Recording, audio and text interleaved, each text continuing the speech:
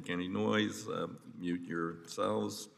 If you're here virtually, to insert a document, please send it to documents@tni, mail.house.gov. And finally, all bill amendment text has been distributed electronically in accordance with the rules. Today, the committee is considering H.R. 7776, the Water Resources Development Act of 2022. Without objection, the Subcommittee on Water Resources and Environment is charged for further consideration of H.R. 776, and I call up the bill for consideration. Without objection, the first reading of the bill is dispensed with, and the bill is considered read and open for amendment and point. I have an amendment in the nature of substitute. The clerk will designate the amendment. Amendment in the nature of the substitute to H.R. 7776, offered by Mr. DeFazio. Without objection, the amendment in the nature of substitute shall be considered as read and shall be considered base text for the purposes of amendment. Now recognize myself for a statement.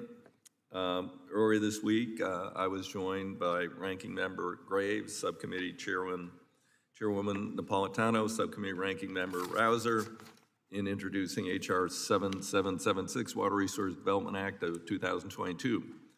This bill, when successfully enacted, after we overcome the extraordinary obstacle of the United States Senate, will mark the 5th consecutive bipartisan biennial Water Resources Development Act passed since Chairman Bill Schuster reinvigorated the process in 2014. We want to continue that. This is critical, and WRDA is now regular order of this committee and has been passed in a bipartisan manner. This will be the 12th Water Resources Bill enacted since I came to Congress, joined the committee in '87. For much of that time, I spent a lot of time trying to unlock the Harbor Maintenance Trust Fund. Started with Chairman Bud Schuster in 1996, and in WRDA 2020, we were finally successful. And it couldn't happen at a better time, as the pandemic showed the inadequacy of our ports and the backup and problems during the pandemic and post-pandemic. This bill was developed in a bipartisan manner with input and ideas from both sides. Projects and policy provisions included reflect not only from members of the committee, but from the entire House of Representatives. We had a request for projects to all members of the House.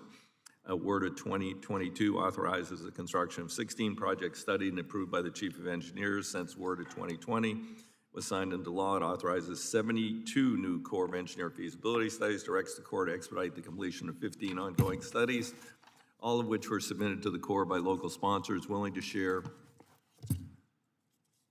in these project studies. WRDA 2022 authorizes critical navigation projects and studies at places like Coos Bay, Oregon, Long Beach, California, Houston, Texas, Norfolk, Virginia.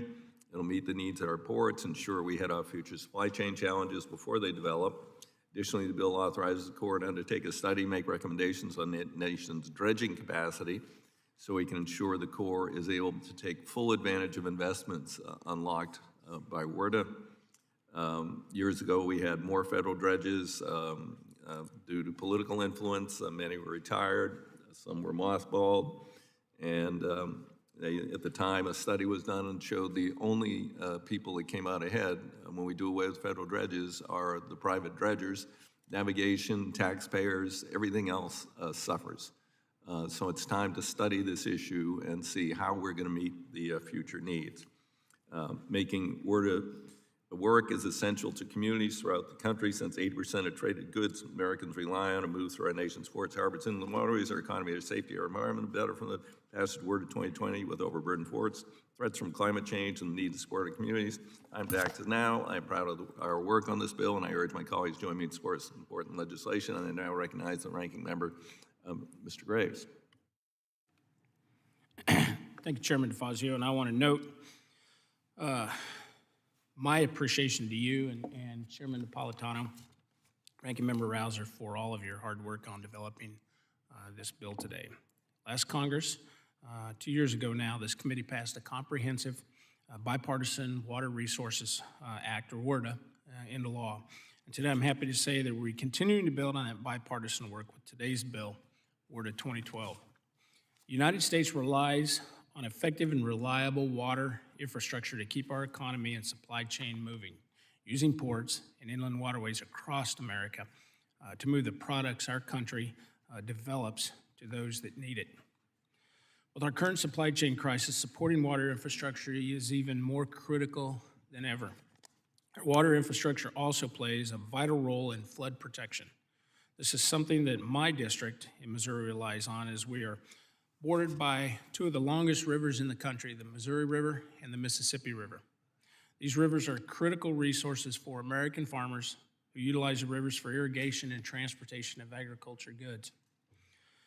Mismanagement of these rivers not only damages navigation channels that are essential to our economy, it also threatens the people and the property that live along the rivers. As my district and many others have experienced severe flooding in the recent years. For example, several counties in my district are still recovering from the effects of the devastating floods that occurred just 3 years ago. My constituents are still working to rebuild and recover their homes, their farms, businesses, and their livelihoods. This is why it is critical to prioritize investment on our rivers, navigation, and flood control infrastructure, making sure that the Corps does not lose focus on those two primary responsibilities is a continuing priority for me. This year's WRDA bill will do just that, and it includes support for Missouri flood control projects, provides assistance for meeting levee inspection requirements. It examines ways to get erosion under control on our rivers and ensures that the Corps will prioritize flood control and navigation for the benefit of all Missourians. Again, I want to thank you, Chairman DeFazio, for working with us on this bipartisan bill, and I would urge support and yield back the balance of my time. I thank the gentleman. Now recognize Subcommittee Chair Napolitano for a statement. Thank you, Mr. Chair, and good morning to everybody. I am very pleased to join Chairman DeFazio and to personally thank him for the great work and tremendous work as chair of the committee. And also thank Ranking Member Graves, my subcommittee Ranking Member Rouser, in introducing and marking the Water Resources Development Act of 2022. There was a very bipartisan joint effort, I must say. The Water Resources Development Act is our legislative commitment to investing in and protecting our communities from flooding events, restoring our environment and ecosystems, and keeping our nation's competitiveness by supporting our ports and harbors. Through the biennial enactment of WRDA, this committee has addressed local, regional, national needs through the authorization of the new U.S. Army Corps of Engineers projects, studies, and policies that benefit every corner of the nation.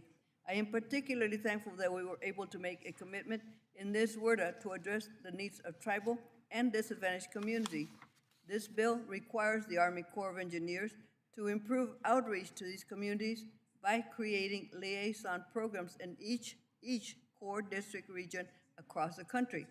WRDA includes provisions to develop technical assistance programs that provide guidance to tribal communities on water resource projects, identify opportunities and challenges on existing Corps projects, and provide planning assistance for future projects. This bill gives the Corps engineers the training and tools to effectively address issues on tribal lands of ancestral, historic, and cultural significance, including burial grounds. The WRDA also continues that effort that we started 10 years ago to improve the water supply at Corps dams by addressing managed aquifer replenishment so that dams can hold water for recharge for local groundwater basins. This bill addresses buildup and removal of sediment reservoirs to improve operations and capacity in dams. It requires the Corps to take a particular focus on infrastructure in the West, to evaluate opportunities to improve water management supply, and address the impacts of climate change. Section 116 of the bill continues Congress's goal of improving dam safety by assessing status of all the dams maintained by the Corps and determining the needs for rehab, retrofit, or removal. In the Section 128 of the bill, a bipartisan legislation Ranking Member Rouser and I introduced, titled H.R. 7762, the Army Corps of Engineers Military Personnel Occupantation Act. It demands an outdated 1956 law, which is prohibited against current soldiers who have the technical skills to provide engineering support to the civil works mission of the Army Corps. In 1956, there were not many of the NCOs with advanced degrees, so it was presumed that only commissioned officers would be properly trained to handle civil work responsibilities. However, since that time, in the development of the professional Army, there are many NCOs, National Guard officers, and warrant officers with advanced engineering and technical skills, and it no longer makes sense to exclude them from these positions in civil works. This change is supported by the Secretary of the Army, Chief of Engineers, and the National Guard Association of the United States.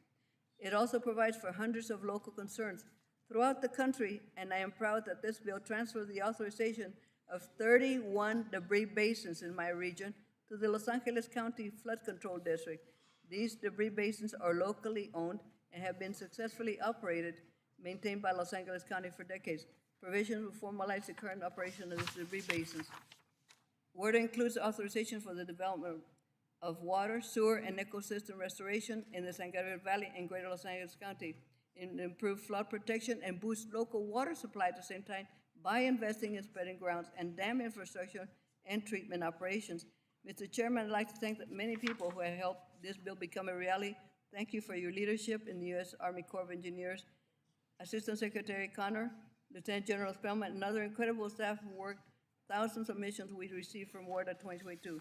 I'm very fortunate to have best water leaders in the country in my district in Southern California who provided valuable input to this bill, including Colonel Julie Bolton, David Van Dorp, Los Angeles District, Lieutenant Supervisors Catherine Barger and Gio Solis, LA County Public Works Director Mark Pastrayan, California State Assembly Speaker Anthony Rendon, Metropolitan Water District Gloria Gray, and the San Gabriel Valley Watermaster Tony Sampiello.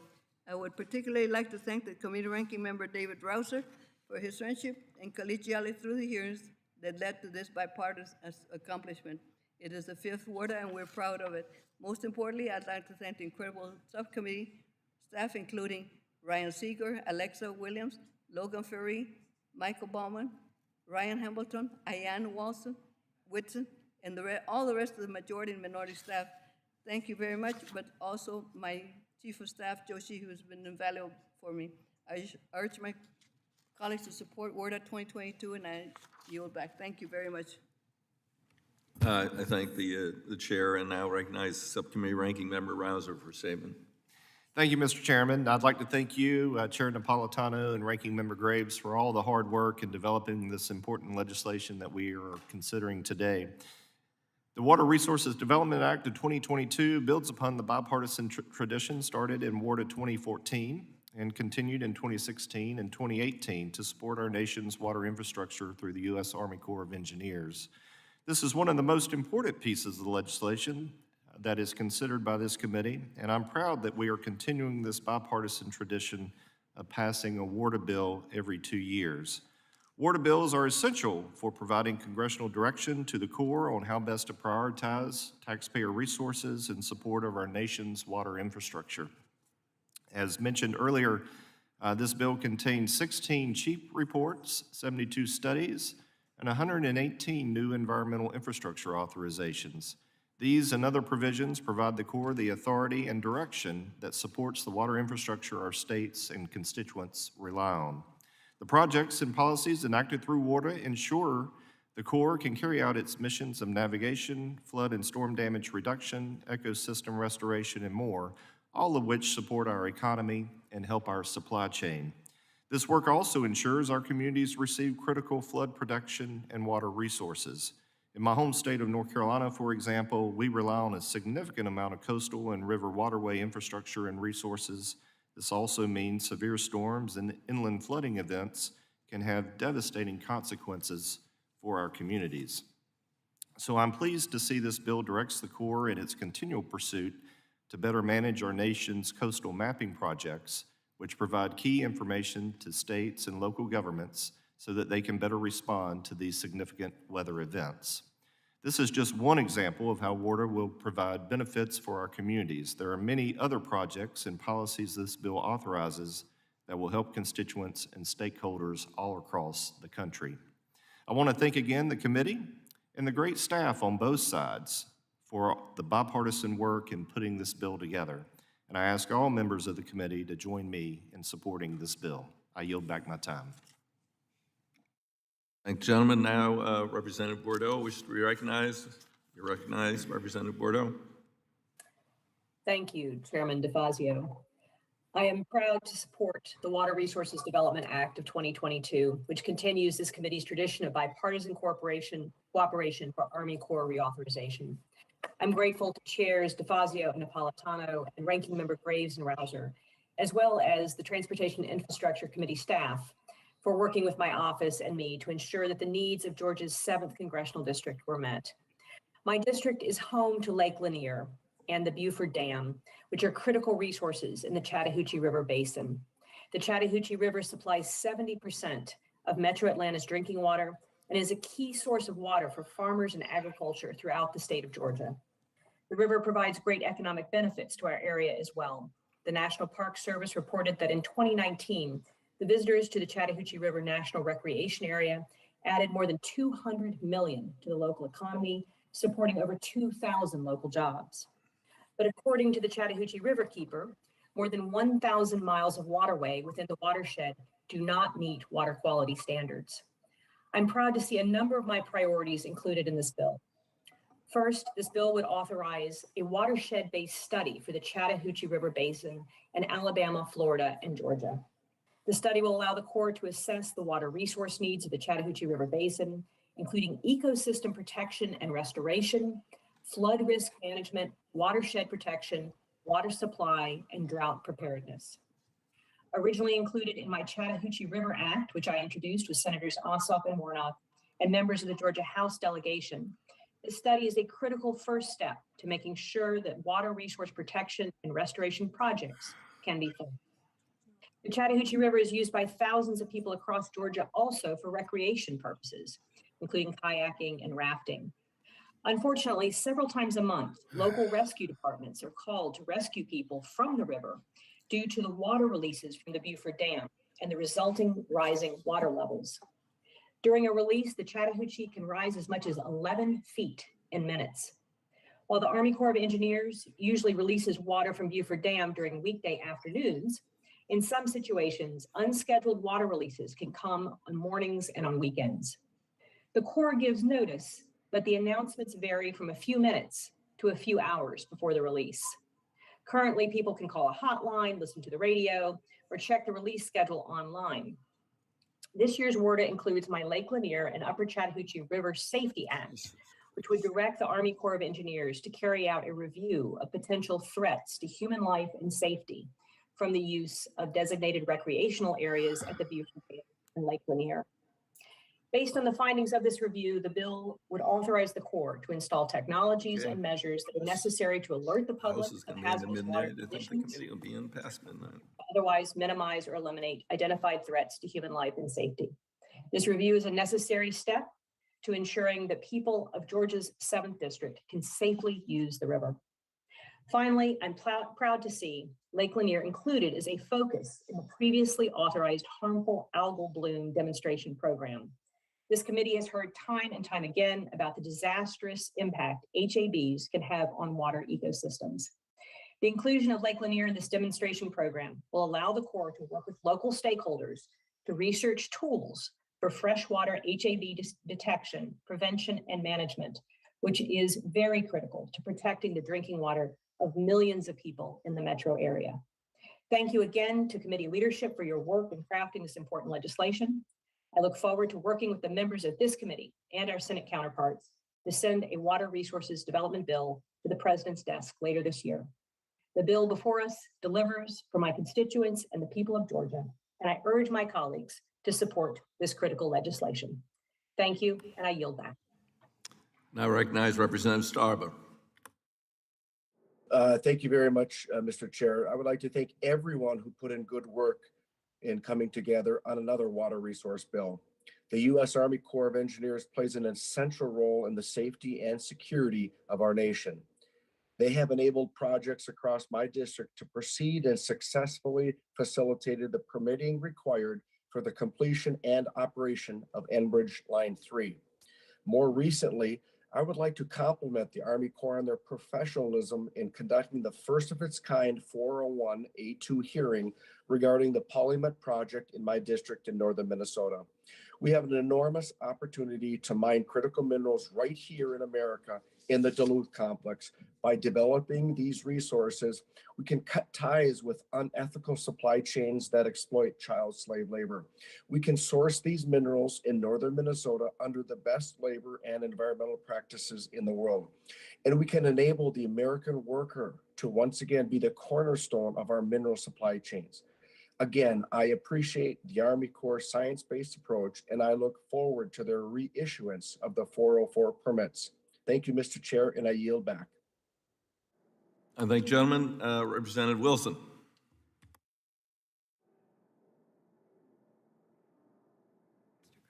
Okay, Representative Garrett Graves.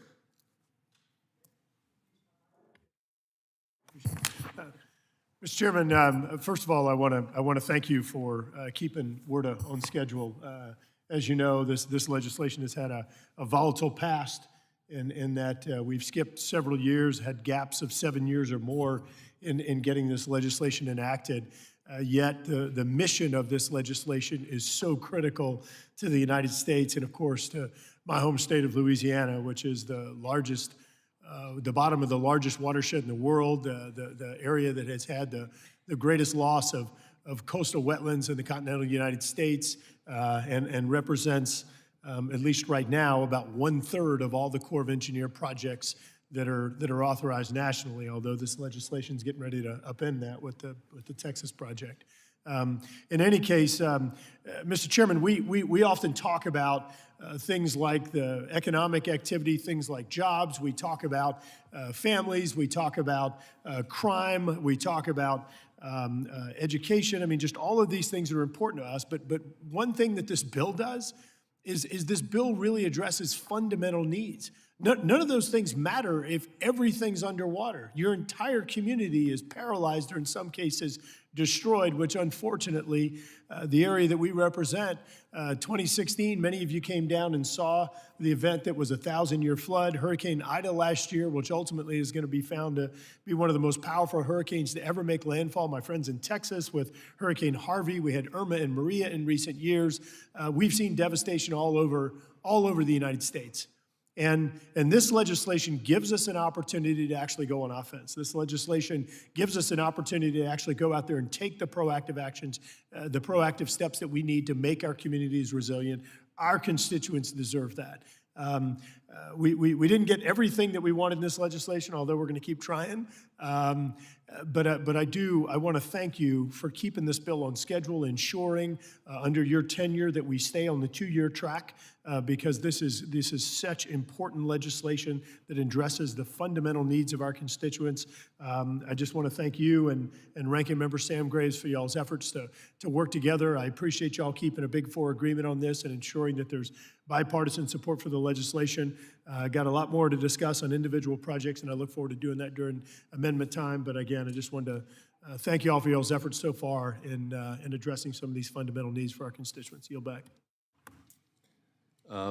Representative Mast. Thank you, Chairman. I appreciate the time. You know, I'm amazed every year we get to know each other's issues. We could almost give each other speeches as we get into these markups. I know in advance that Sam Graves is going to talk about his two rivers and what's going on with flooding and in Missouri. And I know that Garrett Graves is going to talk about coastal wetlands. And, you know, Carolyn Bordeaux and I, we share problems with harmful algal blooms. I want to thank the committee for their work on this. They hear thousands of proposals and go through hundreds of amendments. I want to thank you, Chairman, Ranking Member Graves, Grace, Napolitano, and Rouser. I want to thank you all for working with my staff on this. I want to thank Dan Webster. He and I, we don't always agree on everything, but we found the ability to work together and come to consensus on various pieces of various amendments going through this WRDA markup. So I want to thank you, Representative Webster, for working with me on this. we look at this and people know my issue because they hear me talk about it year after year. Harmful algal blooms, what goes on with Lake Okeechobee, toxic discharges coming out of that lake and going into the coastal estuaries. And one of the amendments that we were able to move forward into the underlying bill text was specifically to direct the Corps to come up with a plan of action and study what projects need to be put in place to eliminate all of those harmful discharges to a number of estuaries, mine specifically, the St. Lucie estuary and the Lake Worth Lagoon. But there's other estuaries across Florida that are also affected, the Caloosahatchee and the Charlotte Harbor, and we're all affected in ways that are just as bad as if a community is flooded, to have toxic waters go into our backyards where you can't swim, you can't breathe, you have to worry about that water source being a primary drinking water supply source or a secondary drinking water supply source.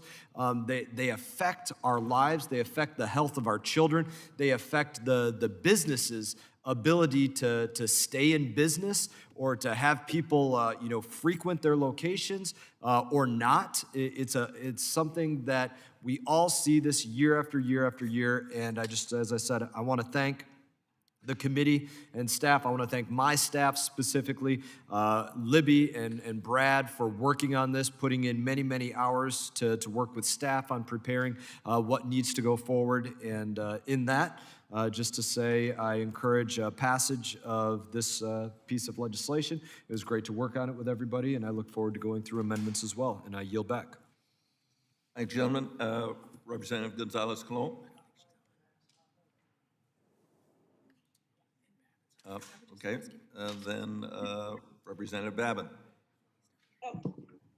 Oh, did I hear Representative Gonzalez? Yes. Okay, Yes. you're recognized. You're recognized. Thank you, Mr. Chairman. And I just want to say thank you to you and Ranking Member Graves for working in a bipartisan way to bring this bill to markup. I think WARDA has always been a key for infrastructure development projects in all our states and territories. And I'm pleased that this year bill is not going to be the exception to that. The Army Corps of Engineers projects in my district are critical considering our geographic and social reality. And this is the agency that has been a cornerstone in the process of Puerto Rico's recovery, and this legislation enabled it to continue to do so. For example, this bill includes in its base language that the reauthorization of 3 major flood risk management projects on the island that have waited so long that the original authorizations have been withdrawn.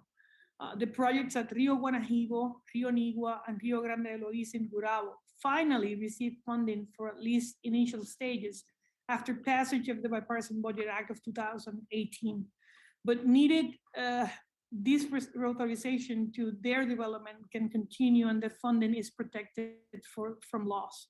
Now, through this bill, the projects are not only reauthorized, but also has been selected for expedited attention, and I think this is very important.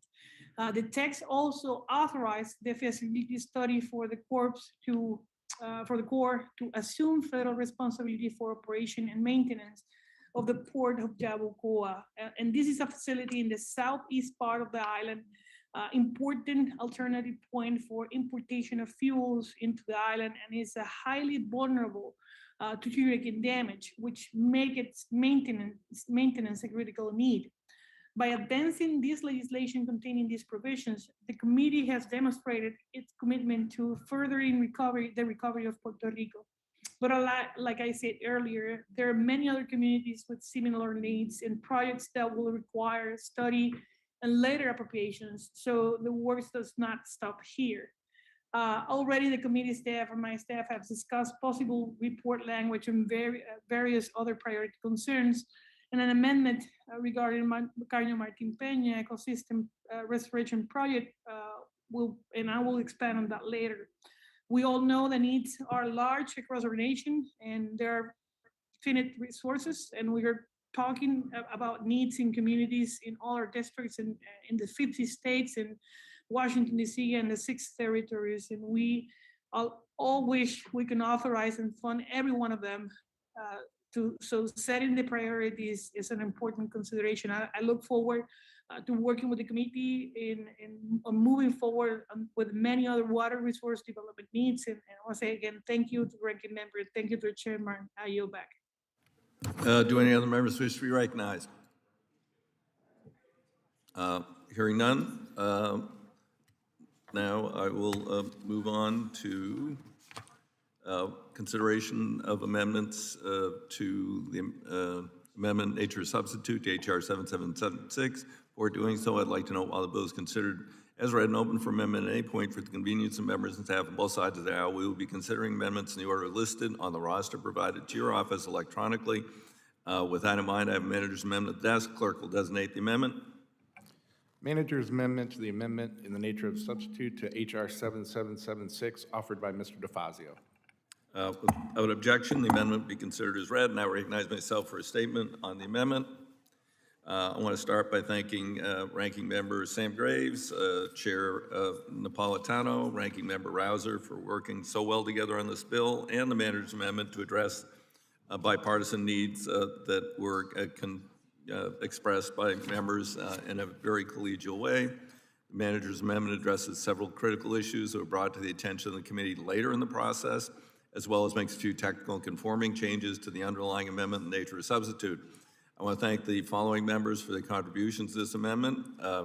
Representative Davids, Representative Graves of Louisiana, Representative Garamendi of California, Representative Mast, Mr. Carter of Louisiana, Representative Crawford of Arkansas, Representative Titus of Nevada, Representative Huffman from California. Your valuable input into this amendment has made what was already a good bill better. I urge adoption of the amendment. Do any other members wish to speak on the amendment? Sam? Yeah. I do want to thank you, Chairman DeFazio, for working with us in the same bipartisan manner on the manager's amendment as on the underlying bill. I support the technical changes and additional bipartisan provisions that are included in this amendment, and I encourage my colleagues to do the same. I yield back. Apparently, Representative Carter had wished to be recognized previously. Unfortunately, you were overlooked. You're recognized. Mr. Chairman, thank you very much. I wish to just thank you and thank the committee for the Recreational Hazards Banks Mississippi River study. Proud to offer this amendment. We know that oftentimes in our communities, while we enjoy our Mississippi River and we enjoy the beauty of it, my community should be able to do so confidently.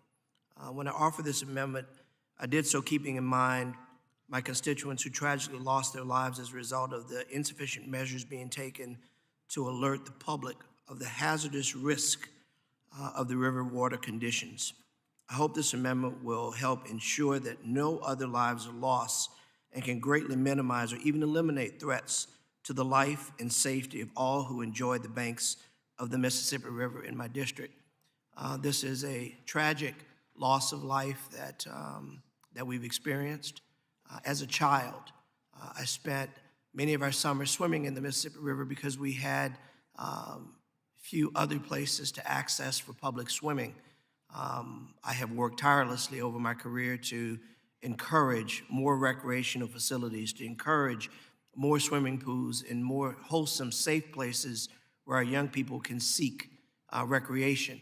However, the Mississippi River still appears to be an attraction to some, and I thank you for allowing this manager's amendment to go forward, to create a study to offer the maximum protection for all who would enjoy the Mississippi River, and I thank you and yield back. I thank the gentleman for his statement and his work on the issue. Do other members wish to be recognized to speak on the amendment? Okay, hearing none, are there amendments to the amendment? If not, the question is on the amendment. All those in favor signify by saying aye. Aye. Those opposed say no. In the opinion of the chair, the ayes have it. The amendment is agreed to. Now moving on to the first amendment of 53 that have been submitted, and that would be for Representative Perry. The clerk will designate the amendment. Amendment to the amendment in the nature of a substitute to H.R. 7776, offered by Mr. Perry, number 605. Without objection, the amendment considered as read. I recognize Mr. Perry to speak on his amendment for 5 minutes.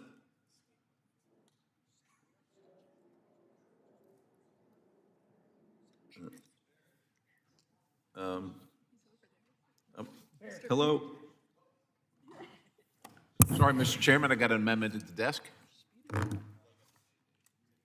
Designated it, and the gentleman was recognized for 5 minutes. Thank you, Mr. Chairman.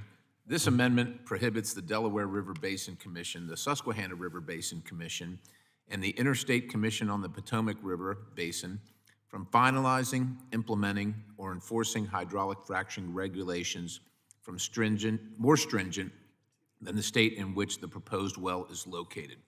This month, U.S. natural gas prices hit a 14-year high, the highest level since the hydraulic fracturing revolution flooded U.S. markets with cheap, plentiful American natural gas.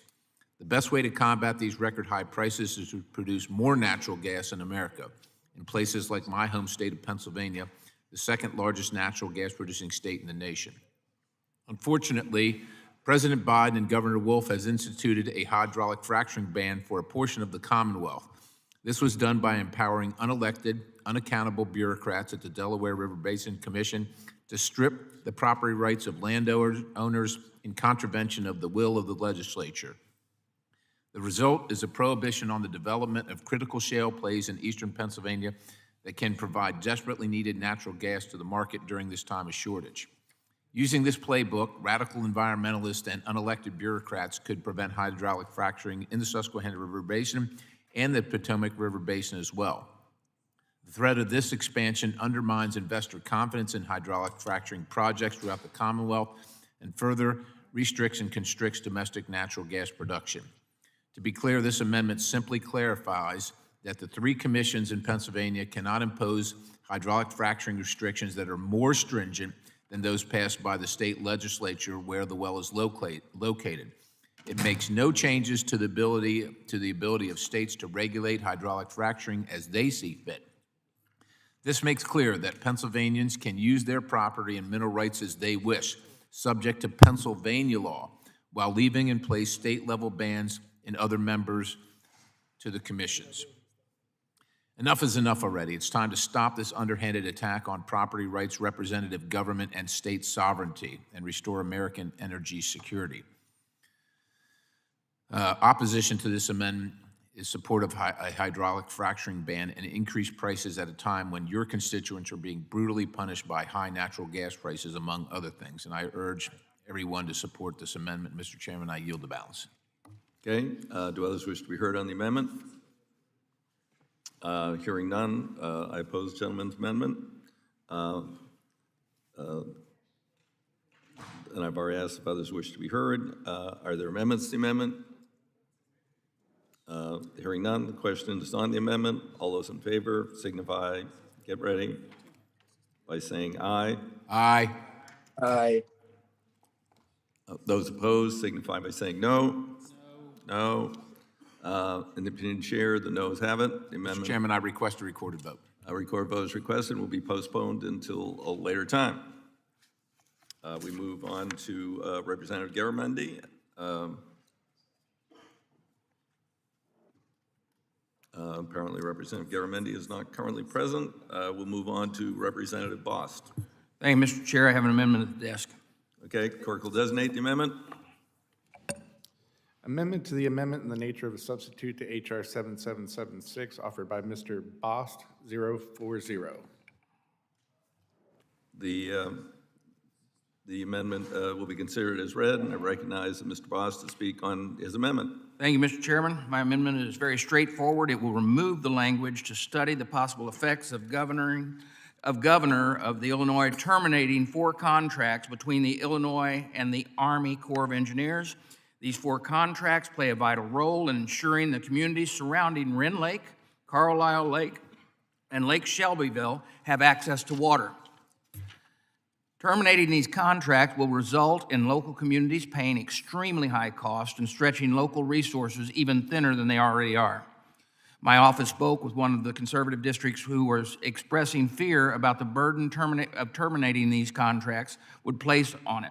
Unfortunately, the local communities were not even consulted before the language was included to potentially change their water supplies. You know, I want to thank Mr. Davis, who worked with me and with his team and my team on this, and I want to thank the chair and ranking member. You've all helped to ensure that Southern Illinois has access to affordable water. With that, I yield back. I thank the gentleman. Do others wish to be heard? Mr. Chair. Yes, Representative Davis. Thank you, Mr. Chair, and I do want to thank my colleague and friend, Mr. Bost. It was with great teamwork that our teams worked together. And again, thank you, Mr. Chairman. Thank you, Mr. Ranking Member, for allowing us this vote today. This is a very important issue for the citizens of central and southwestern and southern Illinois. The question that I have and that I know Mr. Bost has is, what in the world was Governor Pritzker thinking when he tried to backdoor this amendment language into a word bill that's going to adversely impact our constituents in Illinois? The locals were not even consulted here. This language would have adversely impacted the cost of providing water and put the burden back on our local communities rather than the state of Illinois, at a time when Governor Pritzker and his administration are bragging about how well they're doing financially in Illinois. You know, they're not in debt as much. But to come here and ask for language like this to be inserted into the underlying text of this bill is somewhat offensive to the constituents that we represent and to the local communities who found out about it through our efforts. So this amendment, I would urge everyone, if you care about your local communities and you care about having language in this bill that could adversely affect your communities that you didn't know about, that would impact your district, this is an amendment that I think you should support, because we here in this committee are the ones that should be writing the language, not people who have not even consulted with our local communities or their local communities who are going to be impacted. Shame on you, Governor Pritzker, and your administration for doing this. Vote for the Bost Amendment to make sure we correct this injustice. I yield back. Thank you, gentlemen. Do others wish to be heard? Hearing none, recognize myself. As the gentlemen know, we received a request from another member from the state of Illinois to extinguish these contracts related to water storage at certain core reservoir projects. However, rather than extinguish these contracts, the committee agreed to include a study by the Corps on the consequences of extinguishing these contracts, along with a report to Congress describing the expected outcome to be acted on by a future Congress. I recognize that the two gentlemen have constituents who would potentially be affected should the study come to the conclusion they should be terminated, and should a future Congress choose to act on that study and terminate them. But rather than opposing the gentleman's amendment, I'd like to accept it today, work with the members of the Illinois delegation, see if a compromise between the issues raised and the underlying amendment, gentlemen's concerns, can be worked out before this legislation comes to the House floor. Do others wish to be heard? Hearing none, then the question is on the amendment. Those in favor will signify by saying aye. Aye. Aye. Those opposed? Okay, the amendment is adopted. We'll move on now to Representative Huffman. Clerk will designate the amendment. Amendment to the amendment in the nature of a substitute to H.R. 7776, offered by Mr. Huffman, number 061. Without objection, the amendment is considered as read, and the gentleman is recognized for 5 minutes. Mr. Chairman, thanks very much, and let me just clarify at the outset that I will be withdrawing this amendment, but it addresses concerns that are really important to me, and which I appreciate the chair's cooperation on, so I think it's important to explain why I've been pushing this. Since I came to Congress nearly a decade ago, I've been working with the ports in my district to be dredged after they've been forced in many cases to wait decades. They've experienced incredible and unacceptable delay in the regular maintenance dredging of these shallow draft channels that the Corps is responsible for. Some ports, like the Petaluma River and the San Rafael Channel, had to wait 20 years or more. And I know I'm not alone. Many of my San Francisco Bay colleagues and many of you in this room, I think, have experienced similar frustrations in getting not just regular dredging, but any dredging done in these orphaned shallow draft channels. It is not acceptable for a port to have to experience that kind of delay. And I've been working to find solutions to this problem. Solutions do exist and are already being implemented by the Corps in some cases. This includes regional cooperation between ports and the Corps to schedule dredging together and work collaboratively, and also looking into leveraging public-private partnerships and other alternative models where that makes sense. While I've been told that these authorities do exist, the ports in my district and those in my neighboring districts are certainly not getting the benefit of the application of those authorities, and they can no longer wait. So in the long run, I know policies like this will save the Corps money and will certainly enable communities to get dredging done much faster and more reliably. If we can encourage the Corps to do more of this, that's a model that could be replicated all over the country. And it's for that reason that I wanted to push this language. Mr. Chairman, I do understand that you've expressed an interest in working with me to make sure that we do something going forward to urge the Corps to utilize these authorities and enable these kind of partnerships and dredging activities to happen more regularly and reliably. And with that, I will withdraw the amendment and yield back. I thank the gentleman, and I would just recognize myself out of order since it was withdrawn. That I don't disagree that we need to work with the Corps to better utilize Section 1111. And also that the bill includes a critical study of dredging capacity. I was engaged in the battle many years ago when I was first in Congress, where we had multiple federal dredges and private contractors, particularly under the influence of Representative Breaux and Representative Breaux's wife, who actually worked for the dredging contractors, managed to mothball some of those, and we became totally reliant upon private dredging, which studies showed at the time the only benefit was a profit for private companies. It actually caused taxpayers more, it impeded navigation more, caused delays, et cetera. So I'm hopeful that when the next Congress considers the next WRDA, the study will be completed and we'll make a determination whether a new dredge capacity is needed in the United States and also better utilization of 1111. So I thank the gentleman for his concern, share his concerns. With that, the Mr. Chair? the amendment was withdrawn. So I. Fair enough. Who's this? Mr. Stauber. Oh, what? Mr. Stauber?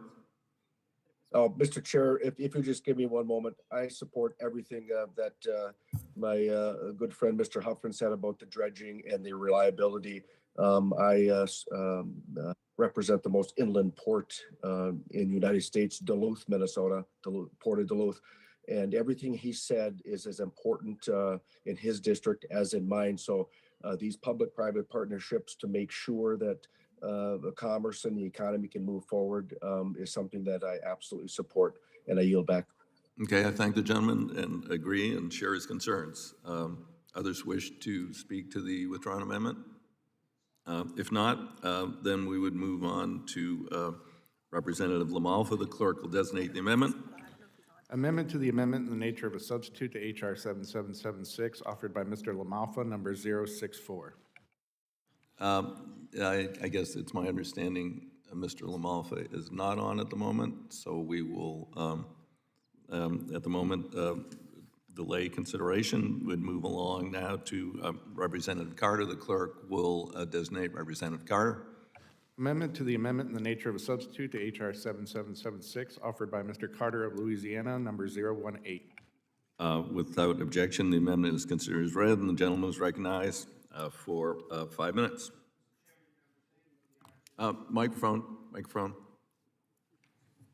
Mr. Chairman and members, thank you for the opportunity to offer this amendment that would benefit my district and my home of Algiers, New Orleans. This amendment reiterates that the operation, maintenance, repair, replacement, and rehabilitation for the Algiers Canal levees is to be done at full federal expense, notwithstanding work that occurred following Hurricane Katrina. The completion of this project will help to protect my community as well as continue to prepare for the next inevitable series of hurricanes. I understand that there is a Senate instrument that embodies this amendment, and I understand and I thank the chairman for agreeing to work with me to make sure that these issues are properly addressed. So with that, Mr. Chairman, I will withdraw and yield. Mr. Chairman? Yes. Would you mind if I just quickly gave some context on this one? If quickly, yes, because Thank he's you. withdrawn. Thank you, Mr. Chairman. I appreciate it. Mr. Chairman, I fully support the efforts of my friend from Louisiana, Mr. Carter, Congressman Carter. Just for a little bit of background here, this was a river levee that was 100% federally maintained. The Corps of Engineers came in and then designated it as a flood levee, the same levee, and so therefore dumped it on the locals for operations and maintenance. So when the Water Resources Development Act of 2007, a provision was put in, said, no, you're not going to do that. You're going to maintain O&M on it. So Congress stepped in and said, no, the Corps of Engineers is going to maintain operations and maintenance. Well, then, in the aftermath of Hurricane Katrina, emergency funding was provided to rebuild levees and address damages, and there was a provision, a universal provision in that said that any money that was used on projects, you had to sign a new cost share agreement that said that all operations, maintenance, repair, rehabilitation, and replacement was 100% federal. And so this was a universal provision that applied to every single thing in the entire 5-parish area that was addressed after Hurricane Katrina. And so it undermined that very specific provision that was included in the Water Resources Development Act of 2007. So I want to be clear, this is a real anomaly. Congressman Carter has a very good amendment that this has already been discussed, already been settled by Congress, and the fact that he has to come back and re-legislate on this is really unfortunate because there is a very specific provision in law that makes it crystal clear that this is a federal responsibility. And it's just one of those things that makes it so frustrating to be here because you have to go back and fix things that, quite frankly, have already been fixed. So I understand that you've made a commitment to work with them as this goes through the process, but this issue has a lot of merit, and I commend Congressman Carter for bringing this amendment up and making sure this gets fixed. Yield back. Okay, I thank gentlemen for fleshing out the history on this, and I can recognize the concerns of Representative Carter, the unique nature of this. We had a Big Four agreement at this point, but I know it's important. The Senate has a provision in their bill that would change cost share for this project, and I'm committed to working to resolve this issue as we move forward on the legislation. So with that, the amendment is withdrawn. We would now move to Representative Westerman. The clerk will designate the amendment. Amendment to the amendment in the nature of a substitute to H.R. 7776, offered by Mr. Westerman, number 072. Without objection, the amendment is considered as read. The gentleman is recognized for 5 minutes. Thank you, Mr. Chairman, and I want to thank the staff and the committee for all the work they've done to get another WRDA bill, and hopefully we'll see it passed in a bipartisan fashion to keep the streak going. I was honored to serve as the ranking member on the subcommittee in the last Congress, and I know how much work goes into one of these bills, and that's why I proposed some amendments that I think are great amendments to make the bill better. And I know that everyone will be open to hearing about common sense amendments. I'm going to offer 2 of them today that deal with similar issues, and these are threshold amounts for federal construction and service contracts. You know, just to lay this out, imagine if you're running a business and you need to do a $2,000 repair, and the rules in your business require you to go do $10,000 or $15,000 of paperwork and delay a lot of time before you can do your $2,000 repair. That's basically what we've built into the law for the Corps of Engineers. And this issue came up with a colonel in the Little Rock District, Colonel Noe. He saw a problem with the current law, and in this case, it's the McNamara-O'Hara Service Contract Act. And he saw how the Corps could be more efficient, and together we want to fix this. In 1965, Congress passed the McNamara-O'Hara Service Contract Act to ensure that federal service contractors pay the prevailing wage rate. The amendment I'm offering does nothing to affect the prevailing wage rate. I want to be clear, nothing about this amendment affects the wage rate. What this amendment does is it adjusts the minimum for a service contract amount to reflect inflation. The service contract now requires a minimum threshold amount of $2,500 to have a full contracting process, which costs thousands of dollars, and that threshold has never been updated. $2,500 in 1965 is more than $23,000 today. If the Corps needs any service completed, this goes from cutting the grass to repairing signage to fixing electrical problems. It is impossible to do it under the current threshold without spending thousands of unnecessary dollars. My amendment tasks the Corps with just studying the SCA threshold and issuing a report to this committee to identify how changes to the threshold meet inflation increases or other federal contracting benchmarks and how that can save us money. Colonel Noe did his homework. He did a brief study of the Little Rock and Tulsa districts from fiscal year 18 through 20 and concluded that these two districts alone could save more than $8.6 million had the SCA threshold been raised to the DOD's simplified acquisition threshold of $250,000. Just raising the threshold slightly, only to $15,000, would help. For nearly 400 actions that had to go to contract, had the threshold been $15,000 instead of $2,500, these two Corps districts would have saved $3.2 million and no telling how much time. It would have been a more efficient use of taxpayer dollars, and plus work would have gotten done quicker. Those savings could be used to support other projects.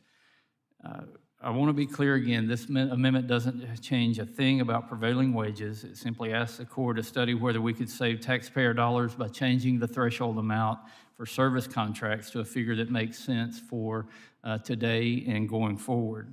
It's a common sense amendment that would give this committee some real data to use in the future to ensure that we're spending money on important projects instead of administrative burdens. Mr. Chairman, I urge a yes vote, and I yield back. Thank the gentleman. Do others wish to be heard?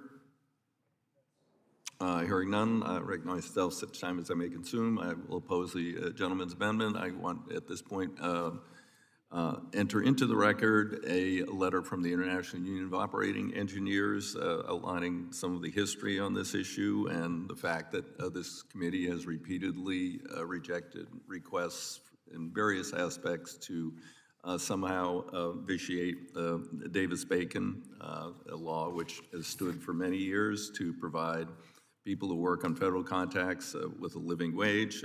So therefore, I oppose the amendment. Others wish to be heard? Hearing none. Are there amendments to the amendment? Hearing none. Amendment to the amendment? Yes, if I'm allowed to speak, would that be possible? Okay, you just want to speak to the amendment? Okay, all right. Yes, sir, and I yield to my good friend, Mr. Bruce Westerman. I thank the gentleman. Mr. Chairman, I do want to point out, this does not affect wages. It's a common sense amendment that just allows service contracts to be raised. It doesn't affect any wages, and anybody that says it does is being misleading. This makes the government more effective and saves taxpayer dollars, and quite frankly, it's embarrassing if we don't take up amendments like these and even just do a study to see how much money and time it would save the taxpayers. So I again encourage the committee to do the common sense thing and support this amendment, and I yield back to the gentleman from Tennessee. Thank you, Mr. Chairman. I concur. Gentleman yields back. Others wish to be heard? I already asked. Are there amendments to the amendment? Hearing none, the question is on the amendment as offered by Mr. Westerman. Get ready to unmute, all of you out there in virtual land. All those in favor signify by saying aye. Aye. Aye.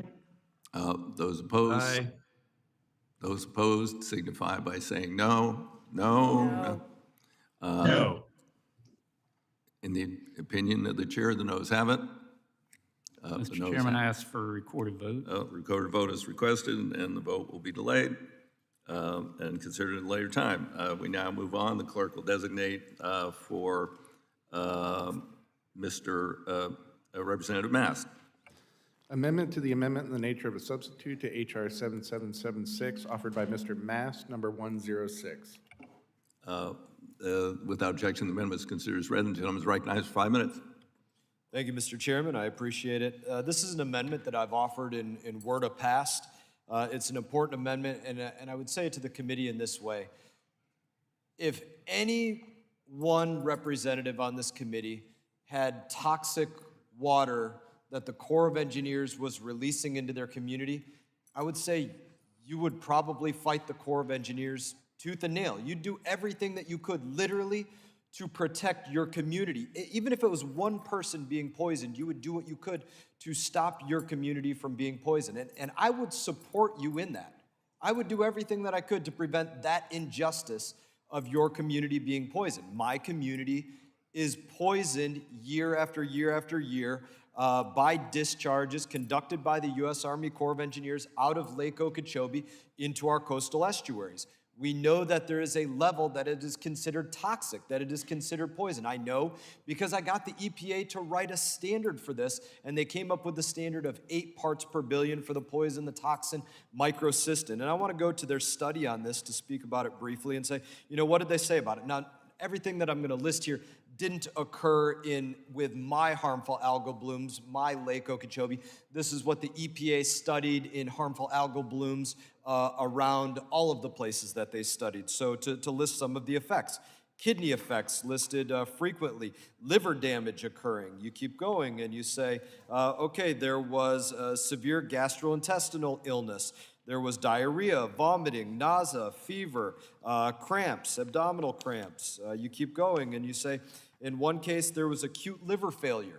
There was a 20-month-old in one of these cases that, along with a number of adults that reported gastrointestinal illnesses, and the child was diagnosed with acute liver failure, actually received a liver transplant. A liver transplant for being exposed to these harmful algal blooms. Harmful doesn't even do it justice. Toxic algal blooms, right? Respiratory distress, headache, sore throat, vomiting, nausea, stomach pain, dry cough, diarrhea, blistering, pneumonia. This is a poison. It is a toxin. It is allowed by the Corps of Engineers to be released into my community year after year. My amendment would say that when the water reaches the level of poison, where people would be poisoned if they come in contact with this water, that the Corps of Engineers can't release that water. Now, let's say, why does the Corps of Engineers also play a role in this? Because the Corps of Engineers' actions also determine, in part, not wholly, but in part, whether that water does become toxic or not. Because levels of these lakes, whether to say the lake is at 6 feet or 8 feet or 12 feet or 20 feet or whatever it is, the levels of those lakes determine as well whether those algal blooms or those lakes become toxic based upon the heat in the summertime, how warm that water gets, what the level of that lake is. They make a determination in the way that they manage these waterways in determining whether they actually become toxic waterways, and then they determine where and when and how much of that toxic water they're going to release into different places. So again, my amendment would say when the water reaches the level of toxic, that it can't be released out of this one water body into an entirely separate water body. You can't take poison from one place and send it to another water body, poisoning an entirely separate water body. Taking a freshwater poison and poison a saltwater estuary. You can't do that. They're entirely separate water bodies. You're affecting entirely different communities. It's wrong, it's unjust, And to put one more fine point on just how toxic this is, last year, this lake that I don't want these toxic discharges out of, Lake Okeechobee, it measured the most toxic, Mr. Chairman, the most toxic that it had ever measured. EPA standard, 8 parts per billion, it measured 800 plus parts per billion. Think about that. So I ask for consideration of my amendment, and in that, I yield the remainder of my time. Thank you. Do others wish to be heard on the amendment? Hearing none, I'll speak to the amendment. I recognize the gentleman has extraordinary concerns. His constituents are impacted dramatically by this, but this is a bigger problem for all of Florida and the Everglades, and we're moving ahead. We took this issue up 25 years ago when I was on the Resources Committee and had a comprehensive plan to deal with this, which never got implemented. Opposition from sugar industry and the state at the time, although now the state is working along with other stakeholders. And there is the Everglades agricultural area, which is ultimately within a number of years going to allow outflow of the lake toward the Everglades, and the water will be captured in natural systems, so it won't pollute the Everglades on the way down to resolve the Lake Okeechobee problem, which is a horrible problem.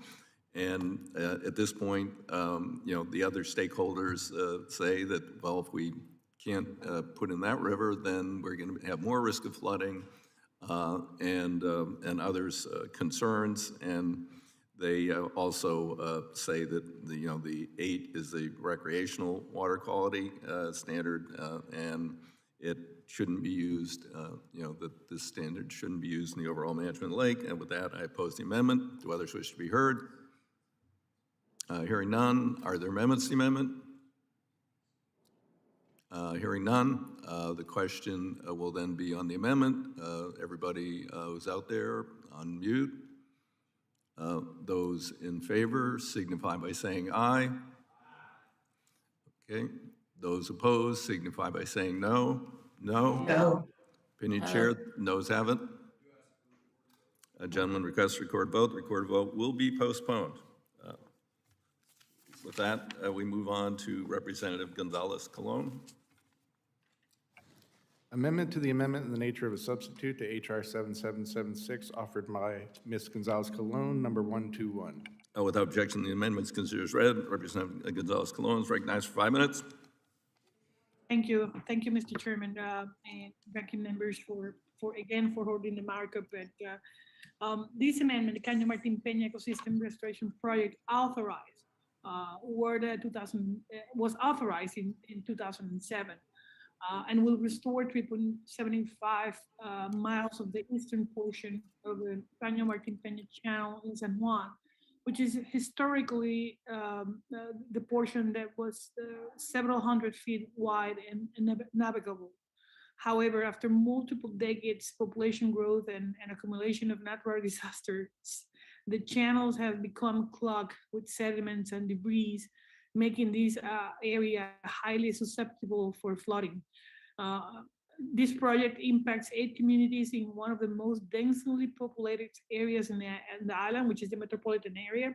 And as such, supporting it has been one of my priorities since day one, and WRDA plays a significant role in safeguarding its development. Most recently, through WRDA 2020, we were able to increase the authorized cost for this project from $150 million to $255 million to reflect the current cost of programs and to ensure its long-term viability.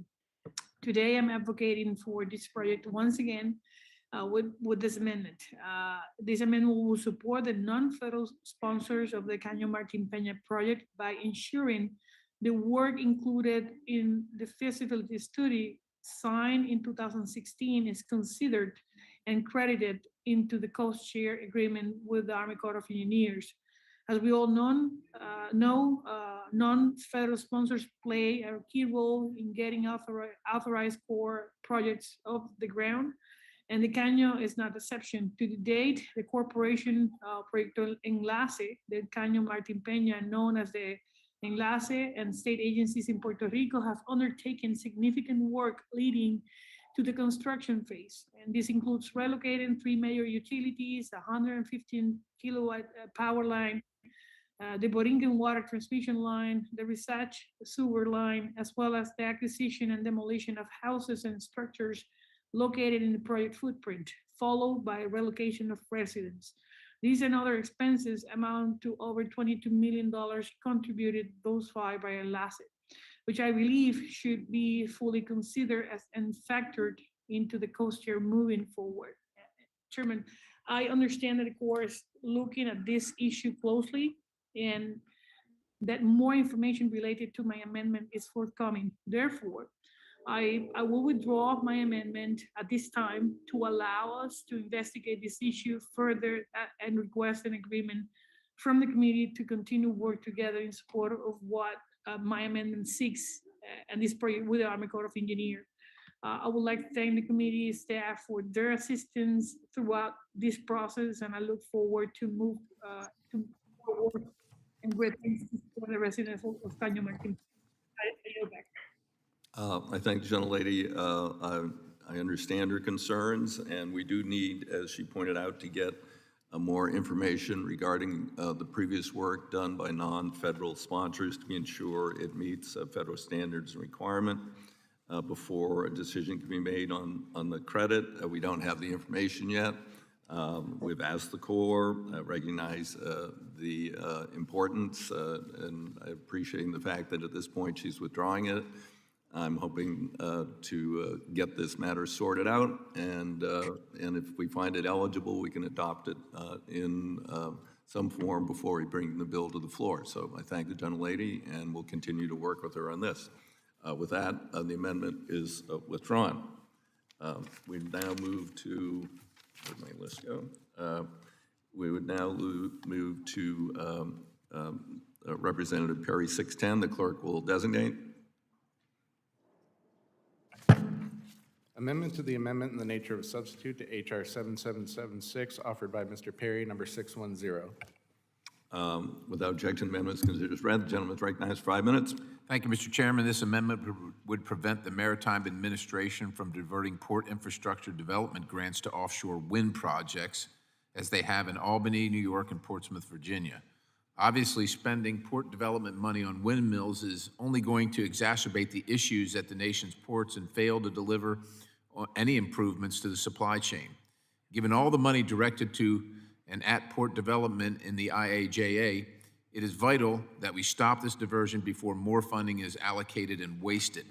While I understand this amendment is not germane, and I intend to withdraw the amendment, it is vital to bring attention to the administration's desire to divert infrastructure spending to special interests and cronies. To those of you who supported the IAJA thinking it would result in infrastructure, this should make it abundantly clear that that was a mistaken belief. This administration cannot be trusted to be responsible stewards of any funding. They are incapable of implementing programs as designed when they could instead divert it to wasteful green energy programs that do nothing but enrich their cronies. Just tired of seeing the ports fade away and continue to get worse while we spend money recklessly, needlessly, and inefficiently. With that, Mr. Chairman, I withdraw the amendment. Thank the gentleman. Thank him for his statement. Thank him for withdrawing. With that, we would move, the clerk would designate Huffman. What?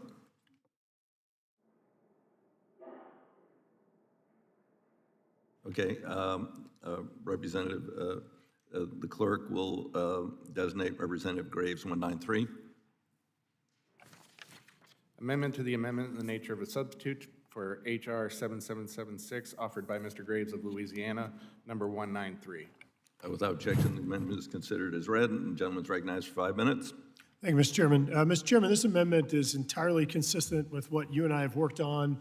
In fact, virtually all members of this committee have worked on in both the DARA bill and again in the Resilient America bill. Mr. Chairman, I think everybody on this committee has expressed at one point or another frustration with the Corps of Engineers, with the delays, with the arduous project development and implementation process. Without question, the process that the Corps of Engineers uses to study projects is one that takes more time, more money, and more scrutiny than any other project development process in the federal government. Yet, what we've seen over the last several years, Mr. Chairman, is we've seen programs within the Department of Housing and Urban Development, the Community Development Block Grant, Disaster Recovery, Flood Mitigation Program, billions and billions of dollars being sent to HUD, the Housing and Urban Development Agency, to provide flood protection funds. And the reason is because the Corps is too slow and too expensive. We've seen programs through the Department of Interior, we've seen programs through the Department of Commerce, many programs through FEMA, and the deal is that these programs all have the same objective. They're all about resiliency. So, Mr. Chairman, you and I work together with Ranking Member Sam Graves, with then Mr. Schuster and others, for example, to break down the wall or the barrier between hazard mitigation grant program funds through FEMA and Corps of Engineer funds. If the highest priority in a community is to build a flood protection project that's been authorized through the Corps of Engineers, my goodness, we should be incentivizing that those federal funds go to advance that project. People have said, oh, well, then you're going to get too much money. You can't build a project twice. That doesn't even make sense. So we fixed it, and it is law today that you can now use hazard mitigation grant program funds to advance an unfunded or underfunded Corps of Engineer project. In Resilient America, Mr. Chairman, you and I work together on the BRIC funds, the pre-disaster mitigation type funds, to do the same thing, to say that, look, if that's the highest priority, this project's already been through the extraordinary scrutiny of the Corps of Engineers through their feasibility process, then that's where the money should be able to go. What this provision does is, instead of going one by one to knock down all these walls among all these federal programs, is it just says, if the existing federal program is used, it can be used for things like resilience or flood protection, then those monies can be used to advance a Corps of Engineer project. So it's entirely consistent with what we did on HMGP, on what we did with BRIC. It just tries to do a universal solution instead of going through and playing whack-a-mole every time a new program comes up. And this is what we should be doing as stewards of taxpayer dollars, is making sure that the funds go to the highest priority projects, not boxing projects out and preventing them from being eligible. So with that, Mr. Chairman, urge adoption of the amendment. Yield back. Thank you, gentlemen. Do others wish to be heard? Hearing none, recognize yourself, 5 minutes. I would oppose the gentleman's amendment. This is, I understand his concerns, and I have recently, and the gentleman's also been in touch with the Senate, hoping to move Resilient America to deal with some of these issues. But the wording here is so broad that, if the funds from another federal agency appropriated for another purpose, only have to be similar or complementary to their purpose, as opposed to what is traditionally a local sponsor or other sponsors of core projects. This would, I think, be very problematic. So with that, I would oppose the amendment and urge my colleagues to oppose the amendment. Will the gentleman yield? I would yield briefly to the gentleman. Thank you, Mr. Chairman. Mr. Chairman, look, this is an issue that you and I have worked on in the past, and I think we've knocked down some walls. I'd be willing to withdraw the amendment if you'll work with us on addressing your concerns with the construction of the amendment. But again, we've done this twice already. I think it's consistent with this committee's jurisdiction, and it's what we should be doing for the efficiency of taxpayer funds. Well, I'll be happy to have further discussions with the gentleman. Mr. Chairman, I ask unanimous consent to withdraw amendment number 193. Okay, without objection, the amendment is withdrawn at this point in time to be continued. The clerk would designate Westerman 073. Amendment to the amendment in the nature of a substitute to H.R. 7776, offered by Mr. Westerman, number 073. Without objection, the amendment is considered as read. The gentleman is recognized for 5 minutes. Thank you, Mr. Chairman. This is the second amendment I talked about earlier. And again, this is a very common sense amendment. Mr. Chairman, I can't imagine why somebody would oppose this. I'm guessing since you had a letter that opposed my last amendment, you've probably got a letter from someone to oppose this amendment. And again, I want to explain what the amendment does and what it does not do. This amendment makes Davis-Bacon better. Doesn't hurt it. It doesn't hurt prevailing wage. It actually interjects a little bit of common sense into the Corps.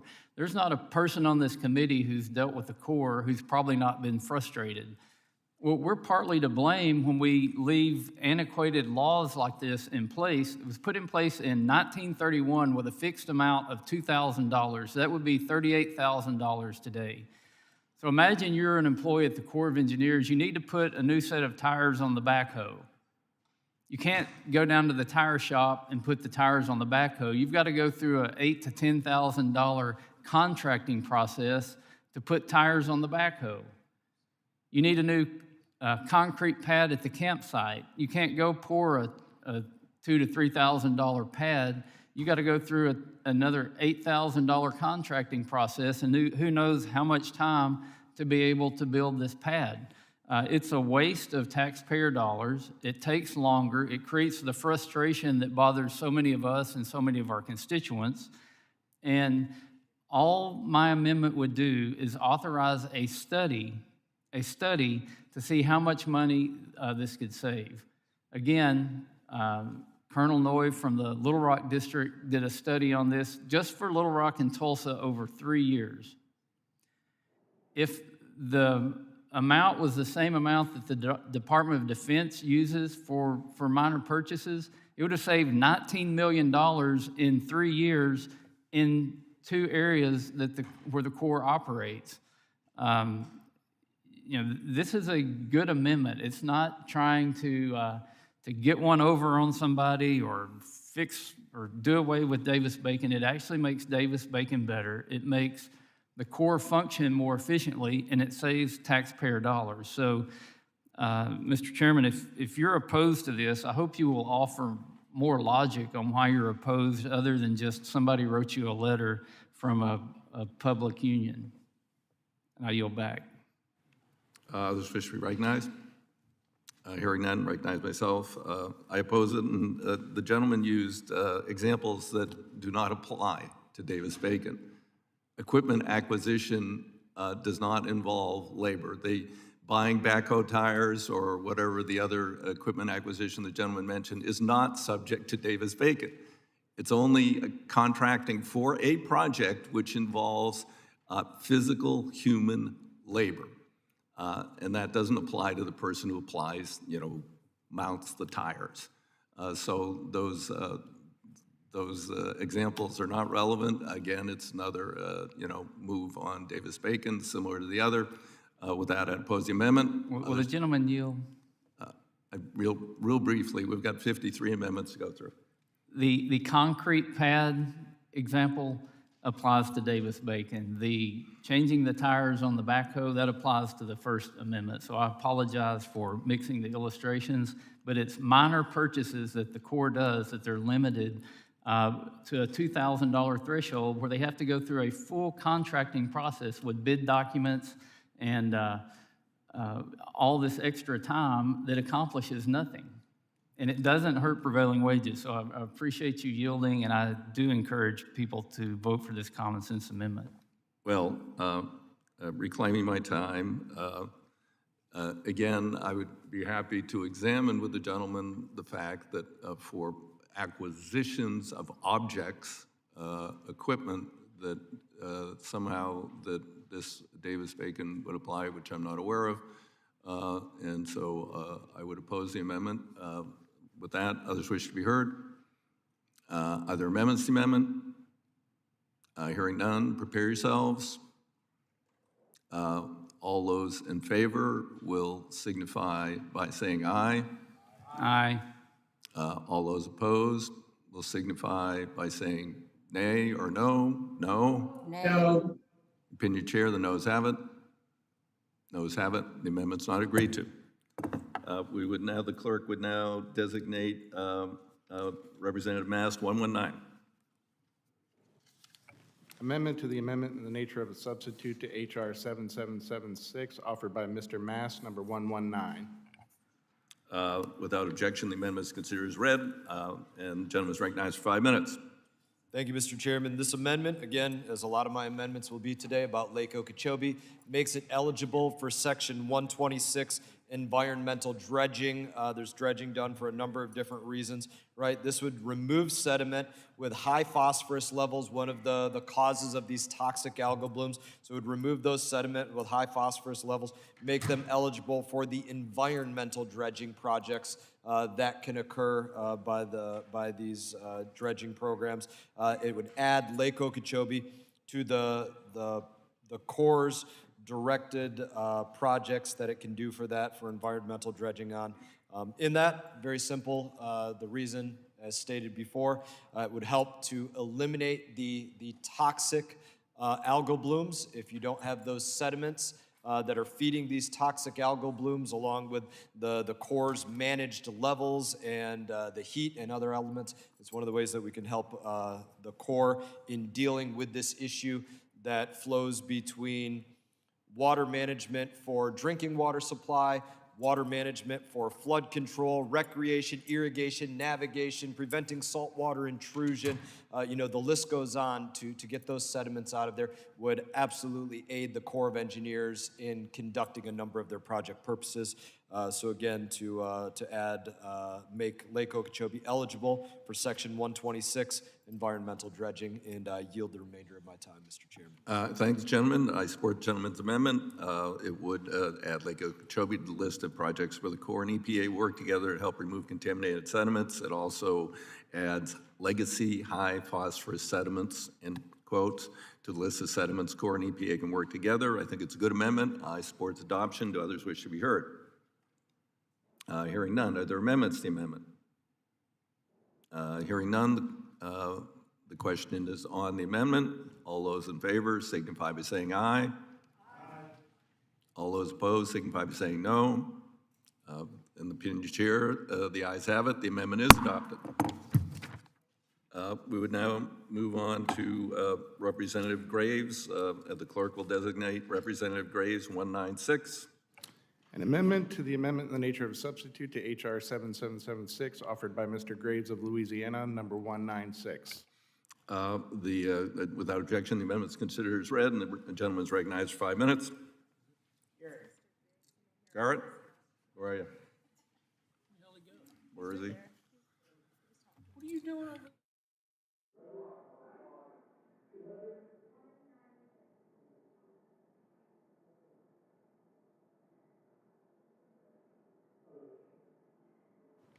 The gentleman is recognized for 5 minutes.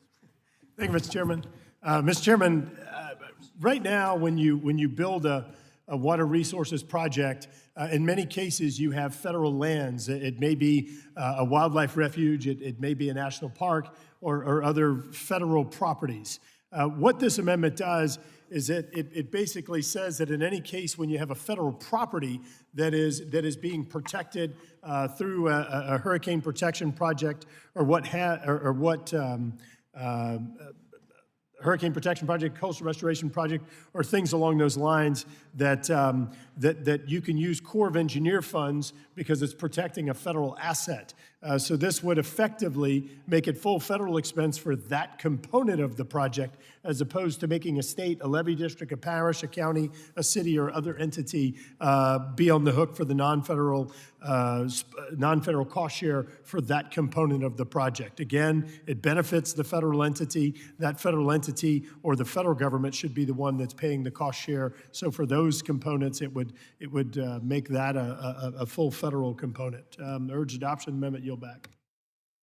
I thank the gentleman. Others wish to be heard. Hearing none, I recognize myself. It would authorize the Corps to construct projects on land of other federal agencies at full federal expense. To be clear, the Corps already has the authority to construct projects on other federal land, but this would broaden that ability to eliminate cost share, remove the requirement that non-federal interests pay to acquire such lands, adding further burden to the Corps' budget. And with their $100 billion backlog, I don't believe that we should do this. I oppose the amendment. Others which should be heard. There are amendments to the amendment? Hearing none. Get ready. The question is on the amendment. Those in favor signify by saying aye. Aye. Aye. Okay. Those opposed signify by saying no. No? No. No. Opinion chair, noes have it? Noes have it. The amendment's not agreed to. Clerk will designate, I'm losing track here. Where are we? Here. Okay. Representative Mast, 103. Amendment to the amendment in the nature of a substitute for HR 7776 offered by Mr. Mast, number 103. Okay, without objection, the amendment is considered as read. The gentleman's recognized 5 minutes. Thank you, Mr. Chairman. I'm going to speak on this, and then I'll offer to withdraw this amendment afterwards. Here's why this is important to discuss this. We're talking about requiring the Army Corps to revise the Lake Okeechobee regulation schedule that upon completion of some infrastructure projects, the EAA reservoir that we passed through this committee and something that we're looking at for the future, LOWRP, to eliminate upon the completion of those projects harmful discharges from our waterways. To say you can no longer, when you complete these water storage projects that are intended to stop these discharges, well, after those are completed, then you can't do these harmful toxic discharges. Now, why is that important? It's important because we come here and, respectfully, Mr. Chairman, you're leaving the committee, you're leaving the House of Representatives. So the Corps of Engineers, they come to us and they talk to us to our face and they say, hey, if we do this project, this infrastructure project, we can accomplish this. But 10 years down the line, when these projects are completed, or however many years down the line, and there's different people that are in place or in charge of the committee or the subcommittees, the Corps, and we're 3 colonels that have been in charge of the Corps of Engineers region down the line that weren't there when those projects were authorized. They weren't the ones that were selling it to our face, saying, hey, if we do this, this is what will happen. This is how they market it. Well, we lose the project intent down the line. We don't get it. They'll go forward.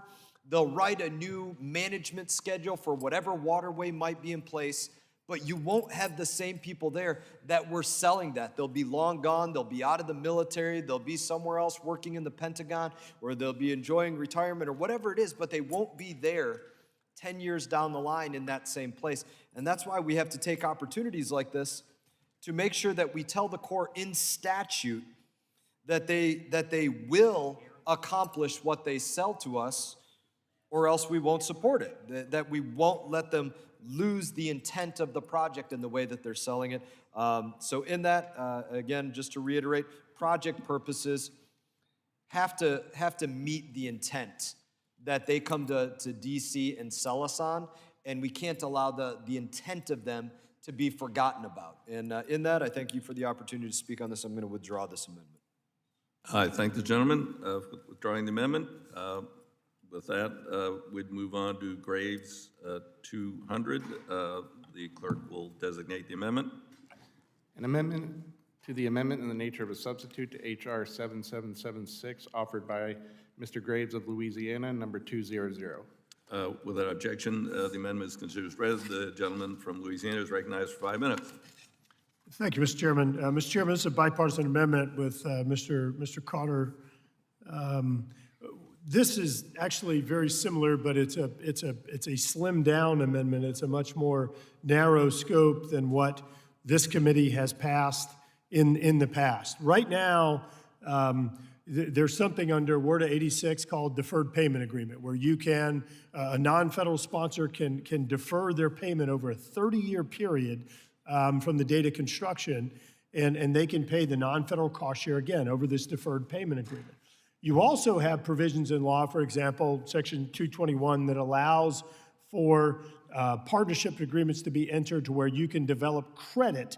For example, if a non-federal sponsor buys real estate, contributes in-kind services, contributes cash, you can develop credit towards your non-federal cost share. As you know, Mr. Chair, the majority of projects are 35% non-federal, and so the non-federal sponsor can, again, buy real estate, they can provide engineering services or whatever to ultimately reach their 35% cost share.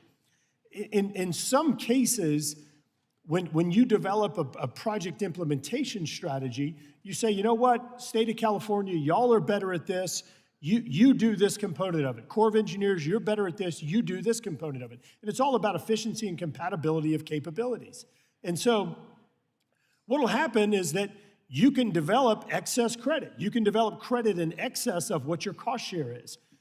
If you had two projects that were next to each other, but they were considered the same authorization, you could just take your credit and trade it back and forth and everything would be fine. In the case of Louisiana, Congressman Carter and I, let me say this again, we represent currently 1/3 of all of the Corps of Engineer authorizations nationally. We have lost more coastal wetlands in the state of Louisiana. We have 90% of the coastal wetlands loss in the continental United States, 90%. And it's because of, the largest source of the problem is because the Corps of Engineers put levees on the Mississippi River system. And so what our amendment does is it simply says that if you have excess credit from fish and wildlife mitigation, that credit can be applied to the deferred payment agreement. This is the same thing that we apply where we allow credit to be applied to projects. The state of Louisiana uniquely, and I want to say this again, uniquely, has a cost share on hurricane protection, on building back levees after hurricanes. For Hurricane Harvey, for Hurricane Irma, for Hurricane Maria, it was 100% federal cost. In the case of Louisiana for Hurricane Katrina, we had to pay a cost share. And I'm going to say we had to repay a cost share because we paid a cost share on these projects the first time they were built when they failed and the Corps of Engineers admitted it was their fault. So this gives some flexibility for us to use credits on expenditures we have already incurred to address this deferred payment agreement. Let me say it again, Mr. Chairman. This House, this committee, have passed provisions that were even more broad than this that ultimately were rejected, for example, in the WRDA 2020 conference with the Senate. And so this is a more narrow version. It's a bipartisan amendment. I urge adoption of the amendment and yield back. Representative Carter's recognized.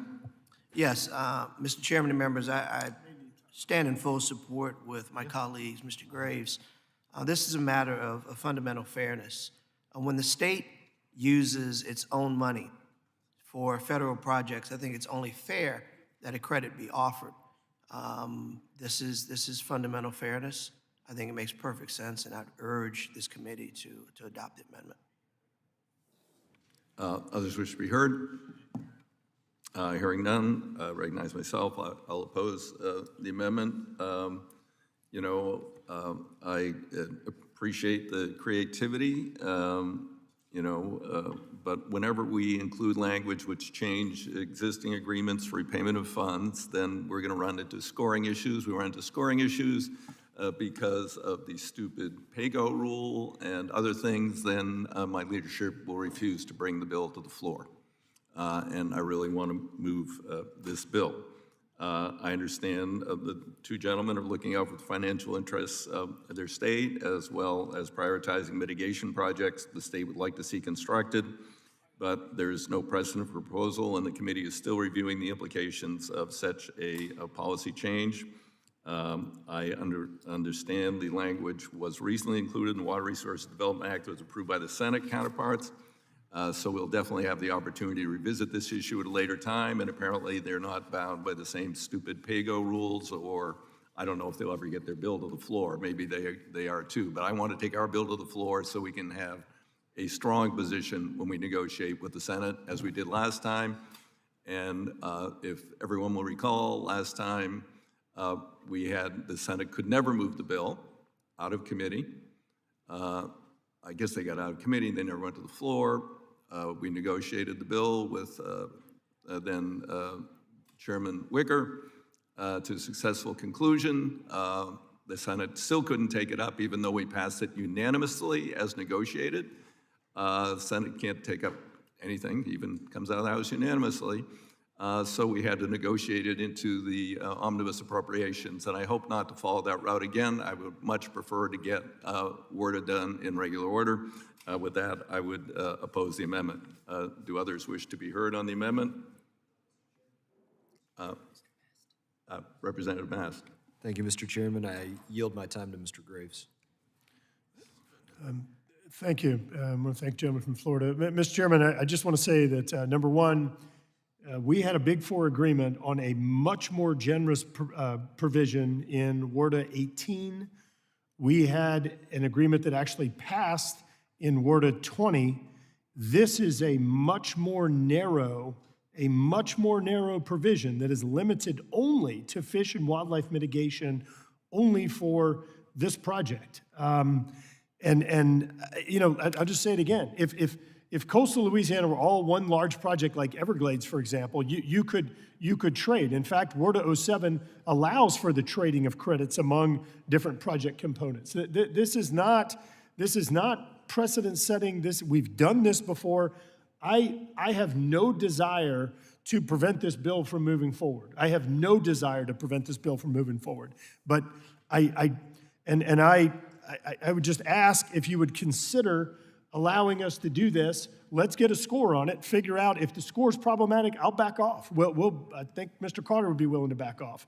But let us get a score on it. We have really narrowed this. It is significantly smaller than anything we've ever done before, and we've had a Big Four agreement on this twice before. I'll say it again. This is limited to fish and wildlife mitigation, which we've never done before. I'd urge you to think about this. I give you my commitment. If the score comes back off the charts, we'll revisit this. One other thing, the state of Louisiana, as you recall from WRDA 2020, we actually had to make a down payment of, I don't remember, it was like $180 million or something already. So we have already significantly reduced how much the deferred payment agreement liability is at this point, which that alone is going to reduce the score.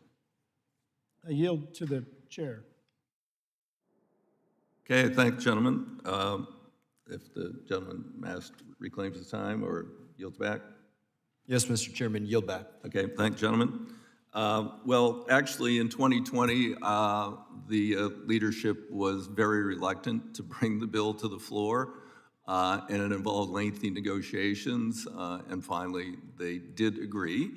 I tell you what, we'll submit this to CBO, and if they say it doesn't score, then we'll put it in the bill when we go to the floor. I appreciate the chairman working with us. Could I get a little bit more wiggle room on that commitment? I didn't say it's not going to score. I'm just saying it's not going to be off the chart. I never said it wasn't going to score. Well, if it scores and the gentleman can get my leadership and his leadership to agree that that won't impede the bill, then I will. How about if I will offer you an offset on our own projects. All right, well, let us, could we then negotiate that at a later time? Would you be since willing? We have 53 amendments? All right, Okay. Would you be willing, so if we offer you an offset, would that be something that you'd be willing to discuss? Sure, we'll take a look. right. I don't know what the offset's going to be, and it might be something I do. Someone else, but let's not, could we not I got try it, and write I the got it. bill now? We've got 53 amendments. All right, And we're going to have the Okay, House so is we're going going to to be in. submit this to CBO. We'll see what we get back from them, and if we can work out an offset or something that's acceptable in regard to scoring. Let's keep in mind, this bill has a $30 billion project in it. Right. So, thank you, Mr. Chairman. Okay, does the gentleman withdraw at this point then? Okay. I thank the gentleman for withdrawing. With that, we'd move on to, next page, hold on. Page 3, Representative Mast, 117, clerk designate. Amendment to the amendment in the nature of a substitute to H.R. 7776, offered by Mr. Mast, number 117. Without objection, the amendment is considered as read. The gentleman is recognized for 5 minutes. Thank you, Mr. Chairman. So in managing Lake Okeechobee, as I've talked about numerous times over the years and certainly today, there are lake regulation schedules. In a previous WRDA, we passed legislation demanding that the Corps of Engineers redo a schedule they had known as LORS, Lake Okeechobee Regulation Schedule, and they redid it to something now known as LOSM, the Lake Okeechobee System Operating Manual, and they did that because of completion of repairs of an infrastructure project, that project being the repairs of the Herbert Hoover Dike that goes around this massive lake in the state of Florida. So what this amendment would do is it would require the Army Corps of Engineers to write a revised lake regulation schedule upon the completion of 2 projects, one of them that I wrote the amendment for years back, the EAA Reservoir, and another one, the Lake Okeechobee Water Restoration Project, and it would require this out of that rewrite of the regulation schedule, that it reduce flows from Lake Okeechobee to the coastal estuaries, the east coast of Florida, the west coast of Florida, where basically Lake Okeechobee uses these other estuaries as its septic tank. It would require to reduce those flows to those beautiful, pristine estuaries. They're otherwise beautiful and pristine without those disgusting discharges by the amount of the new storage. So, let's say this one other way, right? 2 infrastructure projects, right? One reduces, stores water in this amount, and the other stores water in this amount. They store the water. So the request is that when those infrastructure projects come online, that there be a revised lake management plan, a regulation schedule that would reduce the discharges by those volumes. This infrastructure project reduces it by this volume, so let's bring the discharges down by that much. This infrastructure project reduces the water there that would have to flow out because it's now going to be stored by this much, so let's reduce those discharges by that much. That's what it would demand out of a regulation schedule that, okay, Corps, you're coming to us, you're saying you can reduce these flows by building these infrastructure projects. Let's demand that you do it. Let's demand that you do what you will sell to us. Mr. Chairman, that's the nature of this amendment. I appreciate the time, and I yield my time. Okay, thank the gentleman. Do others wish to be heard on the amendment? Hearing none, then I would rise in opposition to the amendment. Recognize myself such times I may consume. The amendment would direct the Corps to reopen Lake Okeechobee regulation schedule immediately upon finishing the current rewrite and potentially delay finalization until other projects in Florida are completed. I oppose the amendment, ask my colleagues do the same. Any others wish to be heard on the amendment? Are there amendments to the amendment? Hearing none, prepare yourselves. All those in favor signify by saying aye. All those opposed signify by saying nay. Nay. In the opinion of Chair, nays have it. Nays have it. The amendment's not agreed to. We move on now to clerk will designate Representative Mast 102. Amendment to the amendment in the nature of a substitute to H.R. 7776, offered by Mr. Mast. Without 102. Without objection, the amendment is considered as read. Gentleman is recognized for 5 minutes. Yeah, thank you, Mr. Chairman. So I just spoke about an amendment that would require the Army Corps of Engineers, who's asking us to authorize them to build infrastructure projects and, coming to Congress, requesting the funding for these projects, telling us that when they complete these projects, they'll be able to do new things like reduce discharges or store more water in these ways, right? Now, it's what we do is that when they have these projects come online, we rewrite the manual for how these waterways are managed. So there's an important difference between the amendment I just offered and the amendment that I'm offering right now. The last amendment required that the Corps of Engineers reduce discharges by the volume of the infrastructure project. This amendment is different in this way.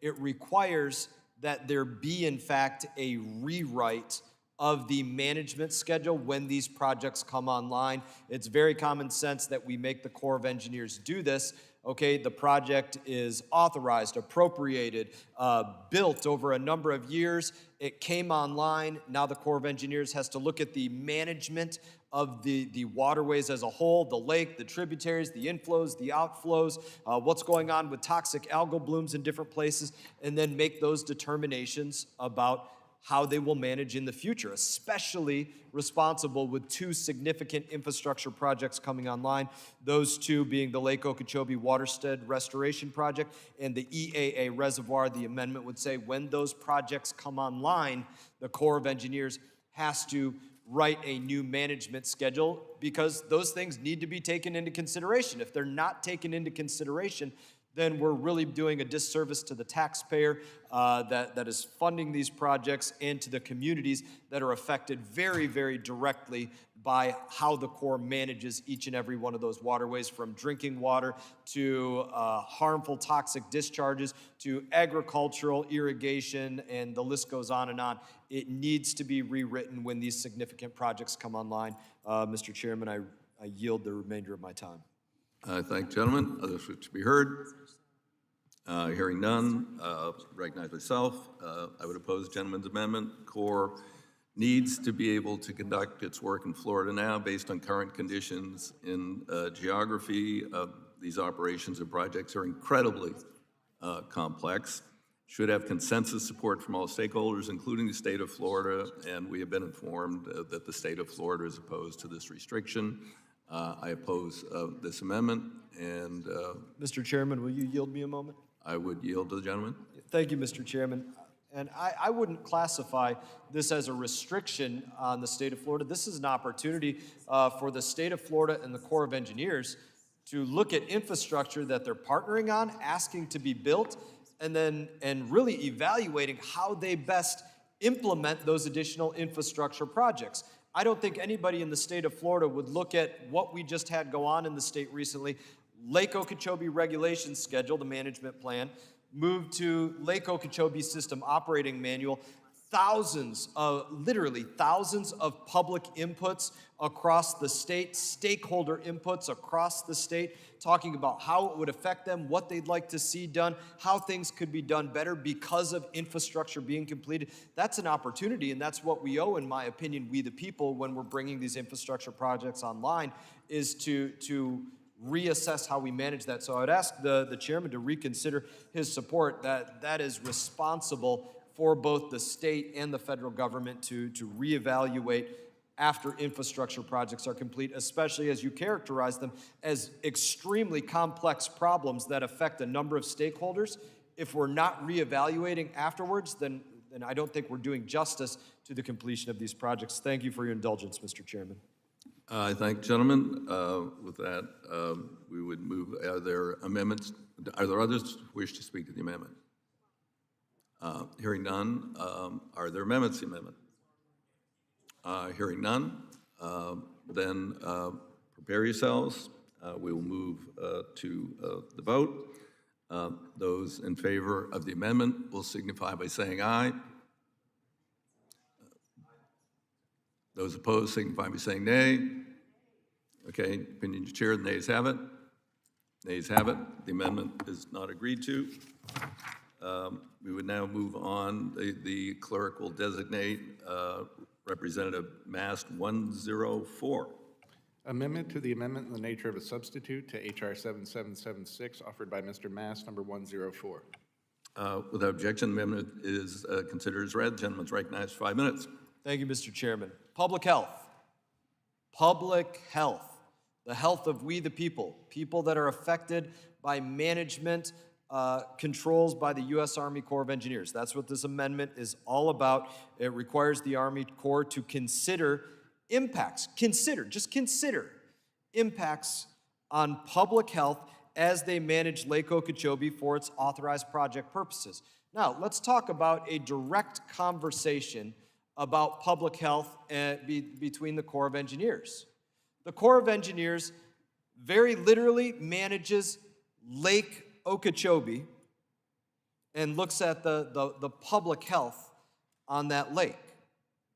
What they don't look at is the public health for where they send the water from that lake. So there's a couple of things to think about that. The Corps has literally said, well, it would be a problem if we had to consider public health both on the lake and where we send the water from the lake. That would be a conflict. Well, I could use swear words to say, yeah, no, whatever. Obviously, that would be a conflict. But if you're not considering that conflict, then what are you doing? Right? They're looking at this, and let's talk about this in terms of numbers as well. The amount of people that are recreating or living on the actual body of Lake Okeechobee is a fraction of the amount of people than what are affected by where they send the waters out of Lake Okeechobee. There are far more people, far more Floridians impacted by where the water is sent out of Lake Okeechobee. That's just a fact. And so to not consider that public health because the Corps is worried that there would be a conflict between having to consider public health in location A and public health in location B, that's nonsensical and it's irresponsible. So this is where we're asking that we make them consider public health impacts as they manage Lake Okeechobee, very specifically for its authorized project purposes in this project as a whole. It's important because they decide, the Corps of Engineers decides where they send the water. They decide if they send the water out to public beaches or public parks or to neighborhoods, or decide if they send the water more towards rural agricultural fields. That's a decision that they make. They decide how much water they send, whether they're going to send 1 million gallons a minute or 10 million gallons a minute out to epicenters of population, affecting very literally their public health, especially when we've talked about already algal blooms to the tune of 800 parts per billion, microcystin, liver damage. We talked about a child in one case in another location needing a liver transplant because of these kind of harmful algal blooms that they transport in one place to another. The Corps of Engineers decides how high or low that they keep these lakes. They decide what time of year they're going to send water. They are directly involved in public health, but they're not wanting to actually, in statute, consider public health. And that's something that we need to demand out of them.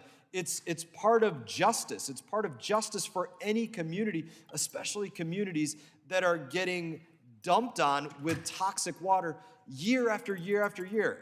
9 out of 12 years, I've received these toxic discharges into my community. That's not a once-in-a-while problem. That's a damn near every year problem, and the public health of this is not considered. We need to make the Corps consider it. Mr. Chairman, I hope that you will consider supporting this legislation for public health. Very simple, just Corps of Engineers, just consider public health.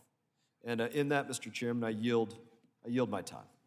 I thank the gentleman. Others wish to be heard on the amendment. Hearing none, I recognize blue-green algae is a significant threat, and it is becoming widespread in the United States. There's a particularly concentrated problem here.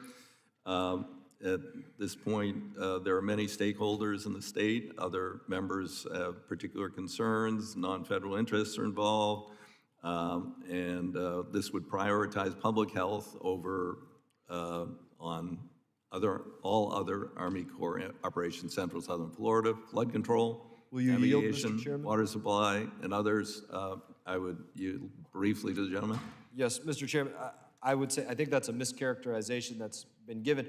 I'm not asking that public health be put above anything, and the amendment doesn't demand that it be put, it just asks that it be considered alongside other project purposes, alongside the health of the public. If we vote against this or don't allow this, then we're saying public health doesn't get to be considered even as equally as recreation or navigation or preventing saltwater intrusion or, this is a public good, and not asking that it be above, just asking that it be considered alongside. Thank you, Mr. Chairman. I thank the gentleman. I have the language in front of me, and it says, the Secretary shall modify water infrastructure management in Central Southern Florida to ensure public health shall overlay all authorized project purposes, and then he goes on to list all the other purposes. And I do believe the language is problematic as written, and therefore I would still oppose the amendment. With that, do others wish to be heard? Hearing none, are there amendments to the amendment?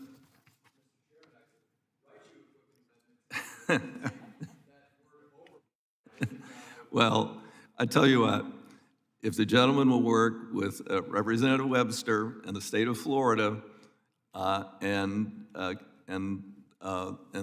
have a discussion about this addition without it being a mandate or overriding other things, and you guys can work that out, then we would be happy to consider putting in the manager's amendment to go to the floor. Thank you, Mr. Chairman.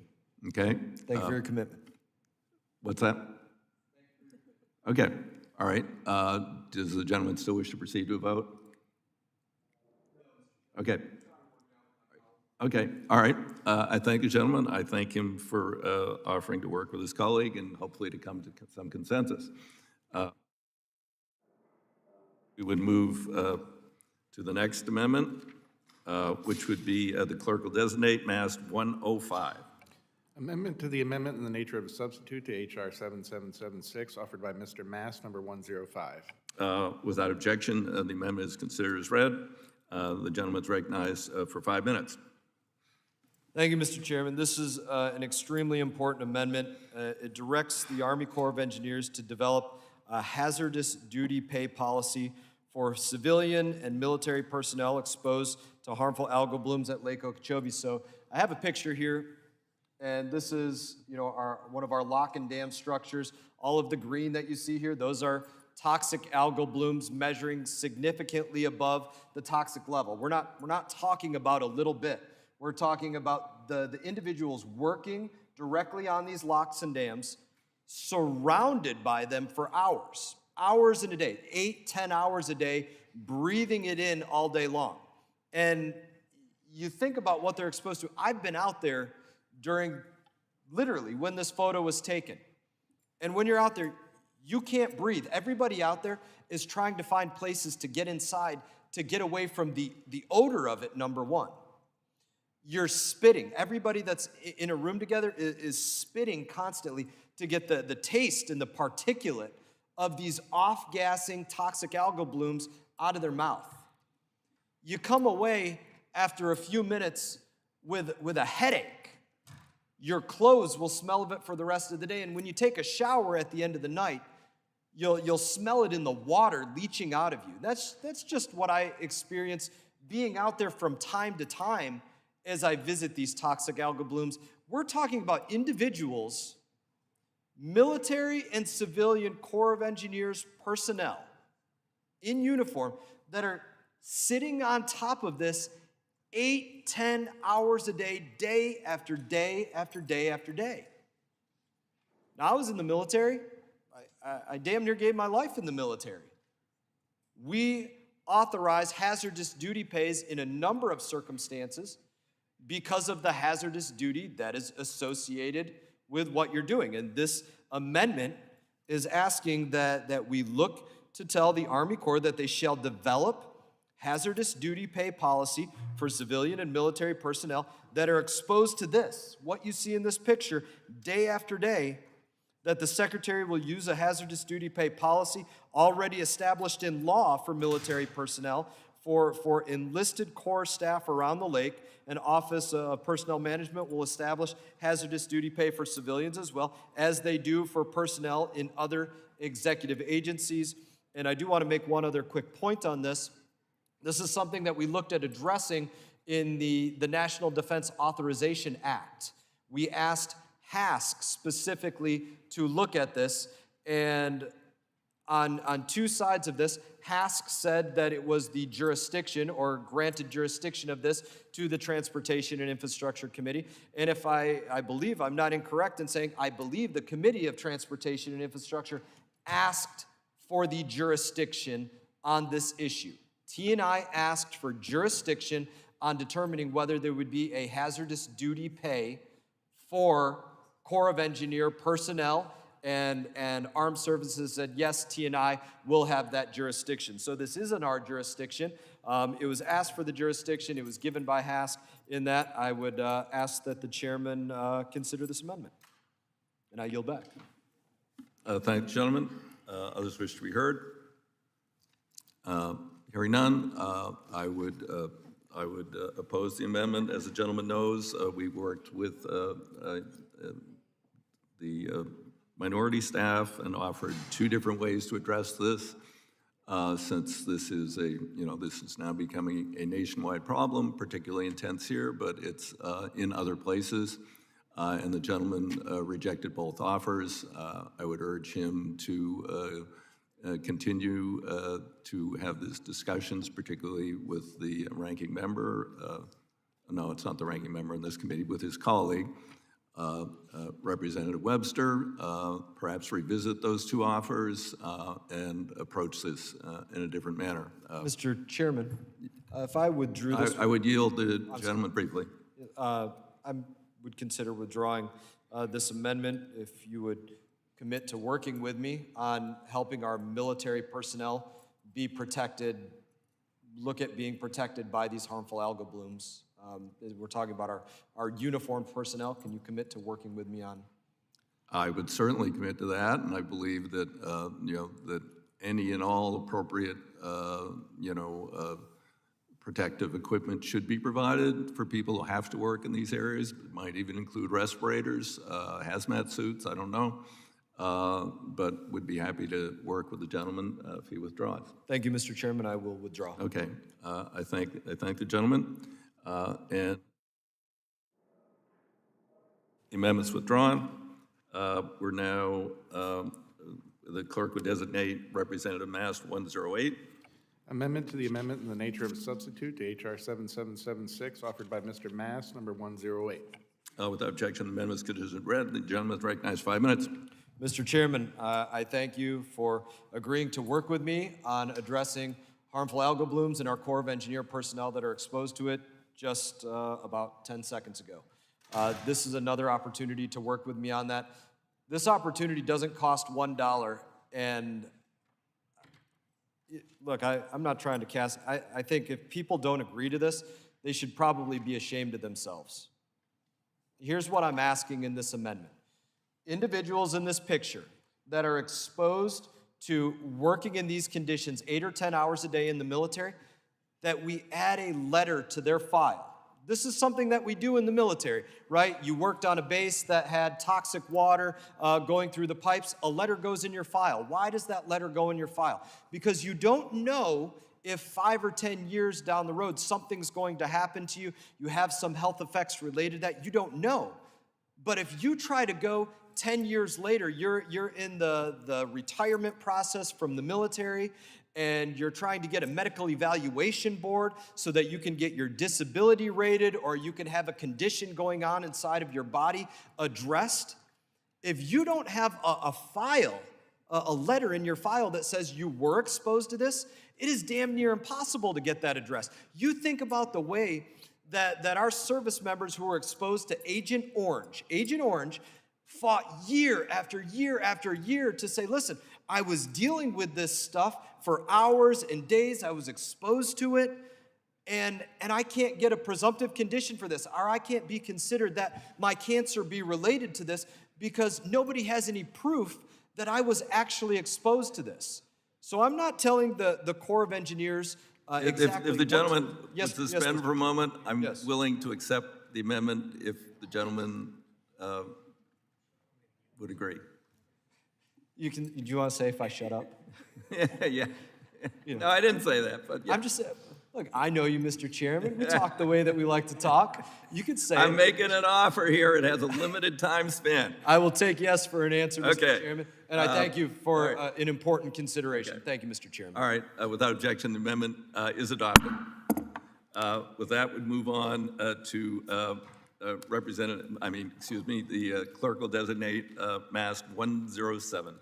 Amendment to the amendment in the nature of a substitute to H.R. 7776, offered by Mr. Mass, number 107. Without objection, the amendment is considered as read, and the gentleman is recognized 5 minutes. Thank you, Mr. Chairman.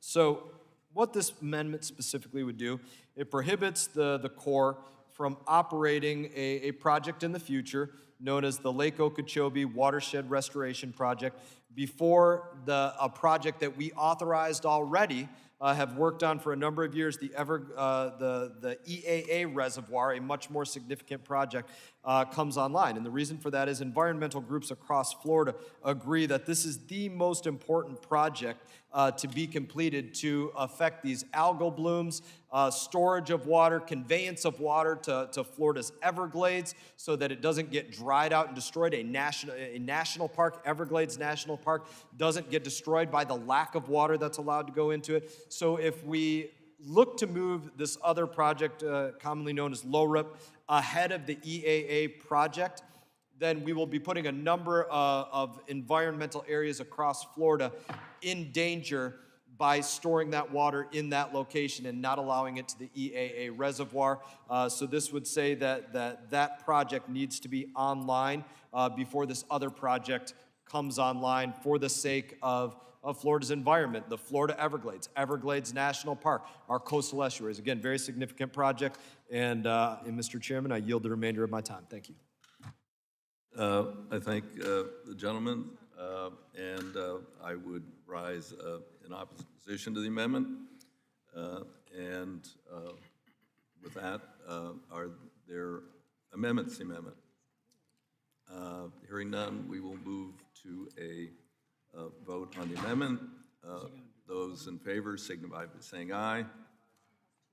Those opposed signify by saying nay. Nay. Nay. Opinion of the chair, the nays have it. Nays have it, the amendment's not agreed to. Page 4. We're now, the clerk will designate Perry with 607. Amendment to the amendment in the nature of a substitute to HR 7776, offered by Mr. Perry, number 607. Without objection, the amendment is considered as read. The gentleman is recognized 5 minutes. Thank you, Mr. Chairman. This amendment strikes Section 225, which authorizes $10 million for the Army Corps in consultation with the Department of Energy to assess opportunities to install and maintain PV solar panels, including floating solar panels at covered projects. The majority's desire to use Chinese slave labor-produced energy sources knows no bounds. Solar panels are ineffective, inefficient source of energy that require significant maintenance and regular replacement to ensure any energy production over a long period of time. The USAC's track record of maintenance, including construction backlog of over $100 billion, makes it a particularly bad agency to be in charge of such a fickle and ineffective investment and equipment related. More to the point, the idea that we're using the Water Resources and Development Act to provide another $10 million in government handouts to an industry that has continually failed to prove itself worthy of any funding and is completely incapable of becoming viable in the market shows just how intellectually bankrupt this policy and this quest truly is. By infecting the entirety of government with their failed green dreams, the majority hopes to insulate the industry's failures from market forces. In effect, they seek to continue wasting taxpayer resources while their cronies get rich on the backs of our constituents. I mean, if this was efficient and could compete in the marketplace, why do we continue to have to subsidize it? If it could compete, it should, look, if it can compete, let it compete. But I don't understand why we just have to keep subsidizing it now for decades. I just don't want to stand for the continued graft. Enough is enough. Solar is either viable in the market and no longer needs federal assistance, or it is not. And we need to cut our losses and let it stand on its own, or don't stand on its own. But either way, we have to stop throwing good money after bad. We're plus $30 trillion in debt, and sooner or later, somebody's just got to call things the way they are. We just don't have money for these types of things, and we're wasting valuable resources where they could be used elsewhere and should be used elsewhere, and this is the committee jurisdiction to decide that. With that, Mr. Chairman, I yield the balance. Thank gentlemen. Those wish to be heard. Hearing none, I would oppose gentleman's amendment. This merely directs the Secretary to conduct an assessment of opportunities to install and maintain solar panels at core-owned projects and water resource development. Many of these core projects are energy users, and if the Corps determines that, this is a study, and they determine that perhaps instead of purchasing private power at great expense, I would cite the example we had in a hearing a couple years ago of a sewer district in New Jersey that decided to capture their methane and then use the methane to generate electricity, and actually is selling electricity onto the grid and save so much money they didn't need to raise rates for upgrades. This is similar. It's to investigate the opportunity with solar panels and not any sort of mandate, and there is no provision here for federal funds to be expended, merely to look for opportunities, and then the Corps would have to return to this committee or the Appropriations Committee to get the funds. Could they make the case that there's a positive cost-benefit ratio, as with all core projects? All core projects are evaluated for cost-benefit ratio, and this would be similar after the study is complete. So I would oppose the gentleman's amendment. Do others wish to be heard on the amendment? Are there amendments to the amendment? Hearing none, prepare yourselves. Those in favor would signify by saying aye. Aye. Those opposed signify by saying nay. Nay. Nay. In the opinion of the chair, the nays have it. Mr. Chairman, I request a recorded vote. A recorded vote is requested, and the vote will be postponed until sometime after midnight. With that, I don't know that that will happen, but given the floor schedule and the number of amendments we're considering, who knows? At this point, we would, the clerk would designate a Strickland 044. Amendment to the amendment in the nature of a substitute for HR 7776, offered by Ms. Strickland, number 044. Without objection, the amendment is considered as read. The member is recognized for 5 minutes. Representative Strickland. Thank you, Mr. Chair, and thank you for your work on this legislation. I submit this amendment today to ensure that the Puget Sound Nearshore Aquatic Ecosystem Restoration Project will quickly move to the next stage. As currently written, the state of Washington, the sponsor of this project, is responsible for the full cost of relocation of a man-made structure which now stands in the way of the full aquatic ecosystem restoration. Specifically, this amendment ensures that the non-federal sponsor's relocation of Highway 101, which is necessary for restoring this ecosystem, is cost shared with the federal government. My amendment makes a common sense fix to ensure that the federal government contributes their fair share to this project. Very similar language, this amendment, is included in the Senate version of the Water Resources Development Act. It leaves no ambiguity for what the Corps must do, ensuring that this project will not get lost in bureaucracy or red tape. The local Corps district recognizes the importance of this specificity and has indicated their desire and full support of inclusion of this language. Passage of this amendment will ensure timely and effective completion of this critical ecosystem restoration project. I urge passage of this amendment. Now yield back, Mr. Chair.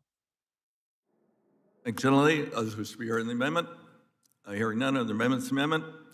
Hearing none, I would support the amendment and would urge my colleagues to join me in support.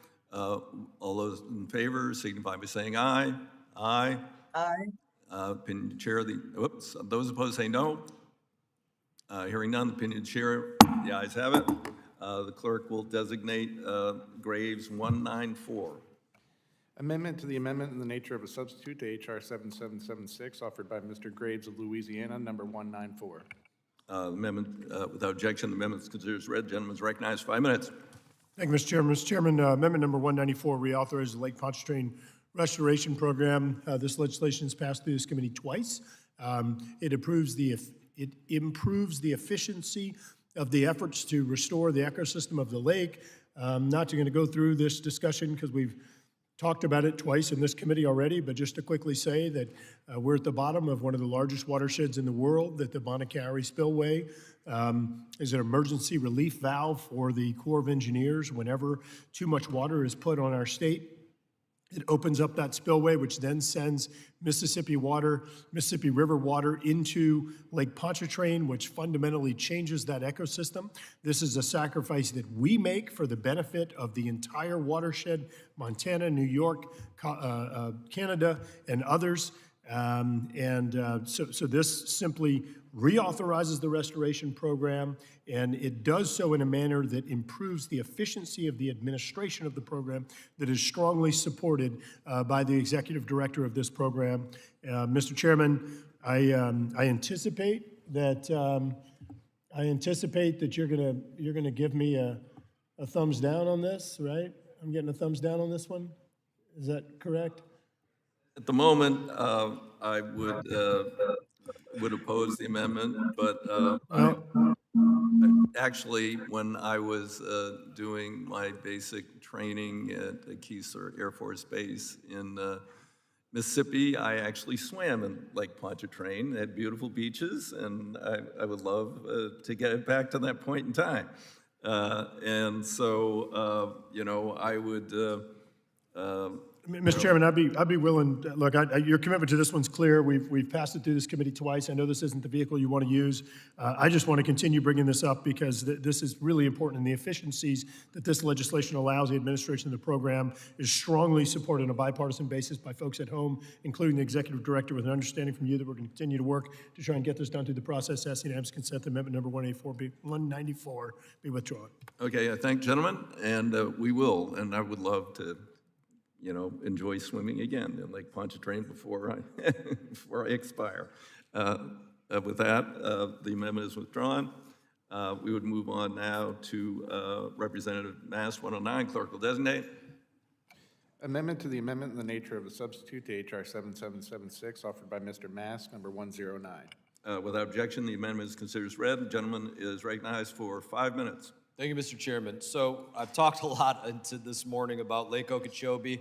I've shown photos of what Lake Okeechobee looks like with these toxic algal blooms, where those toxic algal blooms are taken off of this massive lake and then channelized into what you could say is a much more concentrated space as it goes down a canal, very large canal or river waterway.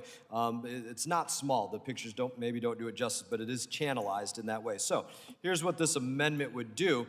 It would ask that the Corps of Engineers issue public notice. Why should the Corps issue public notice about discharging the water from Lake Okeechobee that tests greater than the recreational 8 parts per billion level? Because the water is going out to where people recreate, where they fish, where they boat, where they jump off their dock and go swimming, where kids wade on the shoreline. Those are, by all classical definitions, recreating. And if you're looking at this and saying, why is the Corps responsible? Well, the Corps of Engineers, they pull the lever for these lakes. They control the lock and dam structures. They decide when they're going to send that water, how much of that water they're going to send, 1 million gallons or 10 million gallons a minute. They make that decision. The state does not control that decision, and it is responsible for them if they say, you know what, there's a risk of this being toxic, that they at least make a warning. Let the people downstream know, hey, we're the Corps of Engineers.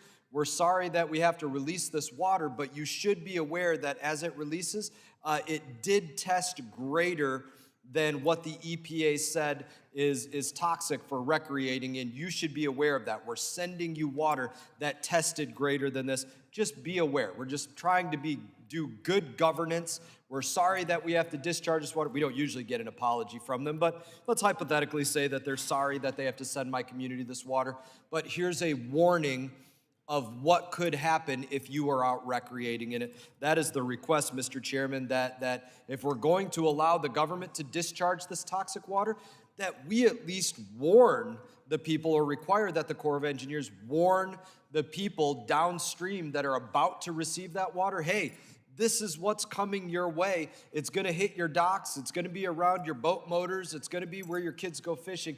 You should be aware of that so that your kid doesn't have to get a liver transplant because they jump in and they go swimming like my kids do. They jump in off the docks and go swimming. So it's important. It's not something to joke about. It's the life of adults, the life of kids, and the Corps owes a warning. If they're sending toxic water, that's good governance. They owe a warning of what they are sending, in my opinion, and hopefully everybody else's opinion. Mr. Chairman, I yield the remainder of my time. Thank you.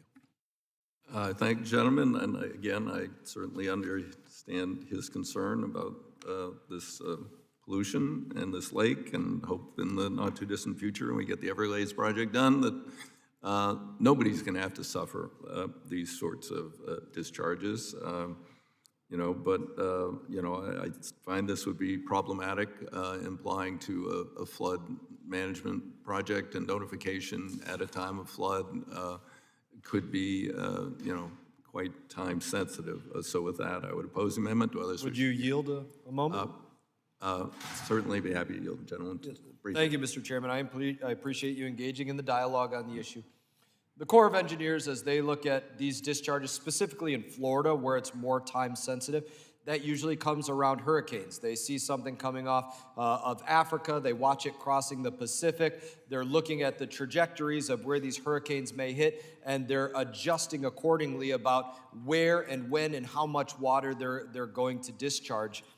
It is not out of the sphere whatsoever that they are spending the summertime looking at the levels of toxicity on these waterways. Every year, NOAA is conducting satellite imagery of these algal blooms across the lake. Sometimes this lake is 90% covered in algal blooms. NOAA is alerting us to this throughout the year, or throughout the summertime, certainly when they're most prevalent.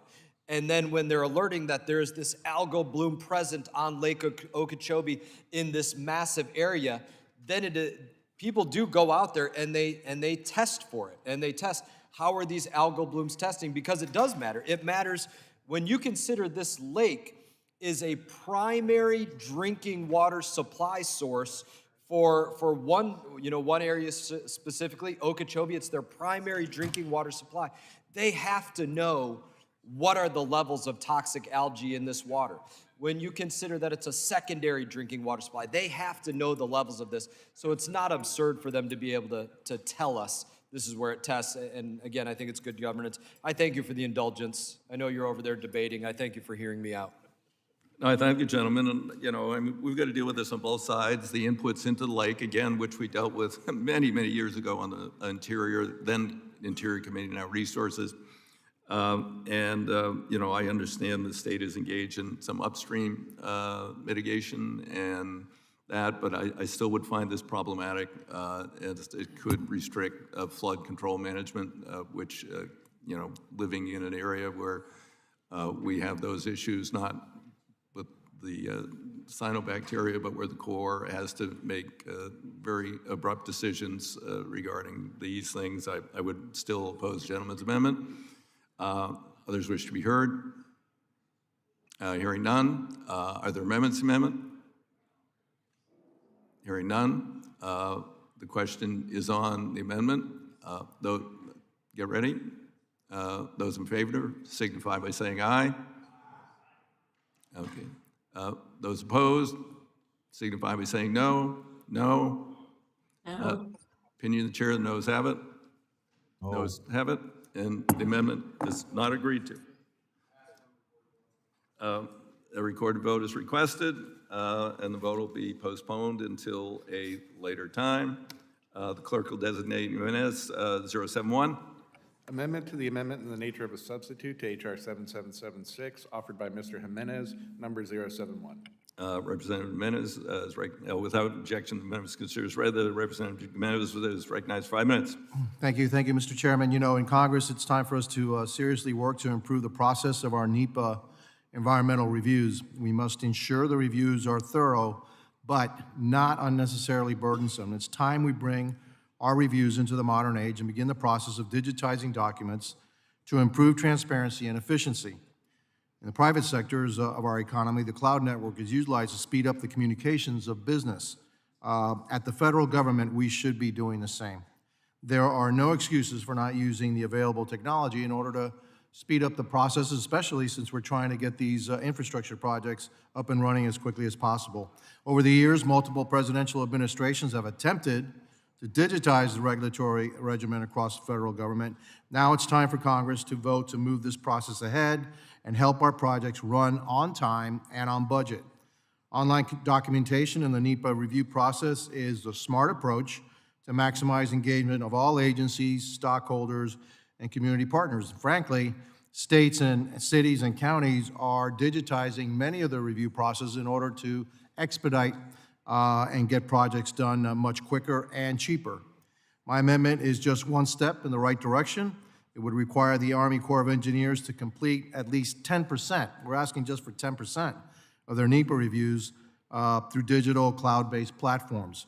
This is the present and future of technology, and it should be for the government to review processes as well. And with that, I yield the balance.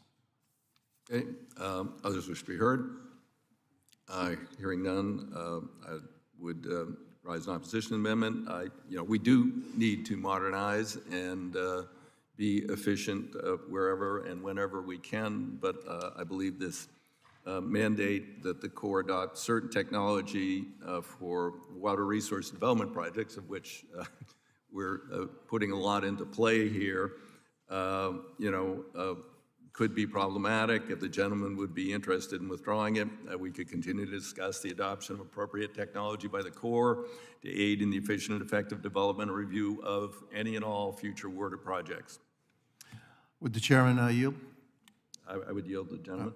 Mr. Chairman, I'll, if you are open to discuss this issue, but to be frank with you, I mean, we're just asking 10% of the review to be digitized, and like I said, where I came from, we took steps to streamline processes and help the private sector and the public actually have more access to the process themselves and speed it up, and we found tremendous success. But if you agree to look at it and see how we can push the federal government in this direction, I'm afraid that if we don't, it'll never happen, and we're going to be stuck in the 19th century. But with your acquiescence, then yeah, I will withdraw the item, and then we can discuss it further. Thank you. No, I thank the gentleman. No, I want to see modernization where appropriate, when appropriate. I'm reluctant to set a particular threshold, but we'd be happy to engage with the gentleman and also in consultation with the Corps to see what plans they have that, in moving forward. So I thank the gentleman. Without objection, the amendment's considered withdrawn. We would now move to the clerk will designate Perry 608. Amendment to the amendment in the nature of a substitute to H.R. 7776, offered by Mr. Perry, number 608. Without objection, the amendment is considered as read. Representative Perry is recognized for 5 minutes. Thank you, Mr. Chairman. This amendment simply strikes a section that adds yet another responsibility onto the plate of the Army Corps. Folks, I know Congress is now routinely discussing bills in the billions and trillions, so this is a small requirement, and it may seem like a drop in the bucket, but where I come from, this is real money to real people. The Army Corps, like many government agencies, has a construction backlog value of over $100 billion. That's a lot of money. I mean, let's face it, they're just not getting to it. And while we can debate how many of these projects are worthwhile, it seems short-sighted to prioritize hiking trails and water sports for projects that are supposed to restore ecosystems. I mean, Mr. Mast has stood here for the better part of an hour talking about the things that are plaguing his district and his folks. And I'm sure if his constituents, if his bosses had to choose between hiking trails, water sports, or clean water, I think we probably know which one that they would choose. If we're going to pay for these projects, we should support the most vital work of the Corps and not spend time assessing options for provincial paths. If states and localities want to expand options for hikers and bicyclists, that's great. They should be able to do that, but they should do that on their dime. $100 billion backlog, ladies and gentlemen. I urge my colleagues to support the amendment, and I yield. I thank the gentleman for his brevity. Others wish to be heard on the amendment. Hearing none, this merely allows non-federal entities to ask the Corps to study the incorporation of public recreation amenities in ecosystem restoration projects. Many of these could provide opportunities for fishing, hunting, hiking, other sorts of things. This will not obligate any federal funds. This would just merely ask the Corps, when they're doing a project, to look at the potential for these sorts of amenities, and so therefore I would oppose the amendment. Do others wish to be heard on the amendment? Hearing none, are there amendments to the amendment? Hearing none. Get ready. Those in favor of the amendment will signify by saying aye. Those opposed signify by saying no. No. Oh. Opinion of the chair. The noes have it. The clerk will designate Representative Graves 203. Amendment to the amendment in the nature of a substitute to HR 7776 offered by Mr. Graves of Louisiana, number 203. The amendment is considered as read. The gentleman is recognized for 5 minutes. Thank you, Mr. Chairman. Mr. Chairman, the underlying bill has text that effectively directs the Corps of Engineers to do outreach to underserved communities. When you go through and you read what it does, this is all about going out and effectively advertising the Corps of Engineers services. Mr. Chairman, I don't necessarily have a problem with it, but the deal is as we well know, the Corps of Engineers already, and you said this before, we have a $100 billion backlog in Corps of Engineer projects. I'm not sure that we want to go out and go add a ton more to their plate if the projects don't have a federal interest. So it's a very simple amendment, and it just says, fine, you want to go out and you want to go do outreach and public awareness and education, that's fine, but you've got to make sure that what you're doing ties back to actual activities that have a federal interest. I've got another amendment later on in this bill where the Corps is talking about offering effectively planning assistance, which the way that I read it, it sounds like that the Corps of Engineers is going to be the public works directors for our local counties, parishes, and cities and towns.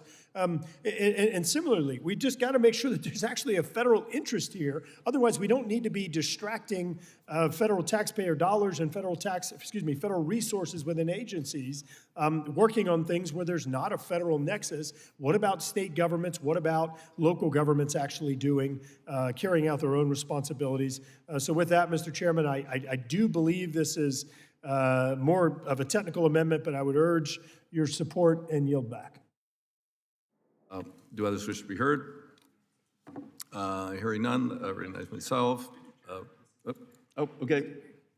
Representative Perry. Thank you, Mr. Chairman. I wish to be heard, and I want to be placed on the record, or let the record reflect that I actually support for once a Graves amendment, but I do want to say that it's not fine that Don't you talk do about all this Sam that way. advertising and outreach when you can't afford the things that you have, the responsibilities that you currently have, and you can't afford them. You don't go out looking for more responsibilities. You clean up the mess that you currently have and then go out. So I just want to, inform Mr. Graves, his heart's in the right place, but and be on the record for once supporting a Graves amendment. It's tough to do it, but on this occasion, and with that, I yield back, Mr. Did that just kill it?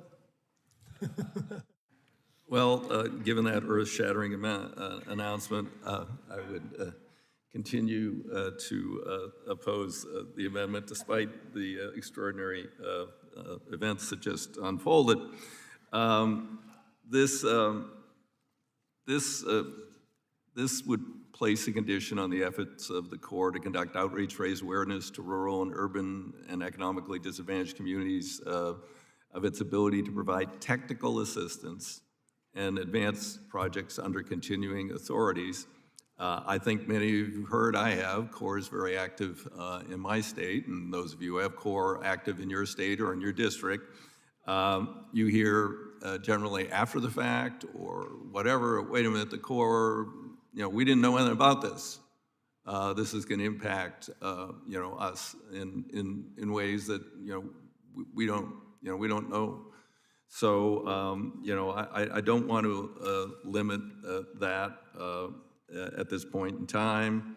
This is at odds with the traditional project delivery process, which begins with an initial feasibility phase study, and then there is a federal interest determination done before proceeding to build a project.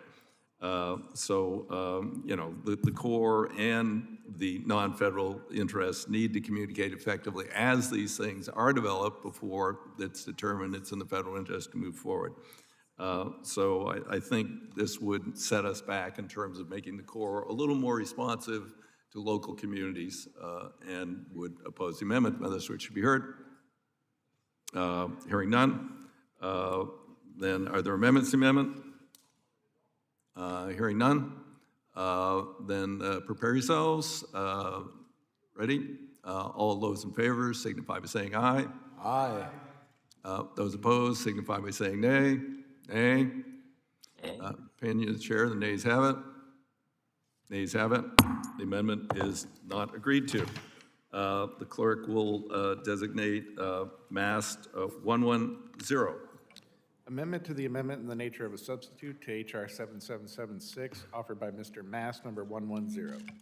The amendment is considered, without objection, the amendment is considered as read. Gentleman's recognized for 5 minutes. Thank you, Mr. Chairman. Yeah, before I begin, I just want to return some lost items. I don't know why they're on my desk, but I think Mr. Graves left his box of crayons and some amendment he was working on.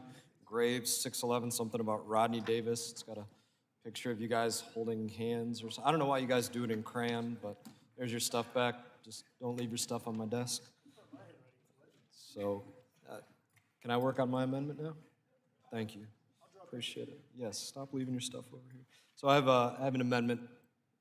It requires the Corps to consider the effects of Lake Okeechobee regulation schedule on recreation in the estuaries. That's where water gets dumped, toxic water gets dumped, east of Lake Okeechobee and west of Lake Okeechobee, in addition to recreation on Lake Okeechobee, right? So this is just simply a fairness issue. It doesn't say please consider one over the other.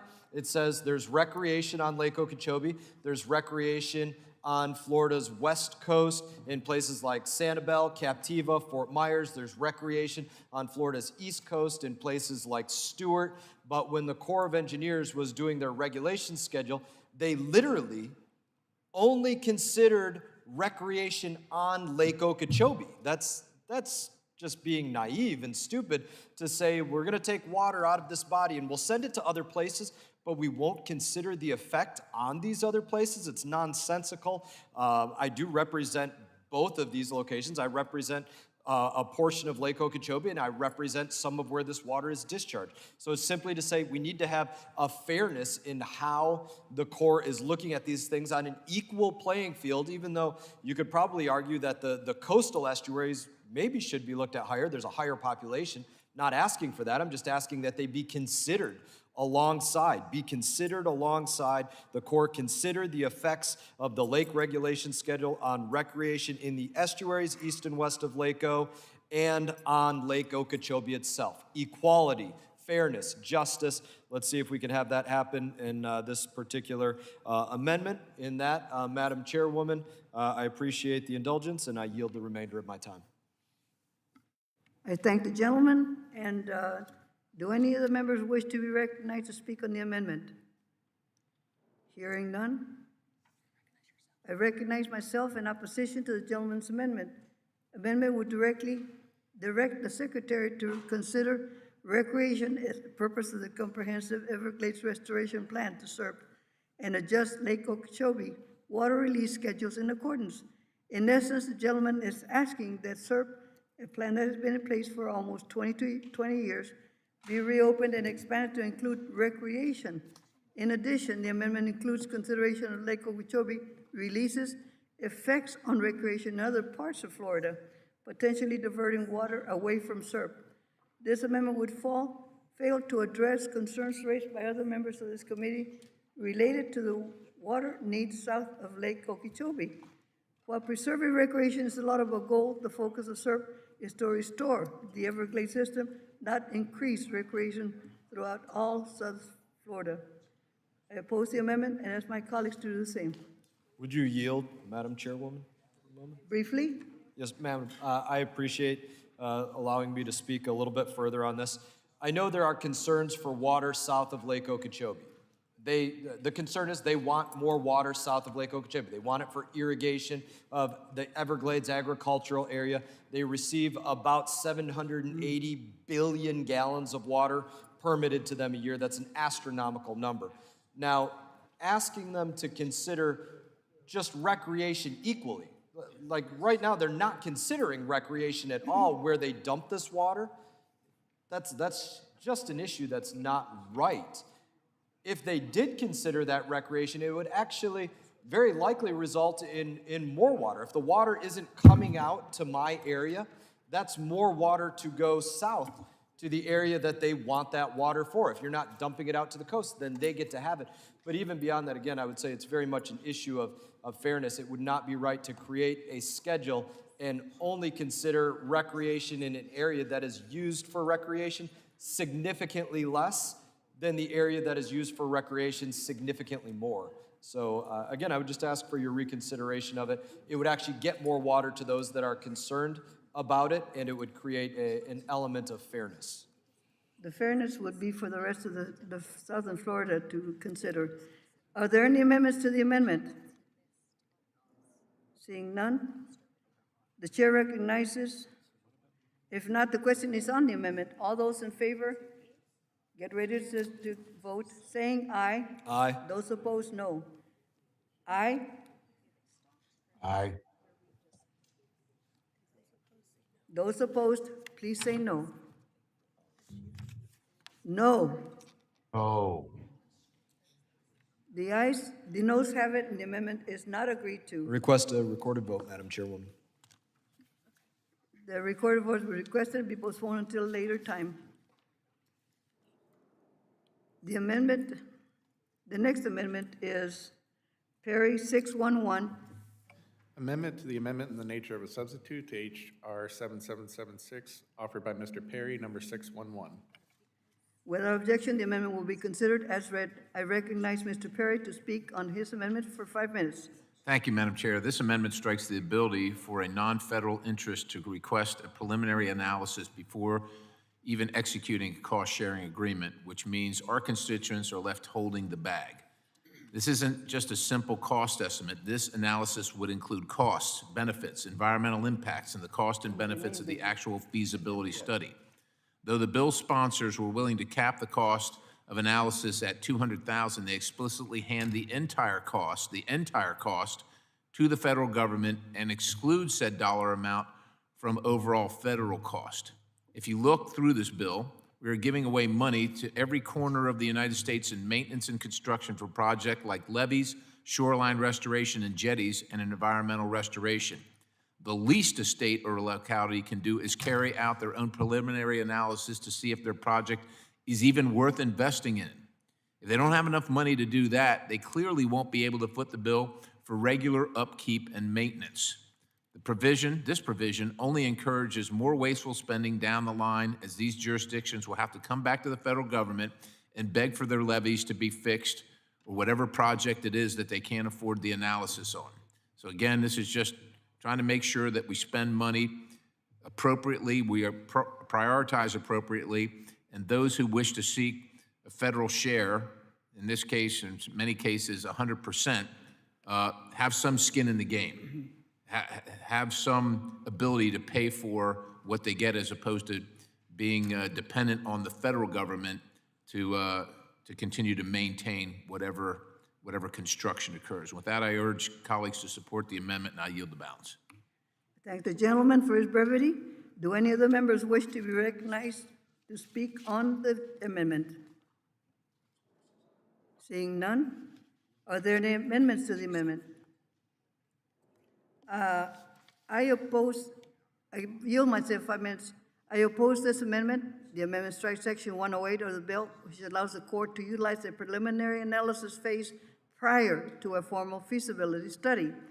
We eliminated the recognition phase in WARDA 14 due to Republic desire to streamline. In the same law, we created 3x3x3 framework for feasibility studies. Although 3x3x3 has proven effective in keeping the projects moving through the court process, the recognition phase did serve an important purpose of the initial scoping, cost analysis, and identification of opportunities for smaller or separate solutions. This preliminary analysis phase, which the gentleman seeks to eliminate, is a direct response to members, non-federal sponsors, and the Corps. Project sponsors want an idea of their financial investment as cost-share partners, and the Corps needs to know as early as possible if a project is going to exceed 3 years or $3 million for the feasibility study alone. This is good policy, and it's up to non-federal sponsor to request, and comes with costs and time limits of its own. I support the common sense opinion in the core process, and for these reasons, I must urge a no vote on this amendment. Are there any amendments? Are there any amendments to the amendment? If not, the question is on the amendment. All those in favor will signify by saying aye.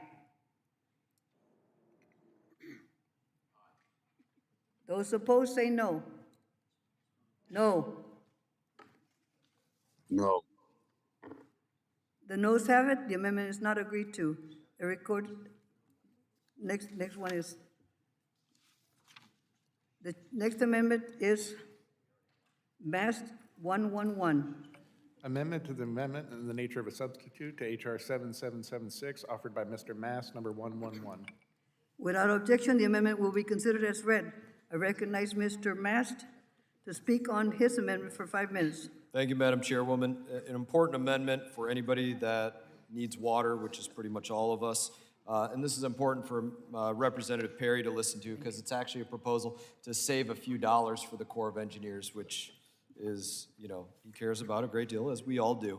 So this amendment specifically would tell the Corps of Engineers that they may not fund the spraying of glyphosate on sources of public drinking water, right? Now let's think about glyphosate, Roundup, largest lawsuit in the history of our country. I want to say it was $11 billion or something like that, that it was settled for cases of lymphoma and other problems as well associated with Roundup. We have a specific problem in Florida where Roundup is sprayed off of boats with sprayers on a daily basis into primary drinking water supply water bodies and secondary drinking water supply water bodies. You read the labels of Roundup or glyphosate or these other chemicals, aquathol, endothol, and it says, you know, wear an apron if you're operating, you know, a sprayer for these. Wear rubber gloves.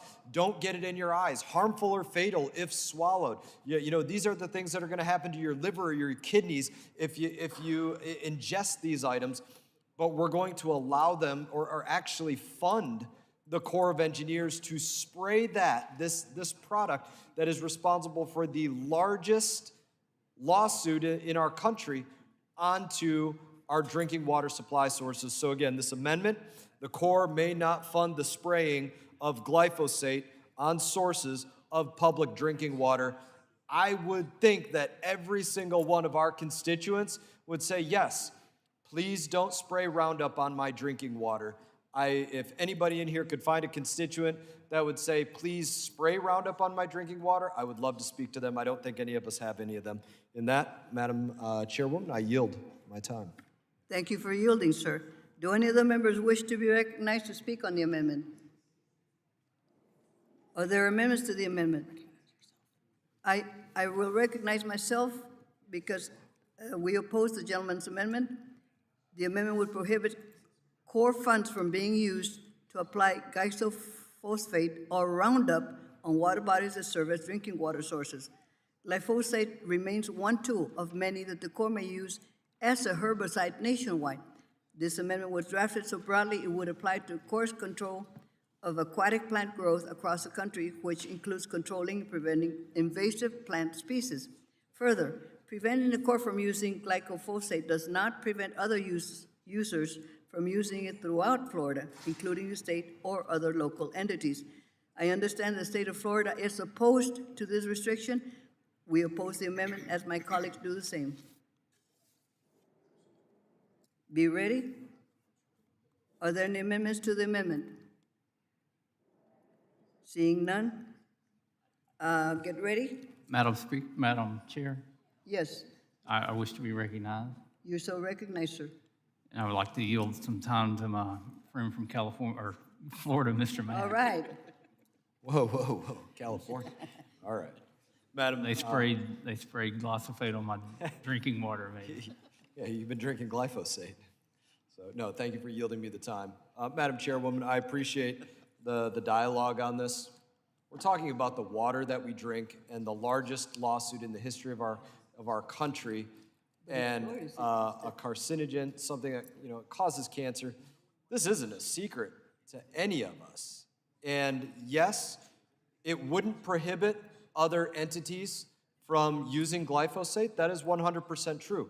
But we are the U.S. Congress, and we are the Transportation and Infrastructure Committee, and we are doing a bill specifically related to the U.S. Army Corps of Engineers. It would, you could argue, be nonsensical to talk about prohibiting glyphosate in entities outside of the Corps of Engineers, because that's not what this bill is for. This bill is for the Army Corps of Engineers, so it makes sense, in my opinion, my humble opinion, that we talk about whether the Corps should or should not fund spraying glyphosate on drinking water. I don't think, and again, everybody's entitled to their own vote, that the Corps, the government, should pay to spray this toxin on drinking water. I wouldn't drink it. If you told me, hey, that was just sprayed on the water that I'm going to drink, I wouldn't, and I don't know who would. And I think it's certainly relevant in us protecting our constituency. I thank Mr. Westerman for yielding me some time, and I certainly give him his time back. And I yield back. Thank you, gentlemen, for yielding back.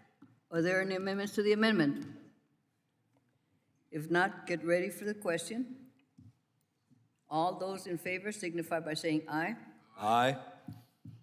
Those opposed say no. No. No.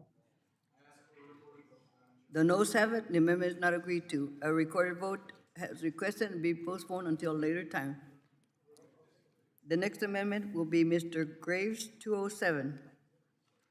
Amendment to the amendment in the nature of a substitute to H.R. 7776, offered by Mr. Graves of Louisiana, number 207. Without objection, the amendment will be considered as read. I recognize Mr. Graves to speak on his amendment for 5 minutes.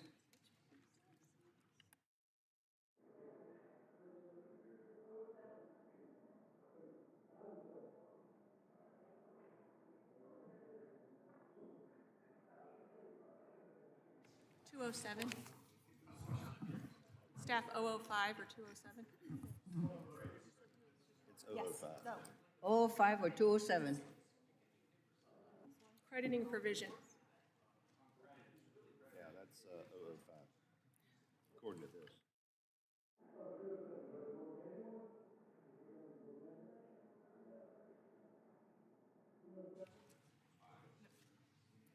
It's the same. All right. Okay, thank you. Madam Chair, thank you. This amendment, it really fixes something that where our non-federal sponsors have been delivered an injustice by the Corps of Engineers and candidly by this Congress. The Water Resources Development Act of 2000 authorized the Morganza to the Gulf project in 2000, and it was a contingent authorization. And it said that if the Corps of Engineers finished the report by December 31st of that year, that the project would be authorized. Madam Chair, the report was supposed to be finished, and I think it was initially 96, then it was 98, then it was 99, then they told us 2000. So Congress authorized the project for construction, and we used to do what's called a contingent authorization. It said if the report's finished by December 31st of that year, that it would be, then the Corps could move forward on construction. What ended up happening is that the Corps missed the deadline. Well, just like the Corps misses the deadline for every single thing that they do. They missed the deadline. So I understand at that point, the project isn't authorized for construction. However, subsection B of the provision said that any work that's carried out as of March 31st of 1989 should be available for credit. I remind you, non-federal sponsors and the Corps of Engineers work together, and it says that any work that's done after March 31st, 1989 should be available for credit. Madam Chair, just because the Corps of Engineers missed the deadline, our constituents had to suffer and have been through billions of dollars in damages because of the Corps of Engineers' lack of ability to actually finish a single project on time or even a report on time. I don't know why we would double penalize the non-federal sponsors. So all this does is ensure that what current law says, which is subsection B of that provision, still applies. That anything that was done that's complementary to the project as of March 31st, 1989 is still eligible for credit. Let me say it again. This is current law. Just because the Corps missed the deadline, they shouldn't jettison the crediting provision that's in here.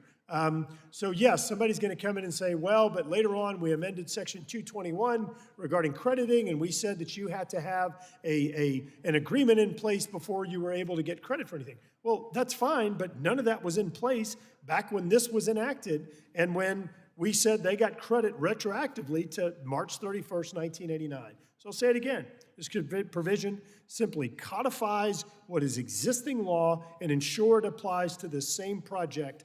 And we should not be penalizing our non-federal sponsors because of the inability of the Corps of Engineers to meet deadlines. Urge adoption of the amendment and yield back.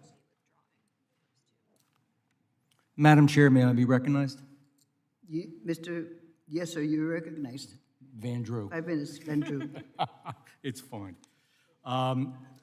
Madam Chair, I was also told that this would be a good opportunity for me to just speak about the bill for a couple of minutes. First of all, I wanted to speak about this amendment, 05.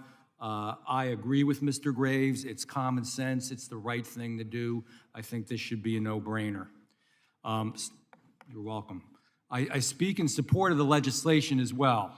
This Water Resources Development Act of 2022, which authorizes the activities of the U.S. Army Corps of Engineers for the next 2 years.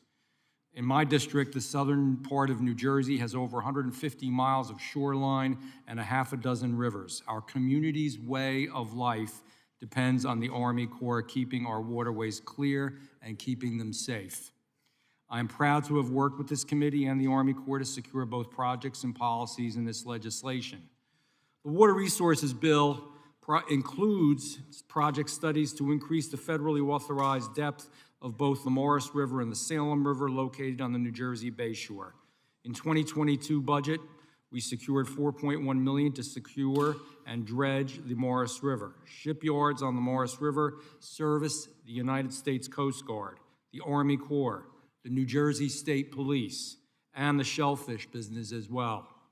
That have been seriously impacted by this clogged channel. Dredging will occur this fall for the first time in a quarter of a century. We should not stop there. We should increase the depth of the Morris River so that local businesses can serve larger vessels. There is latent demand for these services, with local businesses having to turn down large contracts due to the river not being deep enough, and that's no way to get the economy going. Increasing the depth of the Morris River will provide tremendous operational and economic benefits to the United States. The Salem River and the Port of Salem is likewise primed for economic growth. For years, the Port of Salem has asked that the depth of the river be increased to facilitate businesses like grain and sand, and most importantly, shipping. I'm glad to begin the process of deepening the Salem River through this legislation. These project studies are wins for the United States of America. They're wins for New Jersey, and most of all, wins for South Jersey. And we're working with the Army Corps to move these studies forward so that we may authorize full projects in the 2024 Water Resources Bill. Also included in this legislation is the policy to develop a national strategic plan on the beneficial use of dredged materials. And Representative Perry, that is a way to save a ton of money for local governments, for state government, for federal government. Beneficial use is the future of maritime infrastructure. One of the biggest problems with dredging is what do you do with the dredge? Continual problem for decades.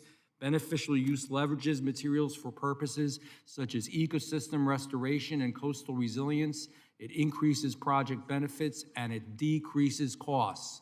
Let me say that again, it decreases costs.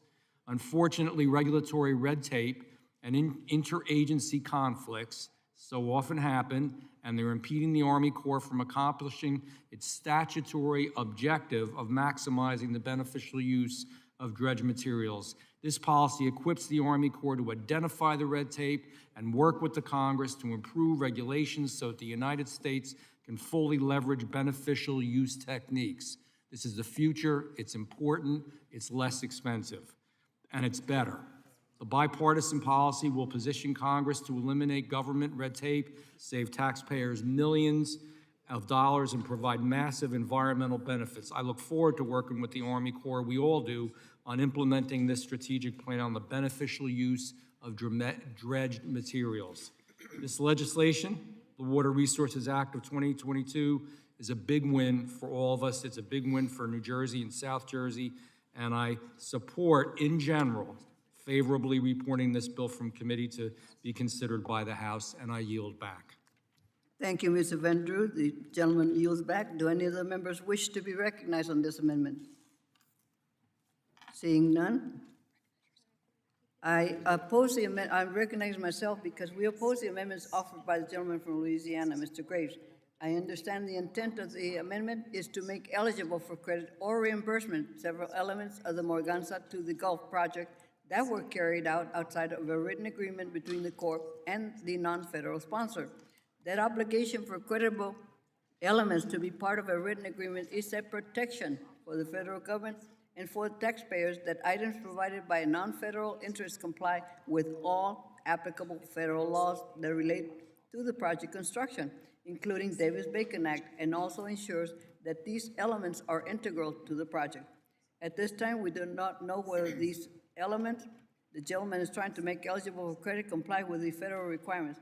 I commit to continue to work with the gentleman, and should we learn that these elements did comply with the requirements of federal law, including Davis-Bacon, we can revisit the issue.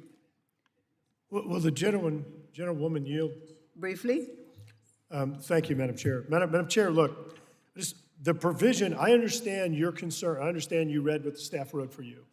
The existing law doesn't say anything about an agreement. This is existing law. It says the secretary shall credit toward the non-federal share of the cost of the project, the cost of work carried out by the non-federal interest for interim flood protection after March 31st, 1989, if the secretary determines that the work is integral to the project. It already provides a safety there. It provides insurance that this is not wasted money. I understand that folks are saying, oh, well, there's not a written agreement. You're right, because the written agreement requirement was not put into the law until, what was it, 6 years later, 7 years later? So how could somebody anticipate that they needed to do something that wasn't put into the law until 7 years later? It's not a rational thought or objection to this. Look, if I get it, if y'all are going to object, but I'll withdraw and work with you on it. But that line is it doesn't hold water. It doesn't. This is existing law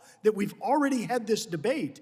And to come in and we're now moving the goal line. And you're subjecting the non-federal sponsors and these people to additional problem scrutiny hoops that they can't go back and do because you've changed the law after the fact.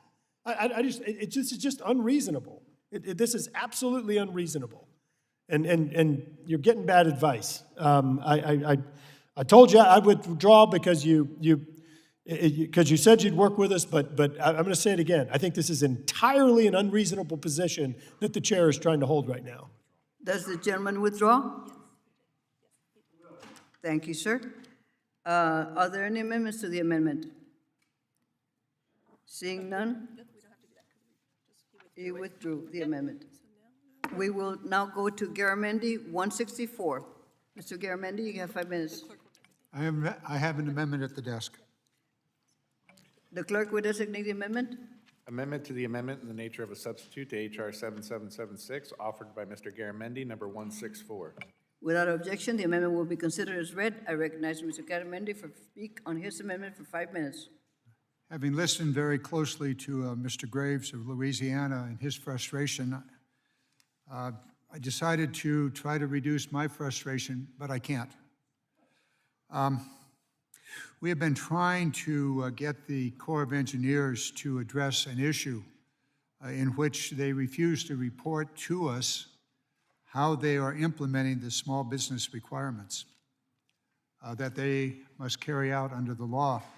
There's considerable concern that they are not spreading the small business requirement out amongst all of their lines of work, but rather simply piling all of those requirements into one line of work, the dredging programs. That doesn't make any sense for two reasons. One, it has severe impact on dredgers, and more importantly, it denies small businesses the opportunities to operate or to have contracts and to take part in all of the activities that the Corps of Engineers must undertake. We've been working at this in the last 3 years. 18 months ago, we were to receive a report, and here we are, frustrated. Not yet angry, but if it goes on any longer, I think anger will replace frustration.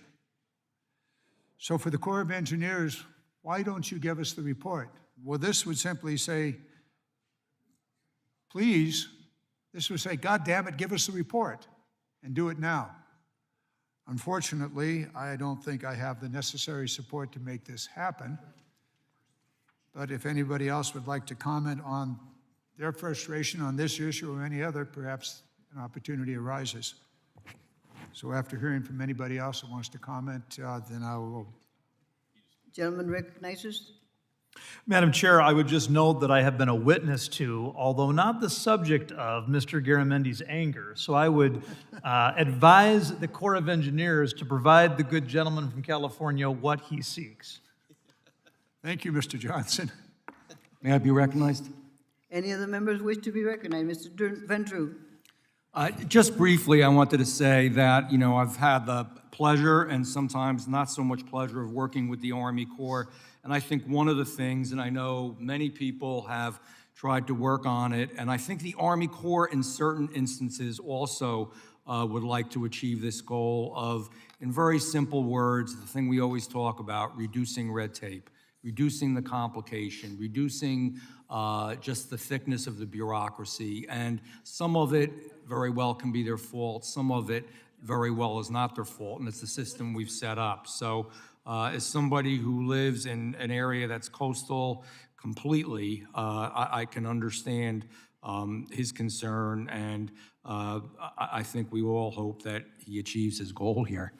I yield back. The gentleman yields back. Do any other members wish to be recognized to speak on the amendment? Madam Chair.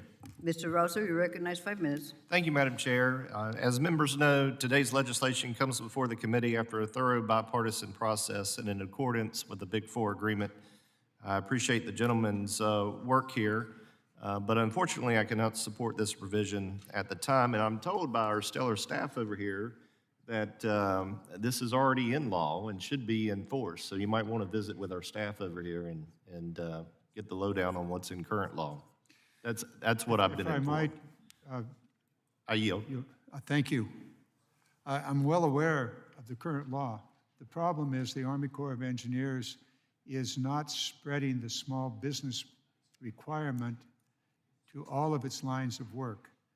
But there's some evidence that they are using the small business requirement in one line of work, specifically the dredging line. That denies many different types of businesses across the country the opportunity to participate.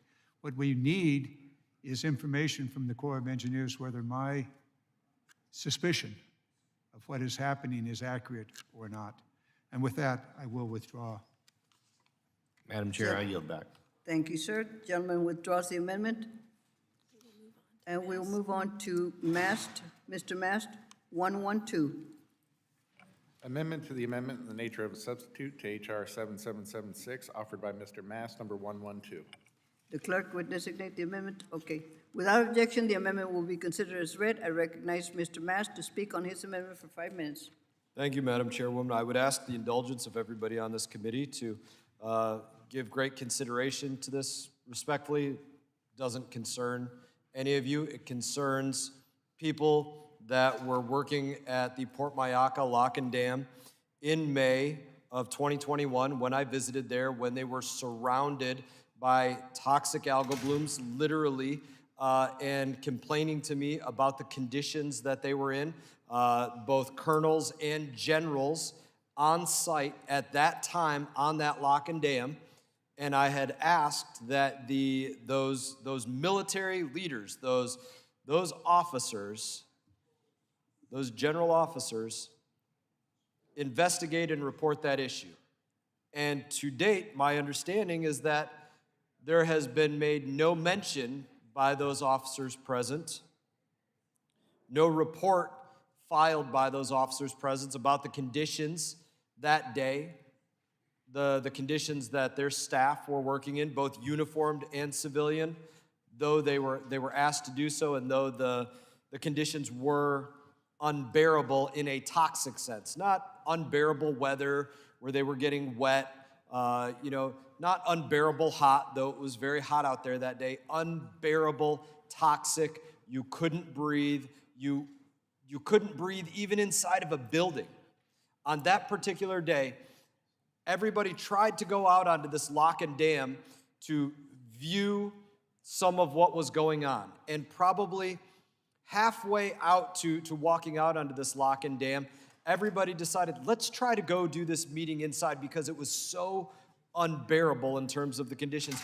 Went inside, and the conditions inside of this building, inside of this structure, were equally unbearable. You couldn't breathe, you couldn't function, you couldn't think, your head was pounding inside of there.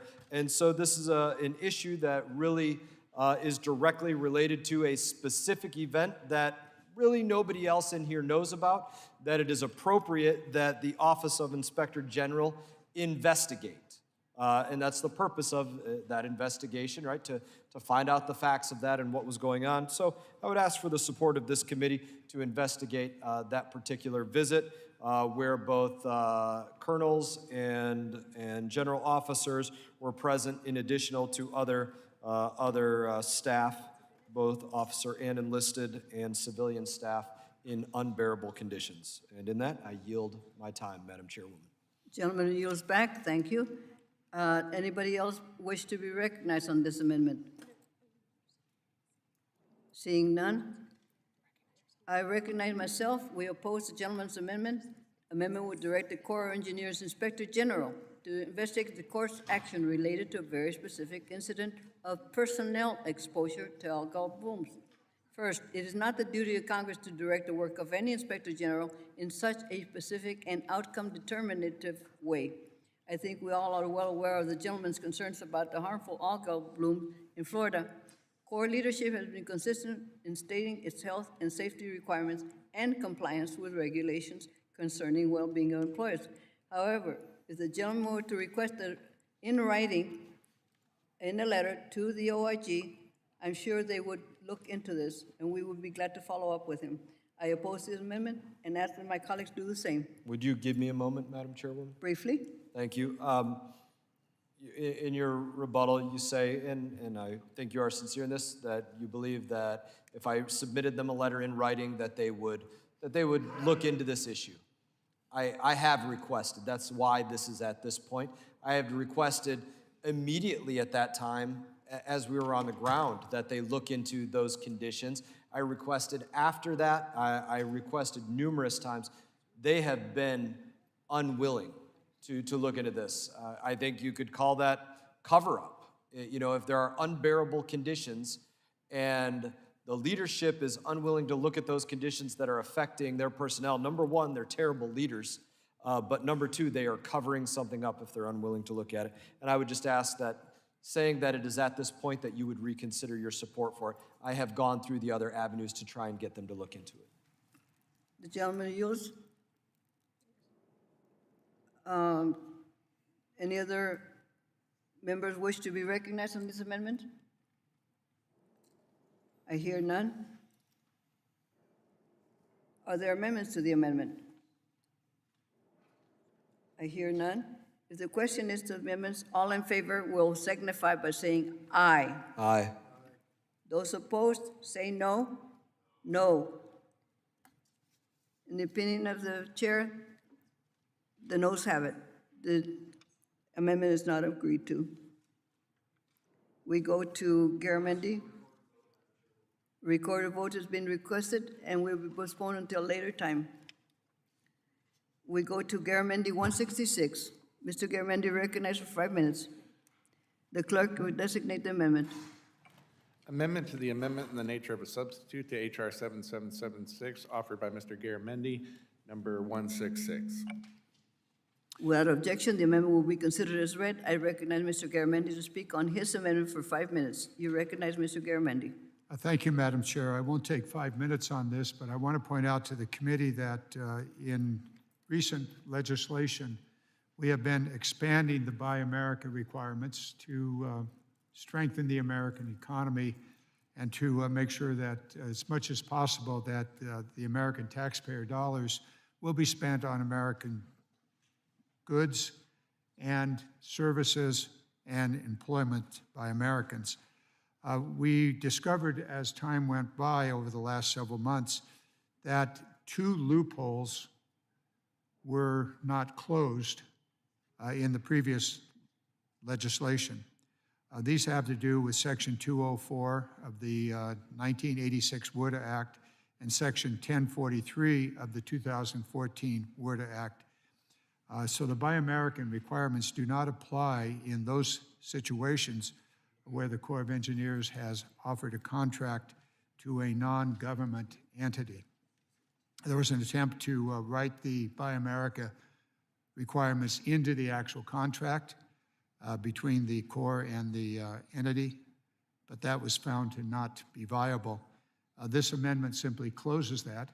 And so if my colleagues on this committee believe that American taxpayer dollars should best be spent on American goods and Americans who make those things, as well as carry out the project itself, rather than the Chinese, then they ought to be voting for this amendment. So that's the amendment, very simple. The intent of the law was clear, but in writing it, we missed 2 important but obscure sections of the existing laws. With that, I yield back. The gentleman yields back. Do other members wish to be recognized to speak on the amendment? Madam Chair. Mr. Rouser, you're recognized for 5 minutes. Thank you, Madam Chair. This amendment from Mr. Garamendi represents, I think, a very good idea that I hope we can work on as the process moves forward. However, as members know, today's legislation comes before the committee after a thorough bipartisan process and in accordance with the Big Four agreement. So therefore, I must oppose the amendment. I yield back. Gentleman yields back. Do any other members wish to be recognized to speak on the amendment? Seeing none, are there amendments to the amendment? Seeing none, if not, the question is on the amendments. All those in favor signify by saying aye. Aye. Those opposed, say no. No. No. The noes have it, and the amendment is not agreed to. We go on to Mr. Garrett Graves, 204. Oh, yes. Mr. Garamendi, understand you have amendments for en bloc. Would you tell the clerk which ones they are, please? Madam Chair, I ask unanimous consent to withdraw amendment number 52, which is otherwise staff 008. Without objection, so ordered. I just plan on continuing to discuss that as we move forward. Madam Chair, I ask unanimous consent that amendment number Graves 204, Graves, I guess it's staff 006/208, and Graves 205 be considered en bloc. Without objection, so ordered. Thank you. The clerk will designate the amendment. An en bloc amendment to the amendment in the nature of a substitute offered by Mr. Graves of Louisiana, numbers 204, 208, and 205. Without objection, the amendments will be considered as read. I recognize Mr. Graves to speak on his amendment for 5 minutes. Thank you, Madam Chair. Madam Chair, number 204 addresses what I would consider a technical issue. The base text of this section talks about greater improvements to flood protection, hurricane protection, storm resilience, things along those lines, but it does not require the same qualifier for hydrologic connections. It suggests in the base text that any hydrologic connection is an improvement. I don't think that's the case. We live in managed systems, so this simply addresses a technical fix that ensures that the hydrologic connection would actually provide benefits to the community, benefits to the public, and not simply designate that any reconnection of hydrologic units would be beneficial. The second one, which is number 208, I want to thank Congresswoman Julia Ledlow that we worked with on this one, and I do appreciate the subcommittee chair's work on aquifer recharging, and the base text does include a study there. What this does is it simply ensures that agricultural interest, irrigation is brought to the table as well as a very important stakeholder and option here. Madam Chair, as you know, in both my district, yours, my state, yours, that agriculture interests are some of the largest landholders in our states, and therefore it does ensure that they're brought to the table because I think they have a lot of tools available to help with the recharging of aquifers, and I appreciate you working with us on that one. The last amendment is number 205. This is simply a GAO study, and right now there is a process within both the Corps of Engineers and FEMA that when Corps of Engineer projects hit a 50% mark, yet are able to demonstrate they have 100% of the funding available for completion, that the maps can be revised reflecting the completed project. This is an incredibly imperfect system. There's lack of efficiency in data sharing. This simply has the Government Accountability Office coming in and looking at that data sharing option, that data sharing relationship to figure out how we can improve it to make sure at the end of the day, people are being accurately given the risk assessment and not being told that they're at a different risk than they really are. I do want to thank the chairman and ranking member for working with us on this unblock amendment. I urge adoption and yield back. Okay, others which we heard on the unblock? Hearing none, I'm willing to accept the unblock amendment. Are there amendments to the amendment? Hearing none, then let's move to the vote. All those in favor signify by saying aye. Aye. In the opinion, those opposed say no. Opinion chair, the ayes have it. Ayes have it. The amendment's agreed to. We now clerk will designate Garamendi 162.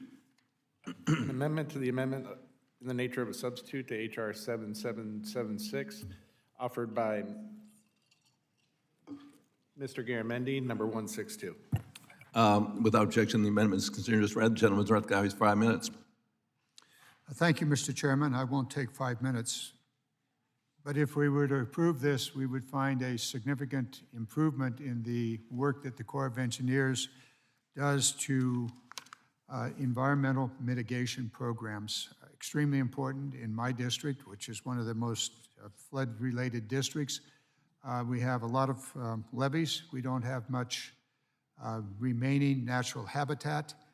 And what this amendment does is to allow the Army Corps of Engineers to use third-party performance contracts to meet the environmental mitigation required under the water resource development projects. This has worked extraordinarily well for the general Army Corps of Engineers projects, such as levee improvements and the like. However, the same advantage, lower costs, greater performance, faster performance, could occur in the mitigation portion of those projects. Without this new authority, the mitigation is going to be done by the Corps of Engineers, and they are notoriously and unfortunately very, very slow in carrying out that part of the overall program. Pretty simple. This is an amendment that deals with a lot of the districts that we represent. Mr. Graves in Louisiana, Mr. Babin in Texas, Ms. Mace in South Carolina, and on and on and on. I mention those because this is really a bipartisan amendment. However, the Big Four, as bipartisan as it is, didn't quite agree. So let's see if we can get this one passed. Thank you, gentlemen. I recognize Mr. Rouser, ranking member, for statement. Thank you, Mr. Chairman. Ditto to what I have said on several other occasions as amendments have been offered. Members know today's legislation comes before the committee after a thorough bipartisan process in accordance with the Big Four agreement. And so therefore, Unfortunately, I cannot support the provision at this time. Urge my colleagues to vote against. I yield back. Others wish to be heard? Hearing none, I'd speak in opposition to the amendment.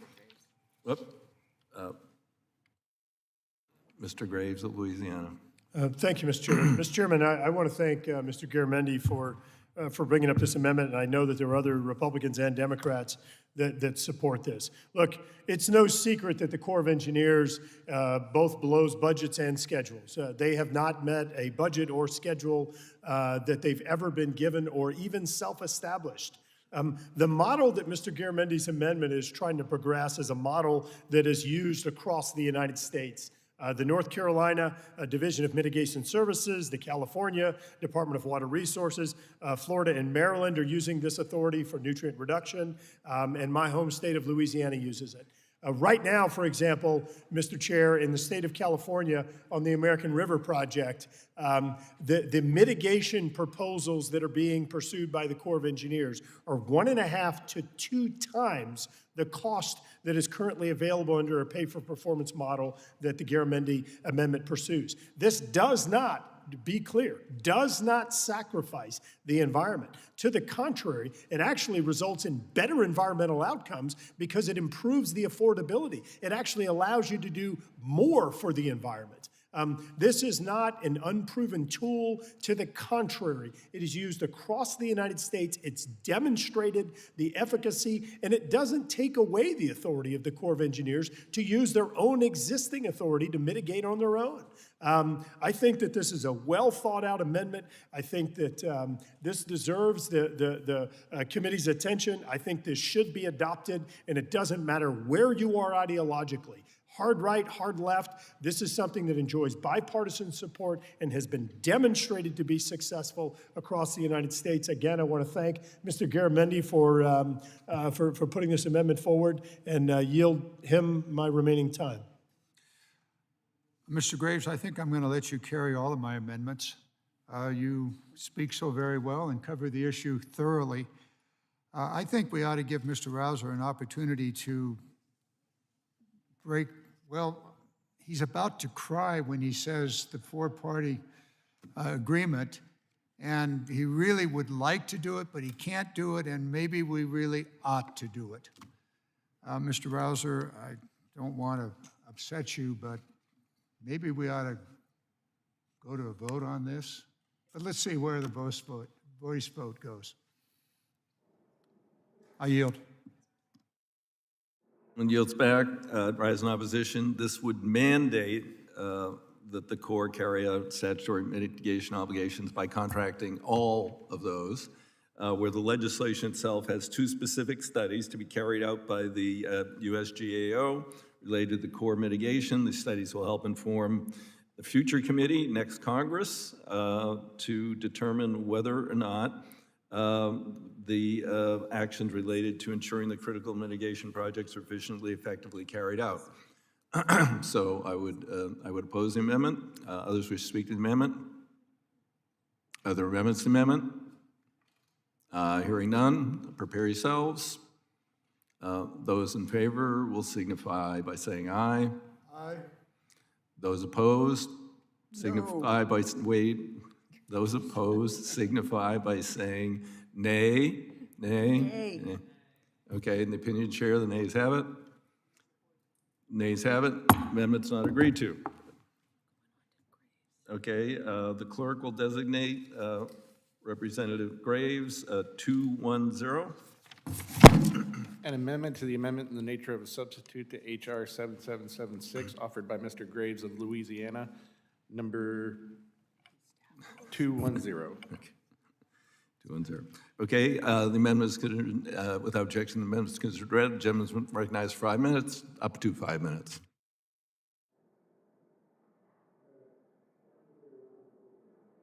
What? Oh, it says staff 007. For some reason, it's written in pencil in 210. Okay. Yep, want to make sure which one I'm talking about here. So, Mr. Chairman, this is an issue related to LERDs, lands easements, right-of-ways, relocations, and disposals. Right now, under Corps of Engineer projects, as you know, in any case when there is a a Corps of Engineer project, the non-federal sponsor is normally required to acquire the LERDs, again, the real estate interest. The Corps has come up with this fascinating interpretation that in any instance when the real estate is owned by another government entity, that's not considered a creditable investment. Let me give you an example. There's 1,000 acres that needs to be acquired for a project, and 900 of those acres are owned by private entities, but 100 acres of it is owned by some city or town. So in this case, the state of Louisiana would have to pay all 900 private owners. They would also have to pay that city or town for the 100 acres that they own.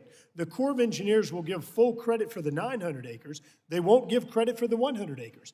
The state is paying for all of the land. And this is some change that the Corps of Engineers has invented, that any property that is publicly owned is no longer creditable toward the non-federal cost share. I remind you, the non-federal interest here, whether it's the state of Louisiana, the state of Oregon, or whoever, they've got to pay to acquire the property. So if the property's donated or given, fine, don't give them credit for it. But if they have to pay for the property just like they do for any other owner, I don't know why we're discriminating against who owns the property. A very strange application of law, once again, an invented authority by the Corps of Engineers. I think this is a reasonable approach, and you know, be clear, Mr. Chair, if the property is being given, then I don't know, then that's fine. Let's not give them credit. But if they're actually paying another government entity for it, why aren't we giving them credit? I urge adoption of the amendment and yield back. Thank you to them. Others wish to be heard? Hearing none, I would ask the gentleman to consider withdrawing. This came to us just this morning, and we haven't had an opportunity to discuss this with the Corps. It's our understanding that under Section 103 sub I, non-federal interests will receive credit for the value of a contribution of LERRDS against the non-federal share costs of a project. I'm not exactly know how this would be interpreted or what the problem is, because this should be ongoing. So if the gentleman would be willing to withdraw, we'll have a conversation with the Corps and with him before we go to the floor, and if this is a problem, we'll rectify it.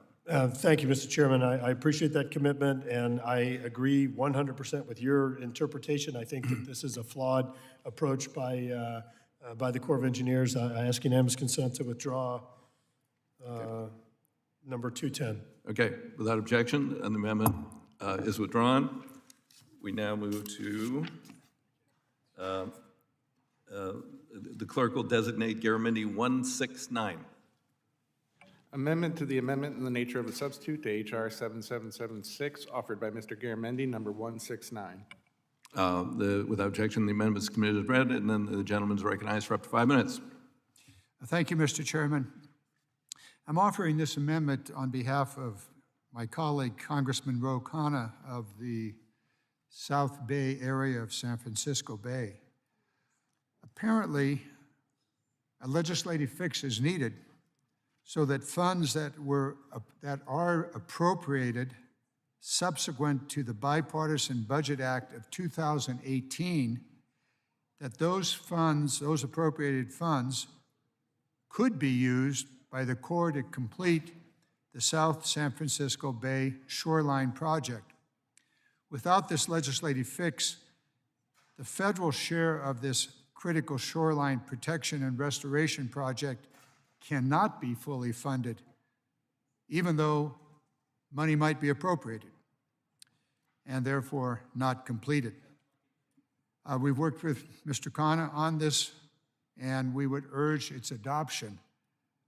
There's a legislative problem where the language of the 2018 Bipartisan Budget Act basically precludes future appropriations to be used to meet the financial requirements of a project.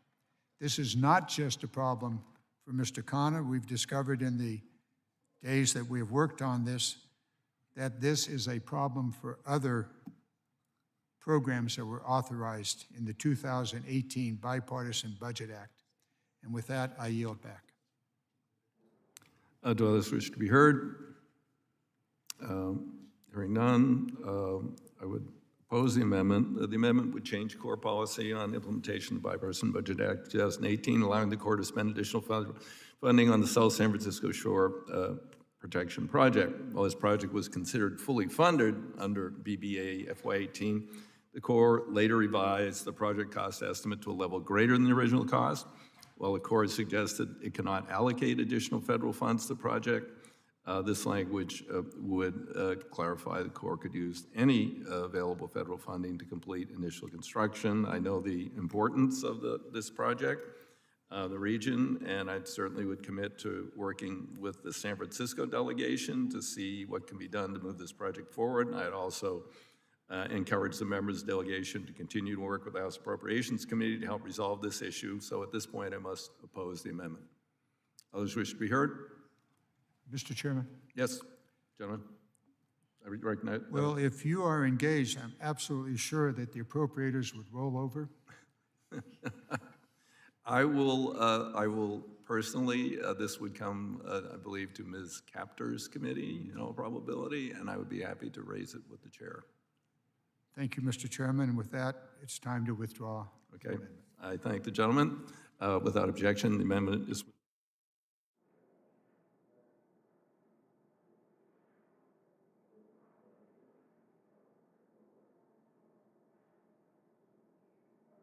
The clerk will designate Graves Staff 009. An amendment to the amendment in the nature of a substitute to H.R. 7776, offered by Mr. Graves of Louisiana, number staff 009. Without objection, the amendment is considered as read. The gentleman is recognized for up to 5 minutes. Thank you, Mr. Chairman. Mr. Chairman, I just want to object to the title of this one. I wrote it myself, and it bothers me that they've labeled this as a staff amendment, but in any case. To do with the way it was submitted and the time at which it was submitted. Hey, So. but it shouldn't be called a staff amendment. I wrote it. I mean, I just. Okay, the gentleman's amendment. Credit for intellectual with property. assistance of his staff. All right, so seriously, Mr. Chairman, thank you for the recognition. This project is no stranger to this committee. This is the Comite Diversion Project. This project dates back to 1982. It has had various authorizations in Congress, if I remember right, 4 different times.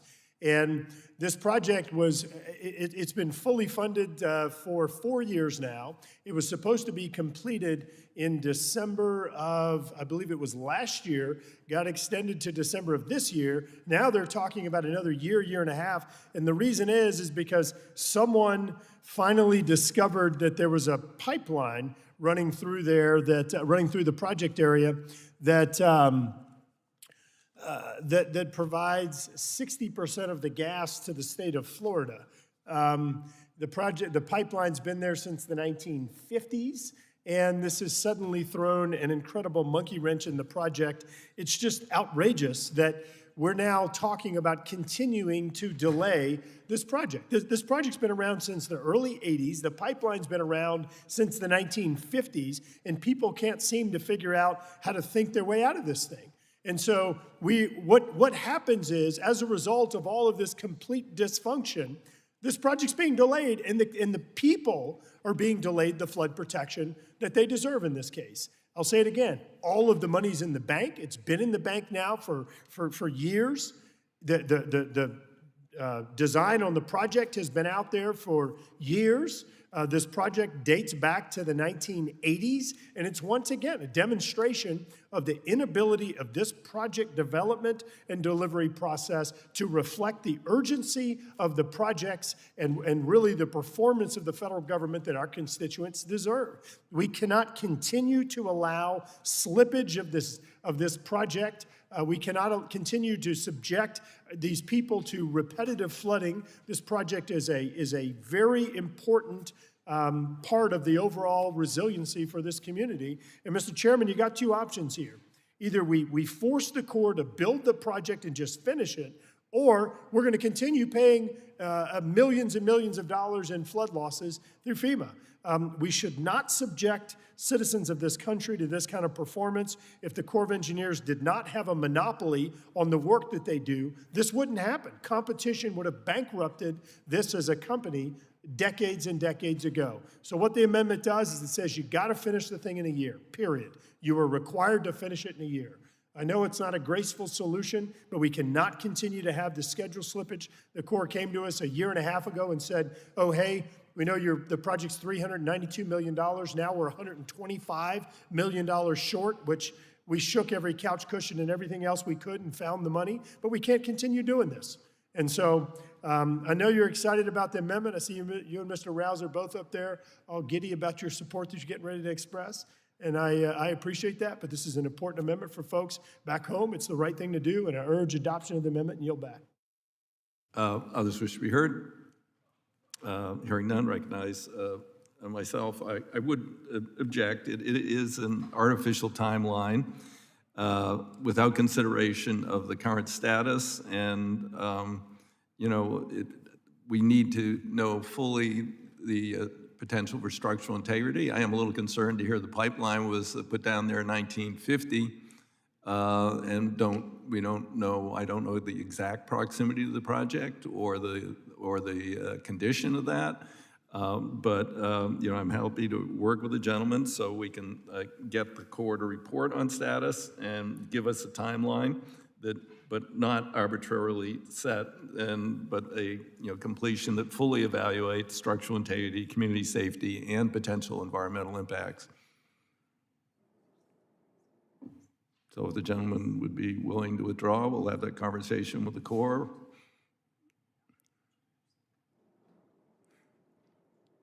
Mr. Chairman, I would yield. Thank you. Mr. Chairman, with a commitment from you that we are going to have a discussion on this, including with the Corps of Engineers between now and the floor. That's what I. Yep. Mr. Rouser, you in? All right. There you go. I will reluctantly withdraw, but this one's going to come back up, Mr. Chairman. This one's important, and it's just an awful history here. Okay. Ask unanimous consent to withdraw. Staff 009. Okay, reclaiming my time. Again, want to be sure. I want it to begin on timely, but we want to know about the structural integrity. We want to know perhaps maybe we need to have the pipeline inspected, and et cetera. So we will have that conversation with the Corps, and I appreciate the gentleman's willingness to withdraw. Without objection, the amendment is withdrawn. The clerk will designate Garamendi 161. An amendment to the amendment in the nature of a substitute to H.R. 7776, offered by Mr. Garamendi, number 161. Without objection, the amendment is considered as read. The gentleman is recognized for up to 5 minutes. Once again, Mr. Chairman, thank you for the time and for the committee the opportunity to offer this amendment. I think most of us are aware that there is a severe drought in the West, actually throughout all of the southern parts of the United States, and certainly in California. We're now in the third year of a very, very severe drought. We now have a statewide drought emergency declaration. This amendment would add to the Corps of Engineers programs water supply as one of their authorized purposes. Most every Army Corps of Engineer project in California, and I would also say across the United States, is dedicated for flood control. Not water supply, although water supply often is one of the benefits of the reservoirs, dams, and hydroelectric facilities, but it is not a stated purpose. What we need to fully address the drought in California, and I would assume in other parts of America, is that the Corps of Engineers have as a specific purpose, during a drought emergency, water supply as one of their authorized purposes. I see Mr. Huffman here, who has worked diligently on a project in his area to reconfigure the way in which the Corps of Engineers addresses their flood control requirements by changing the way in which the flood control program operates, taking into account real-time monitoring of snowpack, water, rain, etc. This would further that effort. This particular amendment is co-sponsored by Mr. Lamaffa, with whom we share the Sacramento Valley and the Sierra and the coastal ranges. Once again, it is during a statewide drought declaration. We also have a drug declaration, but that's different. In any case, I would ask for support of this, and with that, I yield back. Others wish to be heard? Hearing none, I would suggest that we work this before the floor. We just had this since yesterday. We did, in a previous word, direct the Corps to review adding water supply to its primary mission areas, not just during drought, not just for California, but at all times for all parts of the country. Pacific Northwest has issues too, as I'm sure do other parts of the country down in the Southwest, where we're rationing Colorado River for the first time, I think, since the treaties. I'd like to have an opportunity to find where the Corps is in its status review on adding this and potentially add this before we go to the floor, if the gentleman Mr. Lamalfa. Thank you, Mr. Chairman. I appreciate the opportunity. Thank you, Mr. Garamendi, for bringing this amendment. Indeed, it's a very core and critical issue, is underlined by our drought and water supply issue we're facing in California right now. And I think basically by adding water supply as a built-in purpose for the Army Corps, it does help emphasize the importance of being able to store water when they have an opportunity to do so. And some major water districts have weighed in upon that. Their claims that we would have had additional water stored had this greater emphasis been placed with the Corps in seeking to store more water at the opportunities that we have, and without necessarily being of any environmental detriment. So if we can get the Secretary of Interior to conduct a study on modifying these purposes for water supply permanently, when they finally get the manuals updated, it'll be good for all of us, whether we're talking urban use, agriculture use, or even environmental use when we have additional supply available to do that. So I appreciate the amendment Mr. Garamendi is bringing, and indeed just further sharpening and defining the Army Corps' mission and goal of being able to store more water when we have the opportunity. I thank you, and I yield back. Thank you, gentlemen. Others wish to be heard.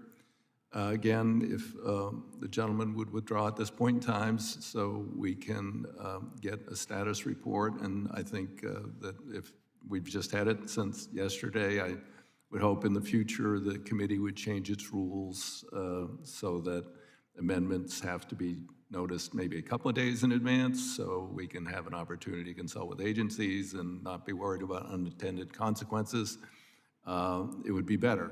Right now, that's not the rule. So if the gentleman would withdraw, I think this is something we could work out in the manager's amendment going to the floor. Mr. Chairman, I take the reprimand. Does that mean you would withdraw? Well, we may not want to withdraw right away, but Okay, yeah.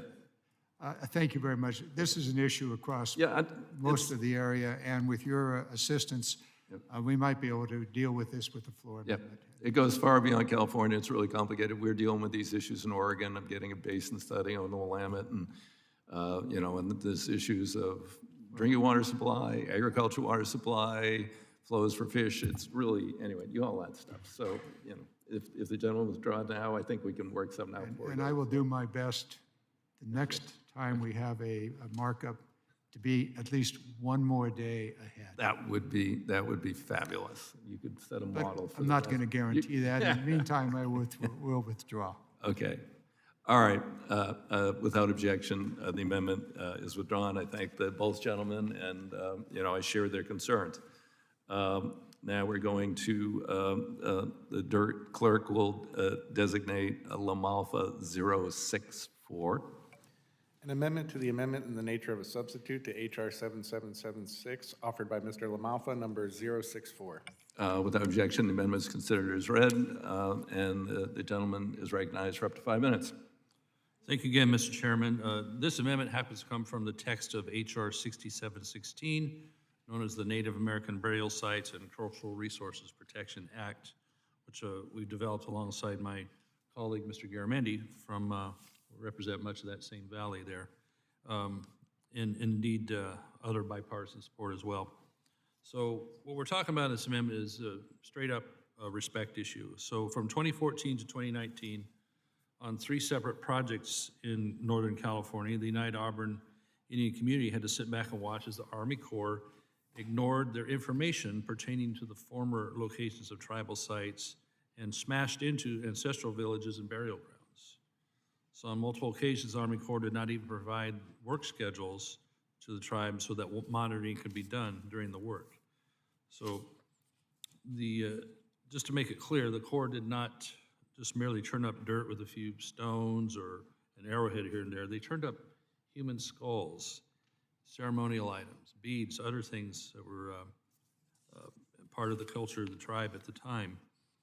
In fact, when the Corps stopped and took another look at the sites identified by the Auburn tribe, they found 12 separate burial grounds in just one of these project areas. Now, it's important that the sides can work together on this because these are important projects. Me and what Mr. Garamendi have worked on in several aspects, several our common counties and common region in Northern California, many different levee repairs scattered around that were extremely important. So now what happened is the tribe didn't sue the Corps or stop the project with what could have been a long court-ordered review process. So if anyone were here to speak with them about this on this committee, they'd tell you these projects are important to the tribe as well, all to the local towns and areas. They live in the same region and want the same flood protection from these projects. They just ask that they be respected in the process with their ancestral grounds. My amendment seeks to stop this series of events from occurring in California or anywhere else. It outlines a process for the identification, recovery, and reburial of human remains. The Corps will be required to accept documentation from affected tribes on sensitive areas within the scope of a project. Monitors would be assigned to those areas when work is being performed. When they identify a cultural site, the Army Corps and tribe will work together to have it reburied elsewhere. In some instances, the Corps wanted to take charge of some of these burial remains and warehouse them for a time. So that doesn't seem too respectful to me. Importantly, we've developed a number of good governance protections with this measure as well. Additional costs for the monitors and reburial are capped at just 1%, and recovery cannot take more than 45 days in that zone of the project. Other areas of the project can continue. So here it is again. This amendment is indeed respect for these historical needs, getting the projects done for taxpayer expense, and very importantly, stopping flood. And so some great work has been done, and the cooperation, though sometimes lagging quite a bit with the Corps and the tribes, would be able to get it done, but we need to do it much more respectfully and not have the risk of possible litigation that could really blow up the cost and timelines of getting very important flood control work done. So I know, Mr. Chairman, there's some issues that the committee wants to look at a little bit more here. I'm a little disappointed at that, but that's understood. So, Mr. Chairman, would we be able to work moving forward on this if I withdraw today? If the gentleman would yield, actually, I think he needs to work with his side of the aisle. Yeah, that too. That's what I'm hearing. No, I don't, I mean, we don't want to be duplicative. You know, I have raised issues about this with the Corps in the past, their non-consultation with tribes, and, you know, I'm fully in support. So whatever we can do to strengthen a consultation process in the future, I'll go along with. And I think we can work this out, but you got a little work to do on your side, too. Yeah, I think we're turning the corner on that, but Okay. certainly, so. right. Well, Great. I'll respectfully withdraw, and I thank you for the time and look forward to doing some good work together on it later. Thank you, Mr. Chairman. I thank the gentleman. Without objection, the amendment's withdrawn. As we move toward the floor, we will attempt to resolve this Mr. issue. Chairman, I think there are a couple members that would like to address the amendment before it's formally withdrawn, if possible. Okay. Who wants you? We have 8 votes, and we're going to be voting on the floor soon. So if people can, otherwise, you're going to be coming back sometime tonight for votes. So votes here take, because of our primitive system and no electronics, take 10 to 12 minutes. So. Okay, he has nothing to say. Great. Well, I'm Mr. Chairman, I do think this is an important issue. I think it's an issue worth spending a couple more minutes on. I apologize for being an irritant to anybody. I would note that last summer, a couple of my coworkers, my staff members, including one enrolled member, had gone to the former Carlisle Indian School in Pennsylvania. Now, why would they take their weekend to make that trip?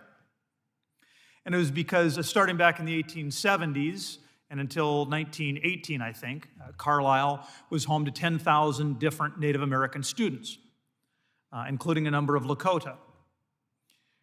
And there were more than 100 graves found there. I thought Mr. Lamolfa did a good job of talking about the importance of repatriation of these remains. And I would just tell you, as my staff members walked me through, Mr. Chairman, their experience there at Carlisle, where 11 Lakota children were identified and their remains repatriated eventually back to South Dakota, to Indian country.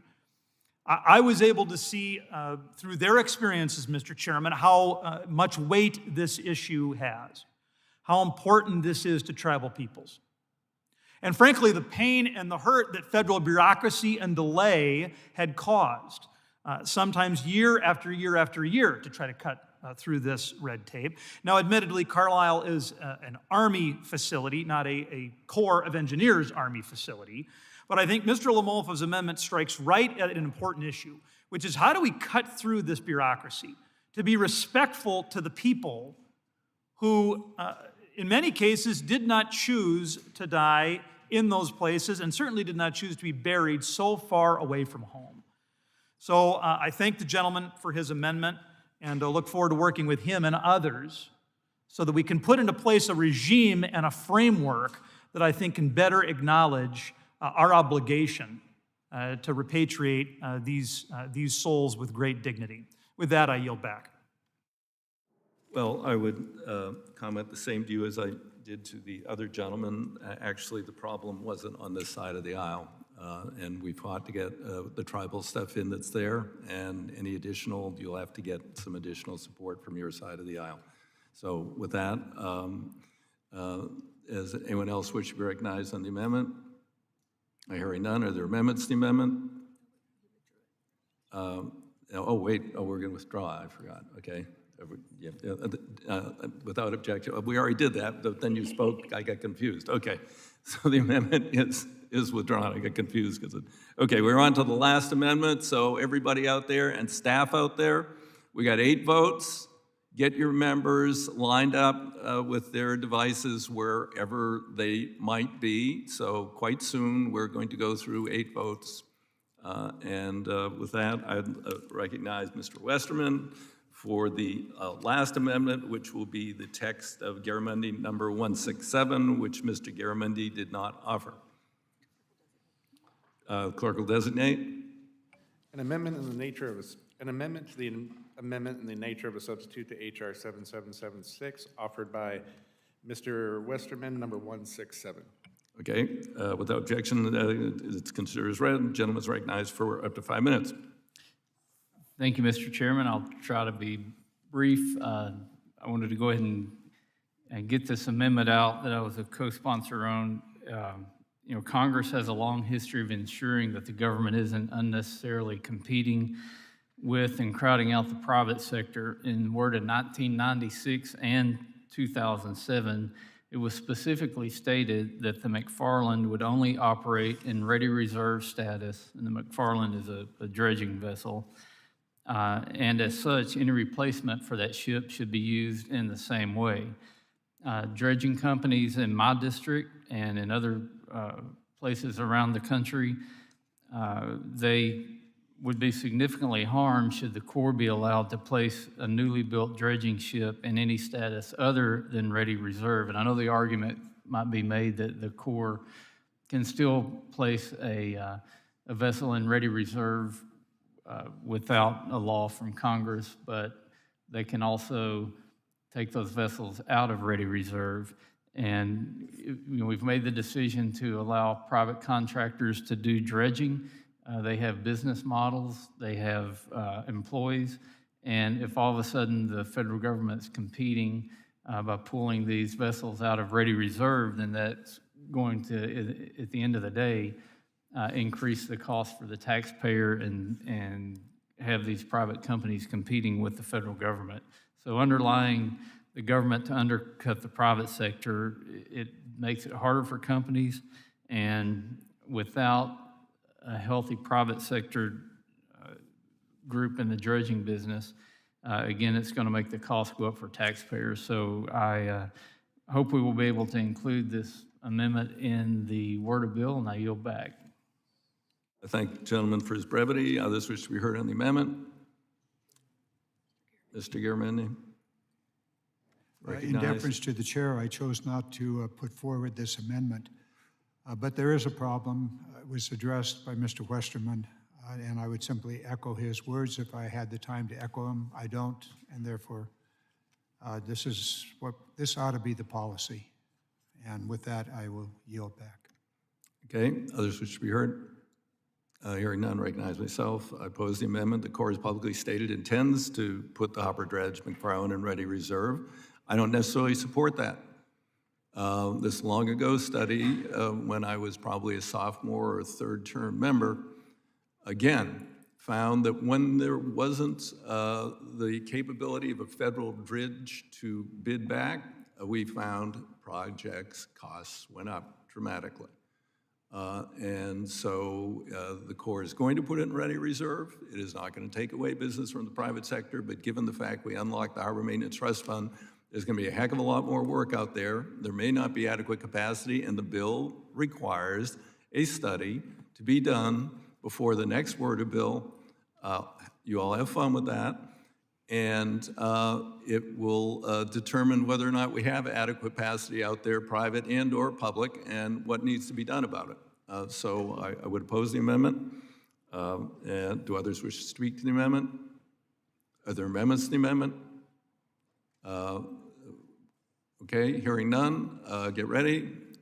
And if you are in favor of the amendment, signify by saying aye. Aye.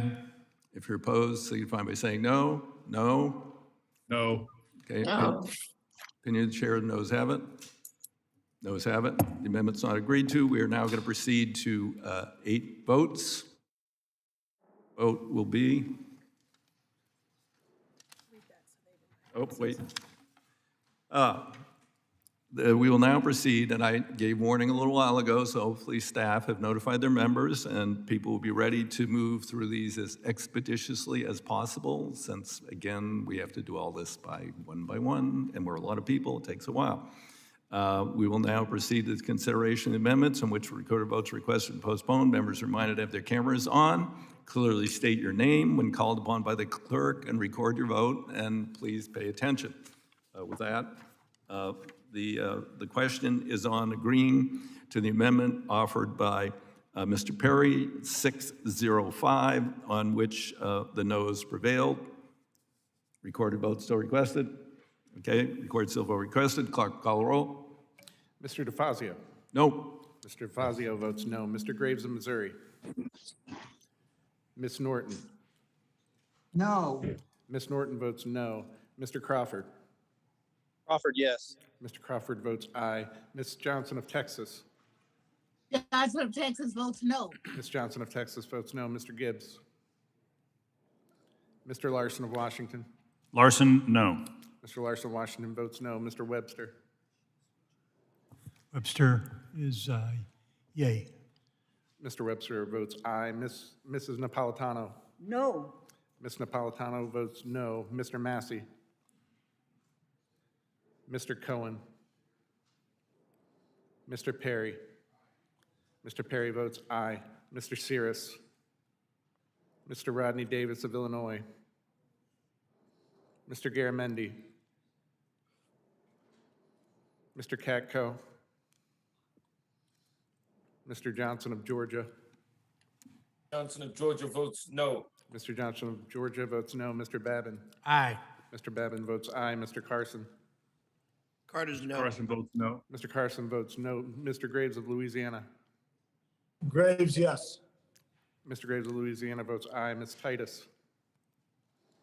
Mr. Rouser. No. Mr. Rouser votes no. Mr. Maloney of New York. Mr. Bost. Mr. Bost votes aye. Mr. Huffman. No. Mr. Huffman votes no. Mr. Weber of Texas. Ms. Brownlee. Mr. LaMalfa. Aye. Mr. LaMalfa votes aye. Ms. Wilson of Florida. Mr. Westerman. Mr. Westerman votes aye. Mr. Payne. Mr. Mast. Ms. Wilson. Mr. Mast. No. Mr. Mast?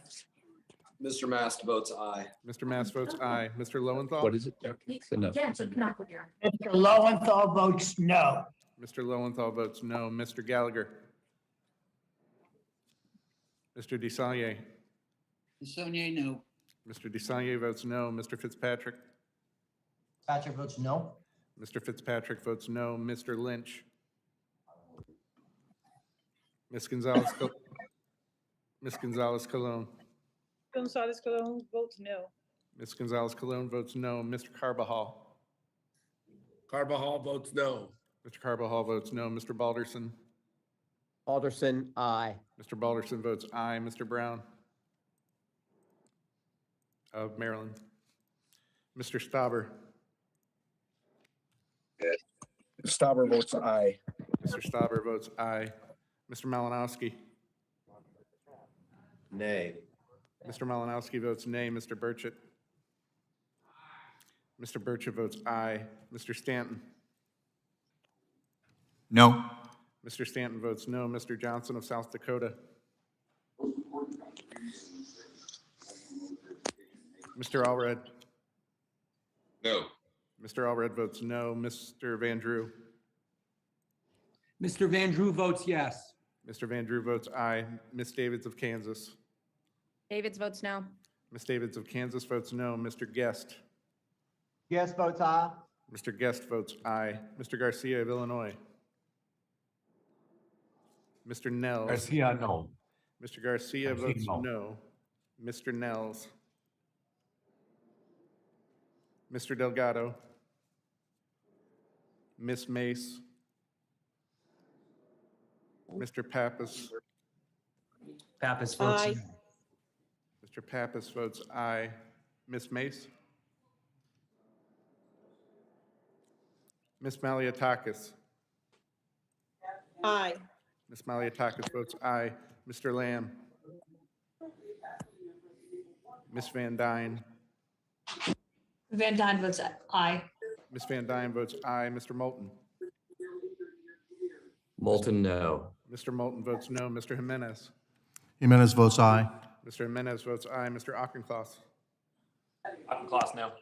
Mr. Auchincloss votes no. Mrs. Steele? Steele votes aye. Mrs. Steele votes aye. Ms. Bordeaux? Bordeaux votes no. I'm sorry, could you please repeat? Bordeaux votes no. Can you hear me? Ms. Bordeaux votes no. Mr. Kahale? No. Mr. Kahale votes no. Ms. Strickland? Strickland votes no. Ms. Strickland votes no. Ms. Williams of Georgia? Williams of Georgia votes no. Ms. Williams of Georgia votes no. Ms. Newman. Newman votes no. Ms. Newman votes no. Mr. Carter of Louisiana. Carter votes no. Mr. Carter, Louisiana votes no. Mr. Graves of Missouri. Mr. Graves of Missouri votes no. Mr. Gibbs. Mr. Massey. Mr. Massey votes aye. Mr. Cohen. Mr. Cirrus. Mr. Rodney Davis of Illinois. Excuse me, would somebody mute your device, please? Davis of Illinois votes yes. Mr. Davis of Illinois votes aye. Mr. Garamendi. Mr. Garamendi votes no. Mr. Katko. Ms. Titus. Titus votes no. Ms. Titus votes no. Mr. Maloney of New York. Mr. Weber of Texas. Weber votes aye. Mr. Maloney votes no. Mr. Weber of Texas votes aye. Ms. Brownlee. Ms. Wilson of Florida. Mr. Payne. Mr. Gallagher. Gallagher votes aye. Mr. Gallagher votes aye. Mr. Lynch. Mr. Chairman, how am I recorded? How is Mr. Maloney recorded? Mr. Maloney of New York is not recorded. Mr. Maloney votes no. Mr. Maloney of New York votes no. Mr. Lynch. Mr. Brown of Maryland.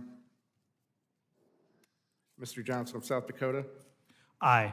Mr. Johnson of South Dakota votes aye. Mr. Delgado. Mr. Nels. Mr. Mace, or pardon me, Ms. Mace. Ms. Mace votes no. Mr. Lamb.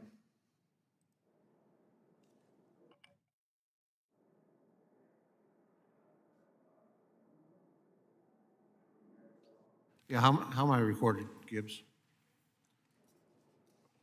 Which member's requesting? Gibbs, Mr. Gibbs is not recorded. yes. Mr. Gibbs votes aye. Any How's other Mr. members? Pappas recorded? Mr. Pappas is recorded as voting aye. Can you make that a no? I think someone talked over me. Mr. Pappas votes no. Thank you. Any other members wish to be recorded? I'm sorry? Is this still vote number one? Yes. Mr. Mass is recorded as voting aye. Hi, it's Ms. Wilson votes no. Ms. Wilson of Florida votes no. Yeah, I just want to confirm that you have me down as an aye. Ms. Maliatakis is recorded as aye. Thank you. Any other members wish to be recorded? Seeing none, the clerk will report the vote. Madam Chair, on that vote, there were 24 yeas and 34 nays. The amendment is not agreed to, and we will be calling the question is on agreeing to the amendment offered by Mr. Westerman, number 072, on which the noes prevailed. Is a recorded vote still requested? Mr. Westerman? Clerk will call the roll. Members, please pay attention, please. Mr. DeFazio. Mr. Graves of Missouri. Mr. Graves of Missouri votes no. Ms. Norton. Ms. Norton votes no. Ms. Norton votes no. Mr. Crawford. Crawford, yes. Mr. Crawford votes aye. Ms. Johnson of Texas. Johnson of Texas, no. Ms. Johnson of Texas votes no. Mr. Gibbs. Mr. Gibbs votes aye. Mr. Larson of Washington. Larson, no. Mr. Larson of Washington votes no. Mr. Webster. Pardon? Mr. Webster votes aye. Mrs. Napolitano. No. Mrs. Napolitano votes no. Mr. Massey. Mr. Massey votes aye. Mr. Cohen. Mr. Perry. Mr. Perry votes aye. Mr. Cirrus. Mr. Rodney Davis of Illinois. No. Mr. Rodney Davis of Illinois votes no. Mr. Garamendi. Mr. Katko. Mr. Katko votes no. I'm sorry, pardon me. Mr. Garamendi votes no. Mr. Johnson of Georgia. No. Mr. Johnson of Georgia votes no. Mr. Babin. Mr. Babin votes aye. Mr. Carson. Mr. Carson votes no. Mr. Carson votes no. Mr. Graves of Louisiana. Graves, yes. Mr. Graves of Louisiana votes aye. Ms. Titus. Titus votes no. Ms. Titus votes no. Mr. Rouser. No. Mr. Rouser votes no. Mr. Maloney of New York. Mr. Maloney Bost. votes no. Mr. Maloney of New York votes no. Mr. Bost. Mr. Bost votes no. Mr. Huffman. No. Mr. Huffman votes no. Mr. Weber of Texas. Ms. Brownlee. Mr. LaMalfa. Aye. Mr. LaMalfa votes aye. Ms. Wilson of Florida. Ms. Wilson of Florida votes no. Ms. Wilson of Florida votes no. Mr. Westerman. Mr. Westerman votes aye. Mr. Payne. Mr. Mast. Mr. Mast votes aye. Mr. Mast votes aye. Mr. Lowenthal. Mr. Lowenthal votes no. Mr. Lowenthal votes no. Mr. Gallagher. Mr. Desailly. Desailly, no. Mr. Desailly votes no. Mr. Fitzpatrick. Patrick votes no. Mr. Fitzpatrick votes no. Mr. Lynch. Ms. Gonzalez-Colon. Gonzalez-Colon votes no. Ms. Gonzalez-Colon votes no. Mr. Carbajal. Mr. Balderson. Mr. Carbajal votes no. Mr. Carbajal votes no. Mr. Balderson. Alderson votes yes. Mr. Balderson votes aye. Mr. Brown of Maryland. Mr. Stauber. Mr. Malinowski. Mr. Burchett. Well, if Gallagher's allowed to vote aye, he votes aye. He's in another hearing. Mr. Gallagher votes aye. Mr. Stanton. I mean, I heard Burchett. Did I hear Burchett? Somebody said Burchett. Burchett is not recorded. Mr. Burchett votes aye. Mr. Stanton? No. Mr. Stanton votes no. Mr. Johnson of South Dakota? Aye. Mr. Johnson of South Dakota votes aye. Mr. Allred? No. Mr. Allred votes no. Mr. Van Drew? Mr. Van Drew votes no. Mr. Van Drew votes no. Ms. Davids of Kansas? Davids votes no. Ms. Davids of Kansas votes no. Mr. Guest? Guest votes aye. Mr. Guest votes aye. Mr. Garcia of Illinois? Garcia votes no. Mr. Garcia of Illinois votes no. Mr. Nels? Mr. Delgado? Ms. Mace? Ms. Mace votes aye. Mr. Pappas? Pappas votes no. Mr. Pappas votes no. Ms. Maliatakis? No. Ms. Maliatakis votes no. Mr. Lamb? There's Phil Cullen. Ms. Van Dyne? Yeah, aye. I'm sorry, could you please repeat? Aye. Ms. Van Dyne votes aye. Mr. Moulton? Moulton, no. Mr. Moulton votes no. Mr. Jimenez? Aye. Mr. Jimenez votes aye. Mr. Auchincloss? Mrs. Auchincloss, no. Mr. Auchincloss votes no. Mrs. Steele? Oh, Steele votes no. Mrs. Steele votes no. Ms. Bordeaux? Bordeaux votes no. Ms. Bordeaux votes no. Mr. Kahele? Mr. Kahele votes no. Ms. Strickland? Strickland votes no. Ms. Strickland votes no. Ms. Williams of Georgia? Williams of Georgia votes no. Ms. Williams of Georgia votes no. Ms. Newman? Mr. Carter? Newman I'm sorry, Ms. Newman? votes no. Ms. Newman votes no. Mr. Carter of Louisiana? Carter votes no. Mr. Carter, Louisiana votes no. Mr. Cohen? Mr. Sears? Ms. Brownlee? Mr. Payne? Mr. Brown of Maryland? Mr. Stauber? Mr. Stauber Malinowski? votes no. Mr. Stauber votes no. Mr. Malinowski? Mr. Nels? Mr. Delgado? Am I recorded? This is DeFazio. Mr. DeFazio is not recorded. No. DeFazio, no. Mr. DeFazio votes no.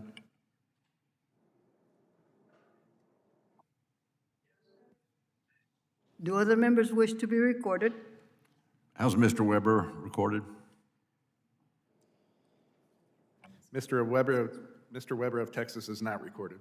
Weber votes yes. Mr. Weber of Texas votes aye. How is Mr. Malinowski recorded?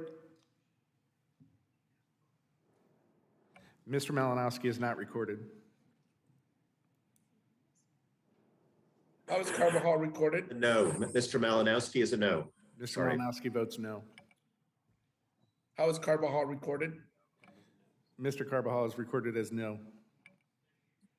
Thank you.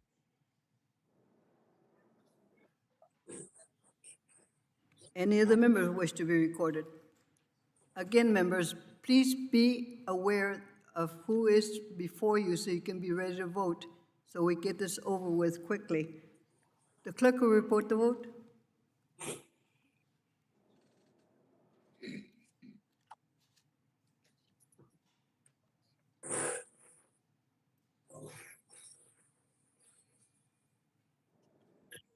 Madam Chair, on that vote, there were 19 yeas and 38 nays. The amendment is not agreed.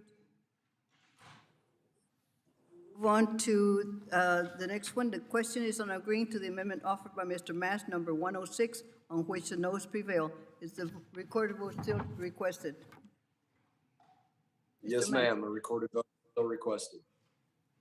The clerk will call the roll. Mr. DeFazio. No. Mr. DeFazio votes no. Mr. Graves of Missouri. Mr. Graves of Missouri votes no. Ms. Norton.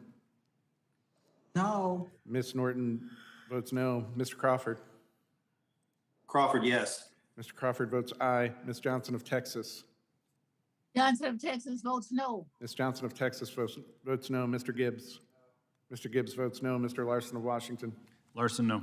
Mr. Larson of Washington votes no. Mr. Webster. Webster, no. Mr. Webster votes no. Mrs. Napolitano. No. Mrs. Napolitano votes no. Mr. Massey.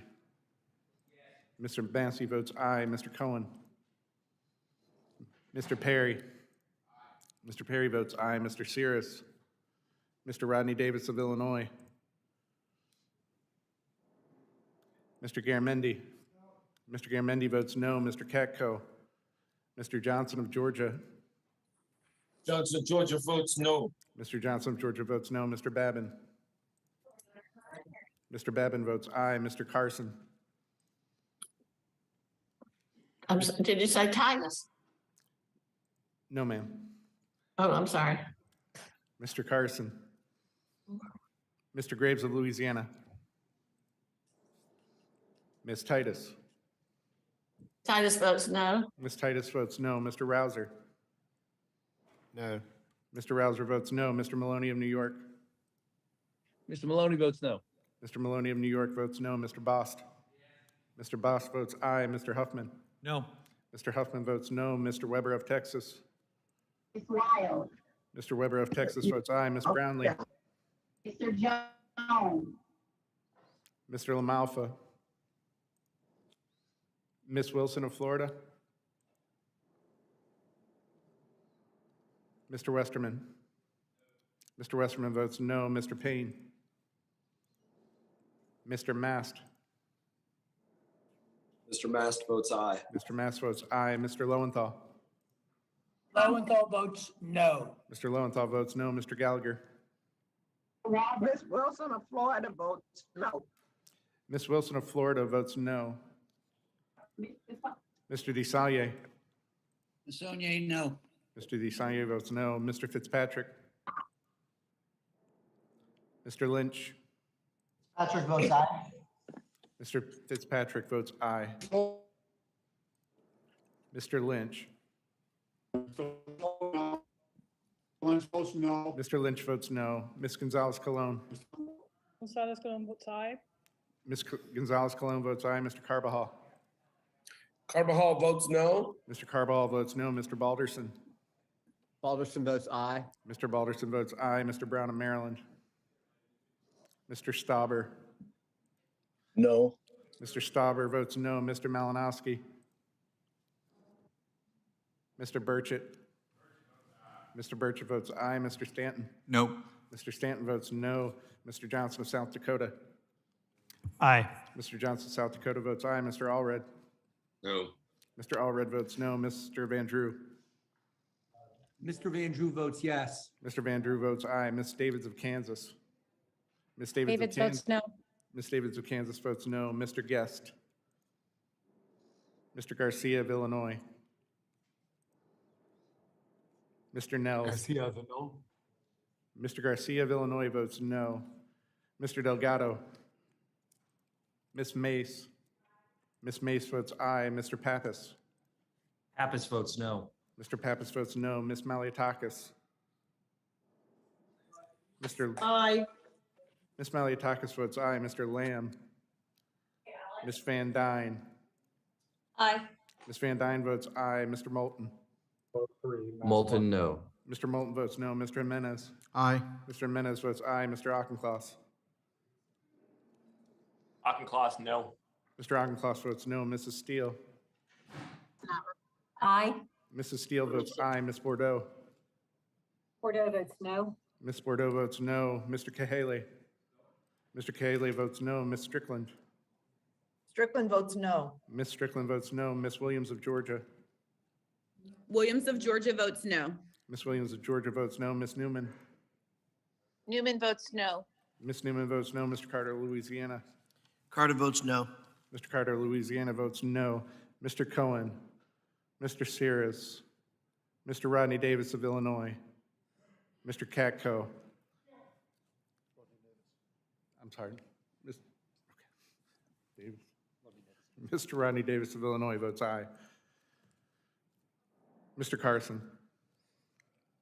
Mr. Graves of Louisiana? Ms. Brownlee? Mr. LaMalfa? Mr. Payne? Mr. Gallagher? Mr. Brown of Gallagher Maryland? votes aye. Mr. Gallagher votes aye. Mr. Brown of Maryland? Mr. Malinowski? No. Mr. Malinowski votes no. Mr. Guest? Mr. Nels? Mr. Delgado?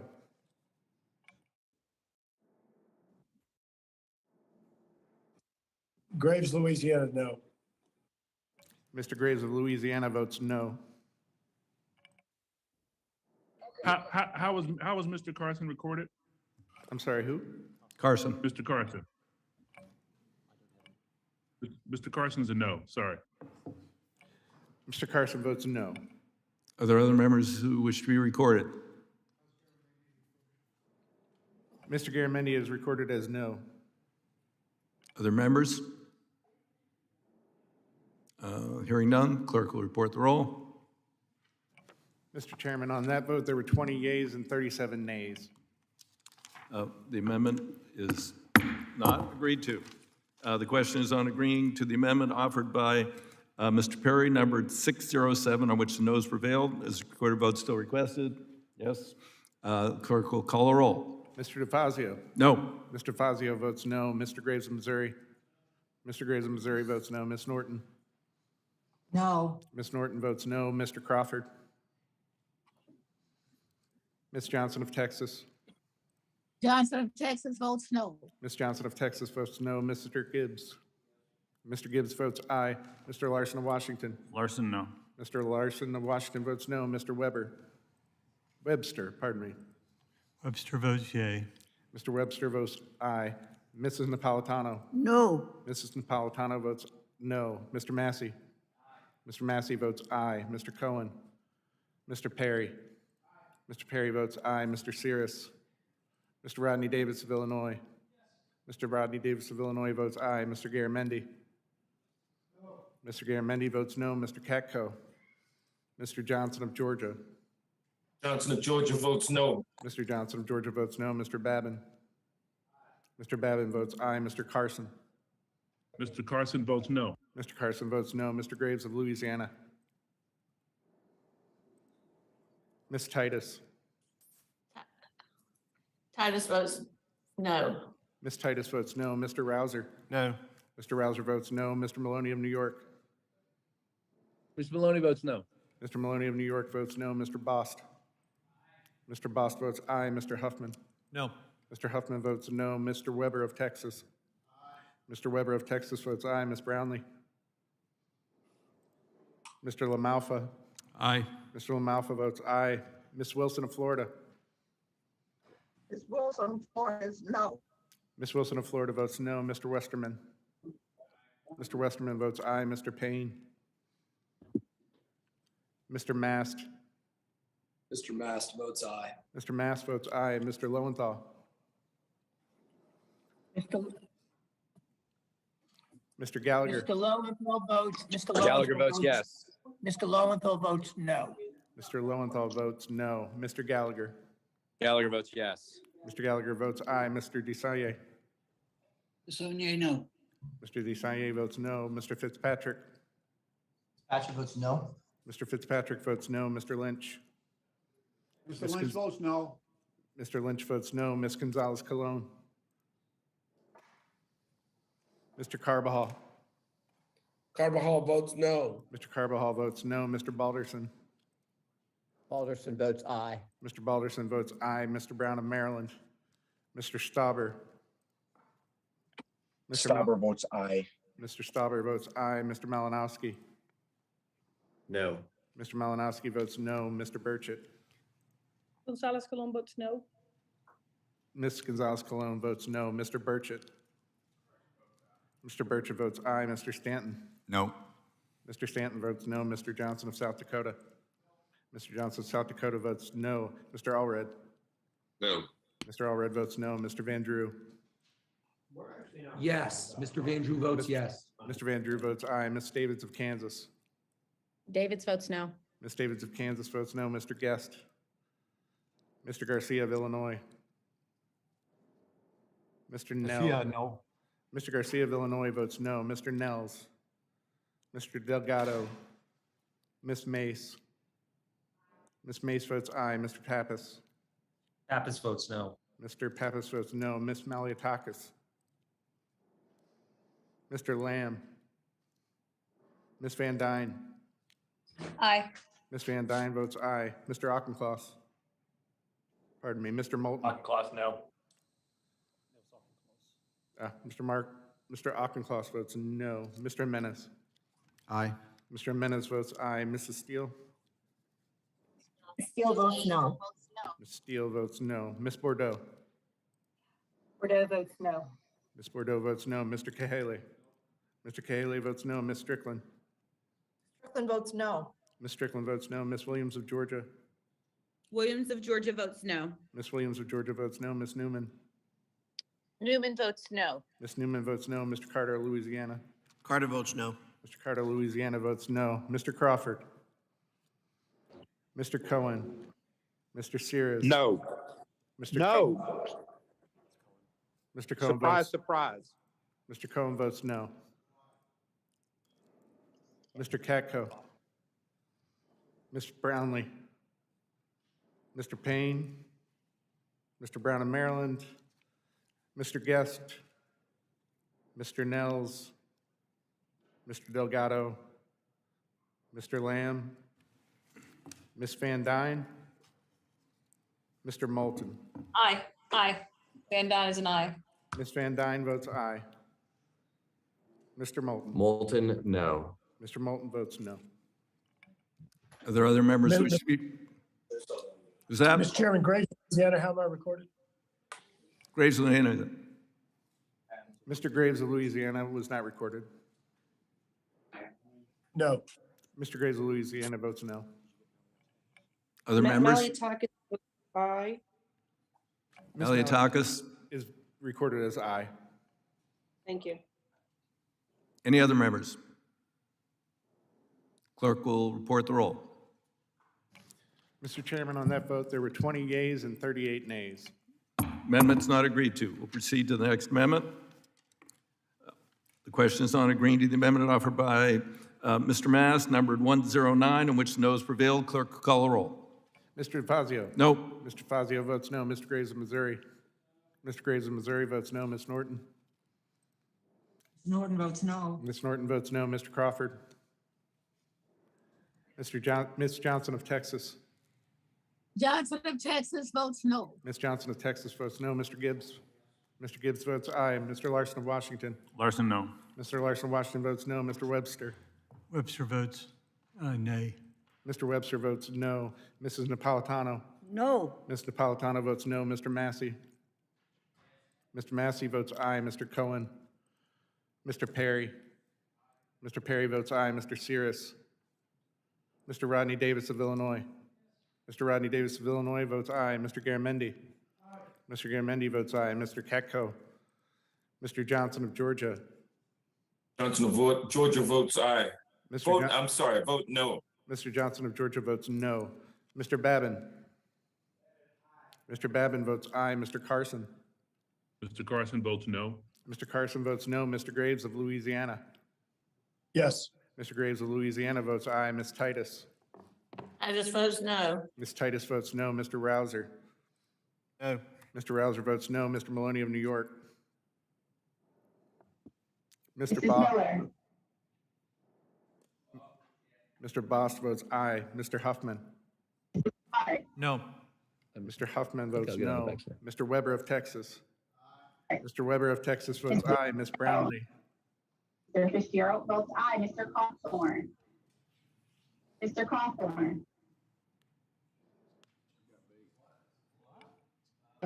What was that? Who was that? Please state your name. Someone is muted and there's interference. Let's move this along. Who's trying to vote? Ms. Lyle? Ms. Ledger? Let's see how Skill voted. I don't, no idea who you are or what you said, so call a name. Mr. LaMalfa? Aye. Mr. LaMalfa votes aye. Ms. Wilson of Florida? Mr. Westerman? Mr. Westerman votes aye. Ms. Wilson of Florida? Ms. Wilson of Florida votes no. Ms. Wilson of Florida votes no. Mr. Payne? Mr. Mast? Mr. Mast votes aye. Mr. Mast votes aye. Mr. Lowenthal? Lowenthal votes no. Mr. Lowenthal votes no. Mr. Gallagher? Gallagher votes aye. Mr. Gallagher votes aye. Mr. DeSaulnier? Sonia, no. Mr. DeSaulnier votes no. Mr. Fitzpatrick? Patrick votes aye. Mr. Fitzpatrick votes aye. Mr. Lynch? Lynch votes no. Mr. Lynch votes no. Ms. Gonzalez-Colon? Ms. Gonzalez-Colon votes aye. Mr. Carbajal? Carbajal votes no. Mr. Carbajal votes no. Mr. Balderson? Balderson votes aye. Mr. Balderson votes aye. Mr. Brown of Maryland? Mr. Stauber? No. Mr. Stauber votes no. Mr. Malinowski? Malinowski, no. Mr. Malinowski votes no. Mr. Burchett? Mr. Burchett votes aye. Mr. Stanton? No. Mr. Stanton votes no. Mr. Johnson of South Dakota? Mr. Johnson of South Dakota votes aye. Mr. Allred? Mr. Van Drew? Allred votes no. Mr. Allred votes no. Mr. Van Drew? Mr. Van Drew votes yes. Mr. Van Drew votes aye. Miss Davids of Kansas? Davids votes no. Miss Davids of Kansas votes no. Mr. Guest? Mr. Garcia of Illinois? Garcia votes no. Mr. Garcia of Illinois votes no. Mr. Nels? Mr. Delgado? Ms. Mace? Ms. Mace votes aye. Mr. Pappas? Pappas votes no. Mr. Pappas votes no. Ms. Maliatakis? Aye. Ms. Maliatakis votes aye. Mr. Lamb? Ms. Van Dyne? Van Dyne, aye. Ms. Van Dyne votes aye. Mr. Moulton? Mr. Jimenez? Aye. Mr. Was that Jimenez- Mr. Maloney? Mr. How was Jimenez Mr. votes Maloney aye. recorded? How was Mr. Maloney recorded? Mr. Maloney is not recorded. Maloney votes no. Mr. Maloney votes no. Mr. Auchincloss? Mrs. Steele? Steele votes aye. Mrs. Steele votes aye. Ms. Bordeaux? Bordeaux votes no. Ms. Bordeaux votes no. Mr. Cahaley? Mr. Cahaley votes no. Ms. Strickland? Strickland votes no. Ms. Strickland votes no. Ms. Williams of Georgia? Williams of Georgia votes no. Ms. Williams of Georgia votes no. Ms. Newman. Mr. Carter, Louisiana. Newman votes no. Could you please repeat? Newman votes no. Ms. Newman votes no. Mr. Carter, Louisiana. Carter, Louisiana votes no. Mr. Carter, Louisiana votes no. Mr. Crawford. Mr. Cohen. Mr. Cirrus. Mr. Cohen votes no. Mr. Cohen votes no. Mr. Katko. Ms. Brownlee. Mr. Payne. Mr. Brown of Maryland. Mr. Guest. Mr. Nels. Mr. Delgado. Mr. Lamb. Mr. Moulton. Mr. Moulton, no. Mr. Moulton votes no. Mr. Auchincloss. Auchincloss, no. Mr. Auchincloss votes no. Are all members recorded? Any other members wish to be recorded? Hearing none, clerk will report the roll. How do you have Jimenez? Sorry, who is requesting? Jimenez. Mr. Menace, as recorded as aye. Thank you. Mr. Chairman, on that vote, there were 21 yeas and 37 noes. Amendment's not agreed to. The question is now on agreeing to the amendment offered by Mr. Mass, number 110, on which the noes prevailed. Recorded votes so requested. Yes, Mr. Chairman. Okay, the clerk call the roll. Mr. DeFazio. No. Mr. Fazio votes no. Mr. Graves of Missouri. Mr. Graves of Missouri votes no. Ms. Norton. No. Ms. Norton votes no. Mr. Crawford. Ms. Johnson of Texas. Johnson of Texas, no. Ms. Johnson of Texas votes no. Mr. Gibbs. Mr. Gibbs votes no. Mr. Larson of Washington. Larson, no. Mr. Larson of Washington votes no. Mr. Webster. Mr. Webster votes no. Mrs. Napolitano. No. Mrs. Napolitano votes no. Mr. Massey. Mr. Massey votes aye. Mr. Cohen. Mr. Perry. Cohen votes no. Mr. Cohen votes no. Mr. Perry votes no. Mr. Cirrus. Mr. Rodney Davis of Illinois. Mr. Garamendi. Mr. Garamendi votes no. Mr. Katko. Mr. Johnson of Georgia. Johnson of Georgia votes no. Mr. Johnson of Georgia votes no. Mr. Babin. Mr. Babin votes aye. Mr. Carson. Mr. Carson votes no. Mr. Carson votes no. Mr. Graves of Louisiana. Ms. Titus. Titus votes no. Ms. Titus votes no. Mr. Rouser. No. Mr. Rouser votes no. Mr. Maloney of New York. Maloney votes no. Mr. Maloney of New York votes no. Mr. Bost. Mr. Bost votes aye. Mr. Huffman. No. Mr. Huffman votes no. Mr. Weber of Texas. Mr. Weber of Texas votes aye. Ms. Will Brownlee. someone please stop interrupting? He will call your name. Ms. Mr. Brownlee. Fulcher. Mr. Fulcher votes aye. Mr. Mr. LaMalfa. Mr. LaMalfa votes aye. Ms. Wilson of Florida. Ms. Wilson of Florida votes no. Ms. Wilson of Florida votes no. Mr. Westerman. Mr. Westerman votes no. Mr. Payne. Mr. Mast. Mr. Mast votes aye. Mr. Mast votes aye. Mr. Lowenthal.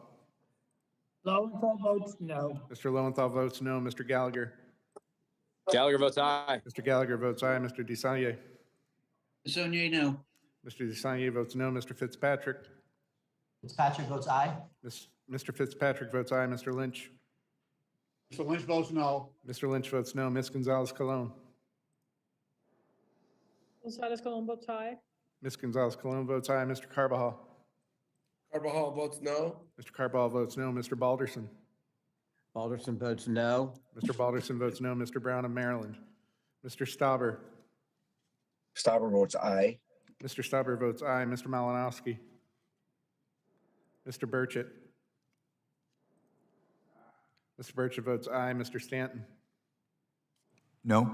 Mr. Stanton votes no. Mr. Johnson of South Dakota. Mr. Johnson of South Dakota votes aye. Mr. Allred. No. Mr. Allred votes no. Mr. Van Drew. Ms. Davids of Kansas. Mr. Van Drew votes yes. Mr. Van Drew votes aye. Ms. Davids of Kansas. Davids votes no. Ms. Davids of Kansas votes no. Mr. Guest. Mr. Garcia of Illinois. Garcia votes no. Mr. Garcia of Illinois votes no. Mr. Nels. Mr. Delgado. Ms. Mace. Ms. Mace votes aye. Mr. Pappas. Pappas votes no. Mr. Pappas votes no. Ms. Maliatakis. Aye. Ms. Maliatakis votes aye. Mr. Lamb. Ms. Van Dyne. Van Dyne, aye. Ms. Van Dyne votes aye. Mr. Moulton. Moulton, no. Mr. Moulton votes no. Mr. Menes. Aye. Mr. Menes votes aye. Mr. Auchincloss. Auchincloss, no. Mr. Auchincloss votes no. Mrs. Steele. Steele votes no. Mrs. Steele votes no. Ms. Bordeaux. Bordeaux votes no. Ms. Bordeaux votes no. Mr. Kahale. No. Mr. Kahale votes no. Ms. Strickland. Strickland votes no. Ms. Strickland votes no. Ms. Williams of Georgia. Williams of Georgia votes no. Ms. Williams of Georgia votes no. Ms. Newman. Newman, no. Ms. Newman votes no. Mr. Carter, Louisiana. Carter, Louisiana votes no. Mr. Carter, Louisiana votes no. Mr. Crawford. Mr. Sears. Mr. Rodney Davis of Illinois. Mr. Rodney Davis of Illinois votes aye. Mr. Katko. Mr. Graves of Louisiana. Ms. Brownlee. Mr. Payne. Mr. Brown of Maryland. Mr. Malinowski. Mr. Guest. Mr. Nels. Mr. Delgado. Mr. Lamb. Other members who aren't recorded wish to be recorded?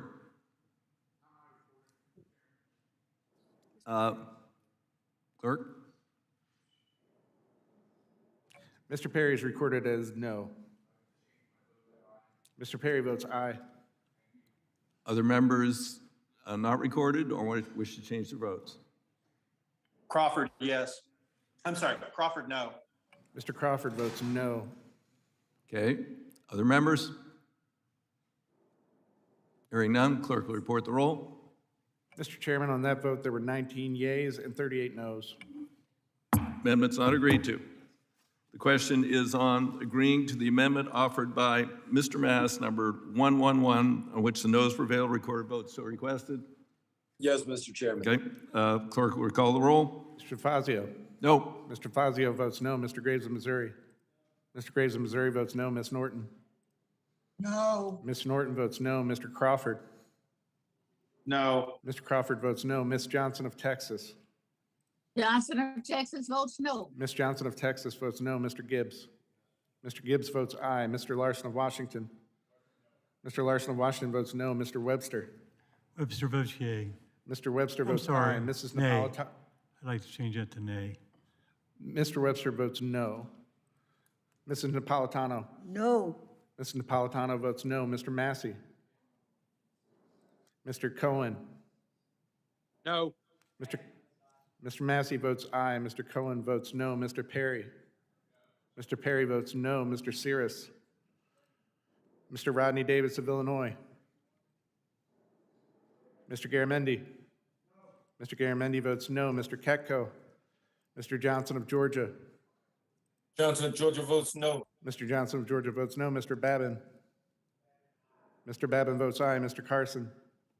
Mr. Carson votes no. Mr. Carson votes no. Mr. Graves of Louisiana. Ms. Titus. This votes no. Ms. Titus votes no. Mr. Rouser. No. Mr. Rouser votes no. Mr. Maloney of New York. Maloney votes no. Mr. Maloney of New York votes no. Mr. Bost. Mr. Bost votes no. Mr. Huffman. No. Mr. Huffman votes no. Mr. Weber of Texas. Mr. Weber of Texas votes aye. Ms. Brownlee. Wait a minute. Mr. LaMalfa. Mr. LaMalfa votes aye. Ms. Wilson of Florida. Ms. Wilson of Florida votes no. Ms. Wilson of Florida votes no. Mr. Westerman. Mr. Westerman votes no. Mr. Payne. Mr. Mast. Mr. Mast votes aye. Mr. Mast votes aye. Mr. Lowenthal. Lowenthal votes no. Mr. Lowenthal votes no. Mr. Gallagher. Mr. Gallagher votes aye. Mr. Gallagher votes aye. Mr. DeSaulnier. Sonia, no. Mr. DeSaulnier votes no. Mr. Fitzpatrick. Patrick votes aye. Mr. Fitzpatrick votes aye. Mr. Lynch.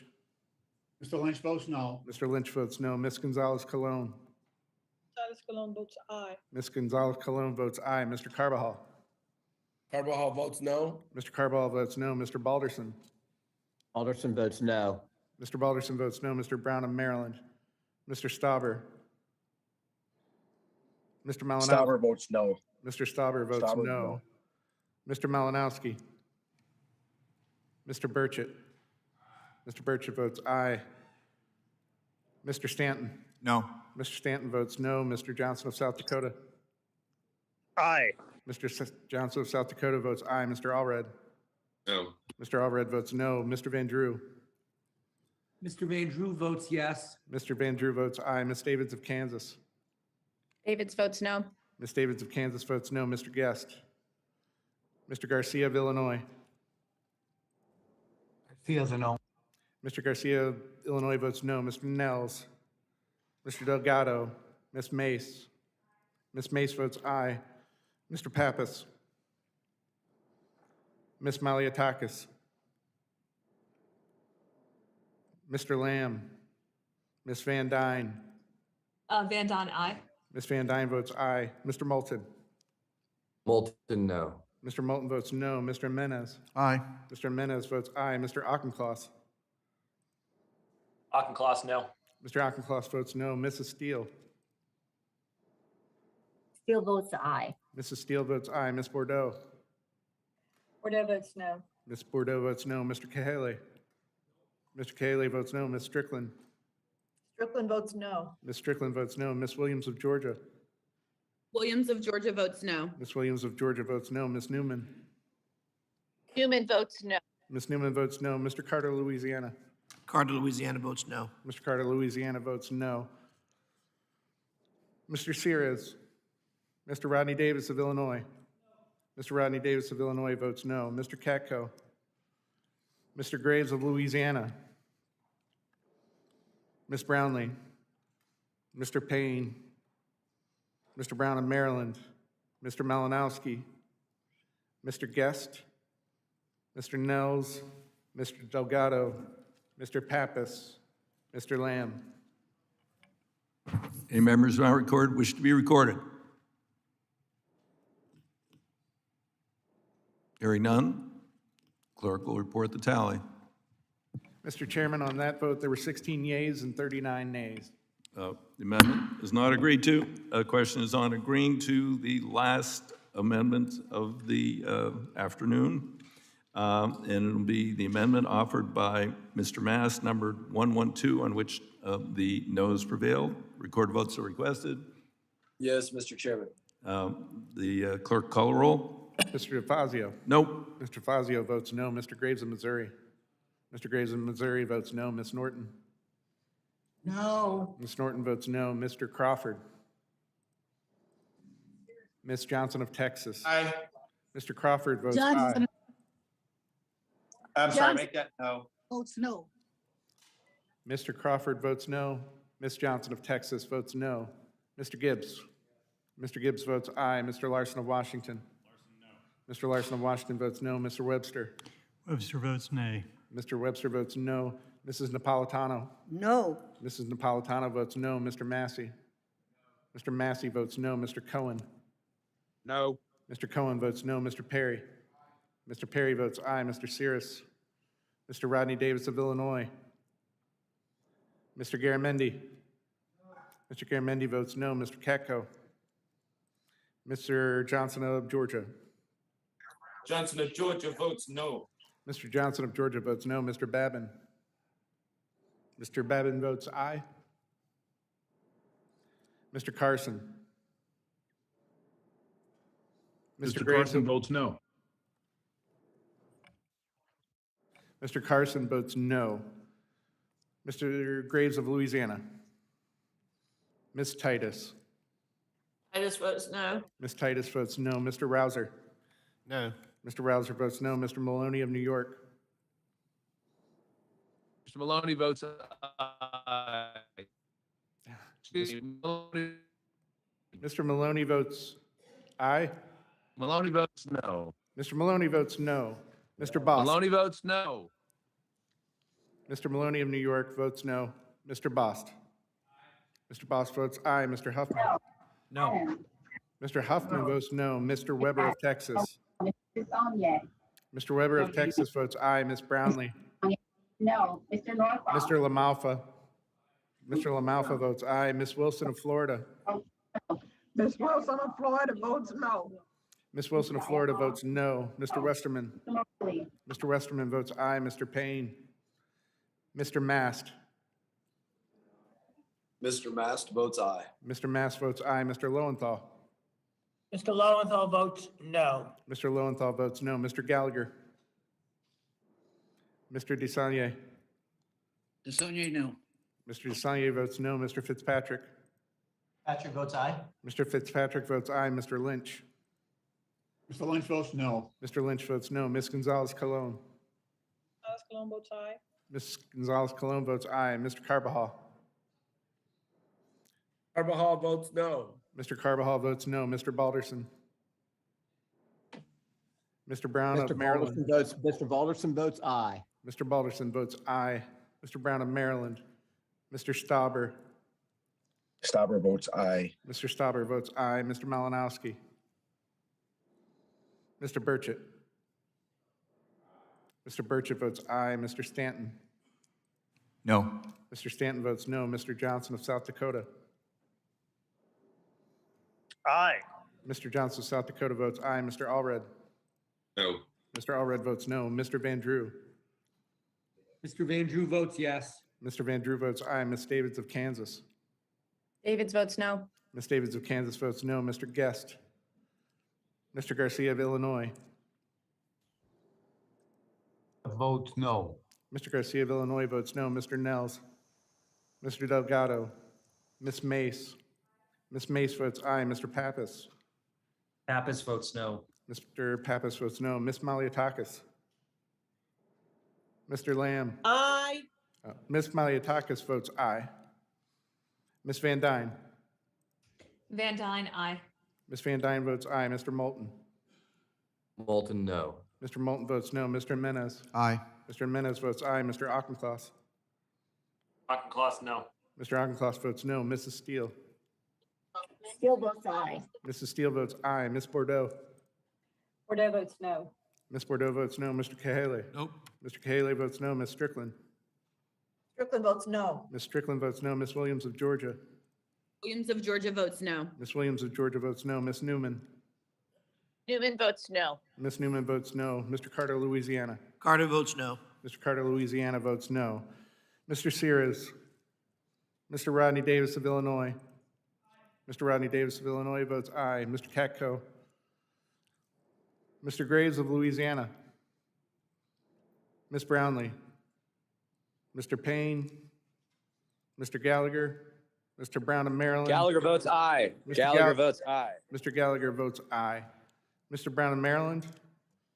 Mr. Malinowski. Mr. Guest. Mr. Nels. Mr. Delgado. Mr. Lamb. Are the members that are not recorded wish to be recorded? Going once, going twice? Okay, clerk will report the roll. Mr. Chairman, on that vote, there were 22 ayes and 35 noes. Amendment's not agreed to. Questions now on the amendment, nature substituted as amended. All those in favor signify by saying aye. Those opposed say nay. The ayes have it. Amendment nature substitute is agreed to. The question is now on the adoption favorable reporting of H.R. 7776 as amended to the House of Representatives. All those in favor signify by saying aye. Aye. Aye. Aye. All those opposed signify by saying nay. In the opinion of the chair, the ayes have it. The ayes have it. And the bill is approved and ordered, reported favorably to the House. Mr. Graves, recognized Ranking Member Graves for a statement. Thank you, Mr. Chairman. It's on. I'd like to request unanimous consent to speak out of order. Oh, yeah, yes, I thought I already said that, yes. Thanks, Mr. Chairman. I do want to take a moment to recognize the hard work and long hours that the staff on both sides of the aisle put in to pull this bill together. You know, all members know that nothing would get done around here if it weren't for the dedication and commitment of our staff, both in our personal offices and the committee offices in which we serve. So thank you to both sides of the aisle, especially the Water Resources team led by the Ryans, who spent a lot of time going through the thousands of member requests, the dozens of calls from offices, and tediously working to draft this bill. I can go on, but it has been a long day, I understand that. And so on behalf of the members of both sides, I do want to offer a collective thank you. I have served in Congress and on this committee for 22 years. And I've had a lot of great staff over the year, but no one has been with me longer than my staff director, Paul Sass.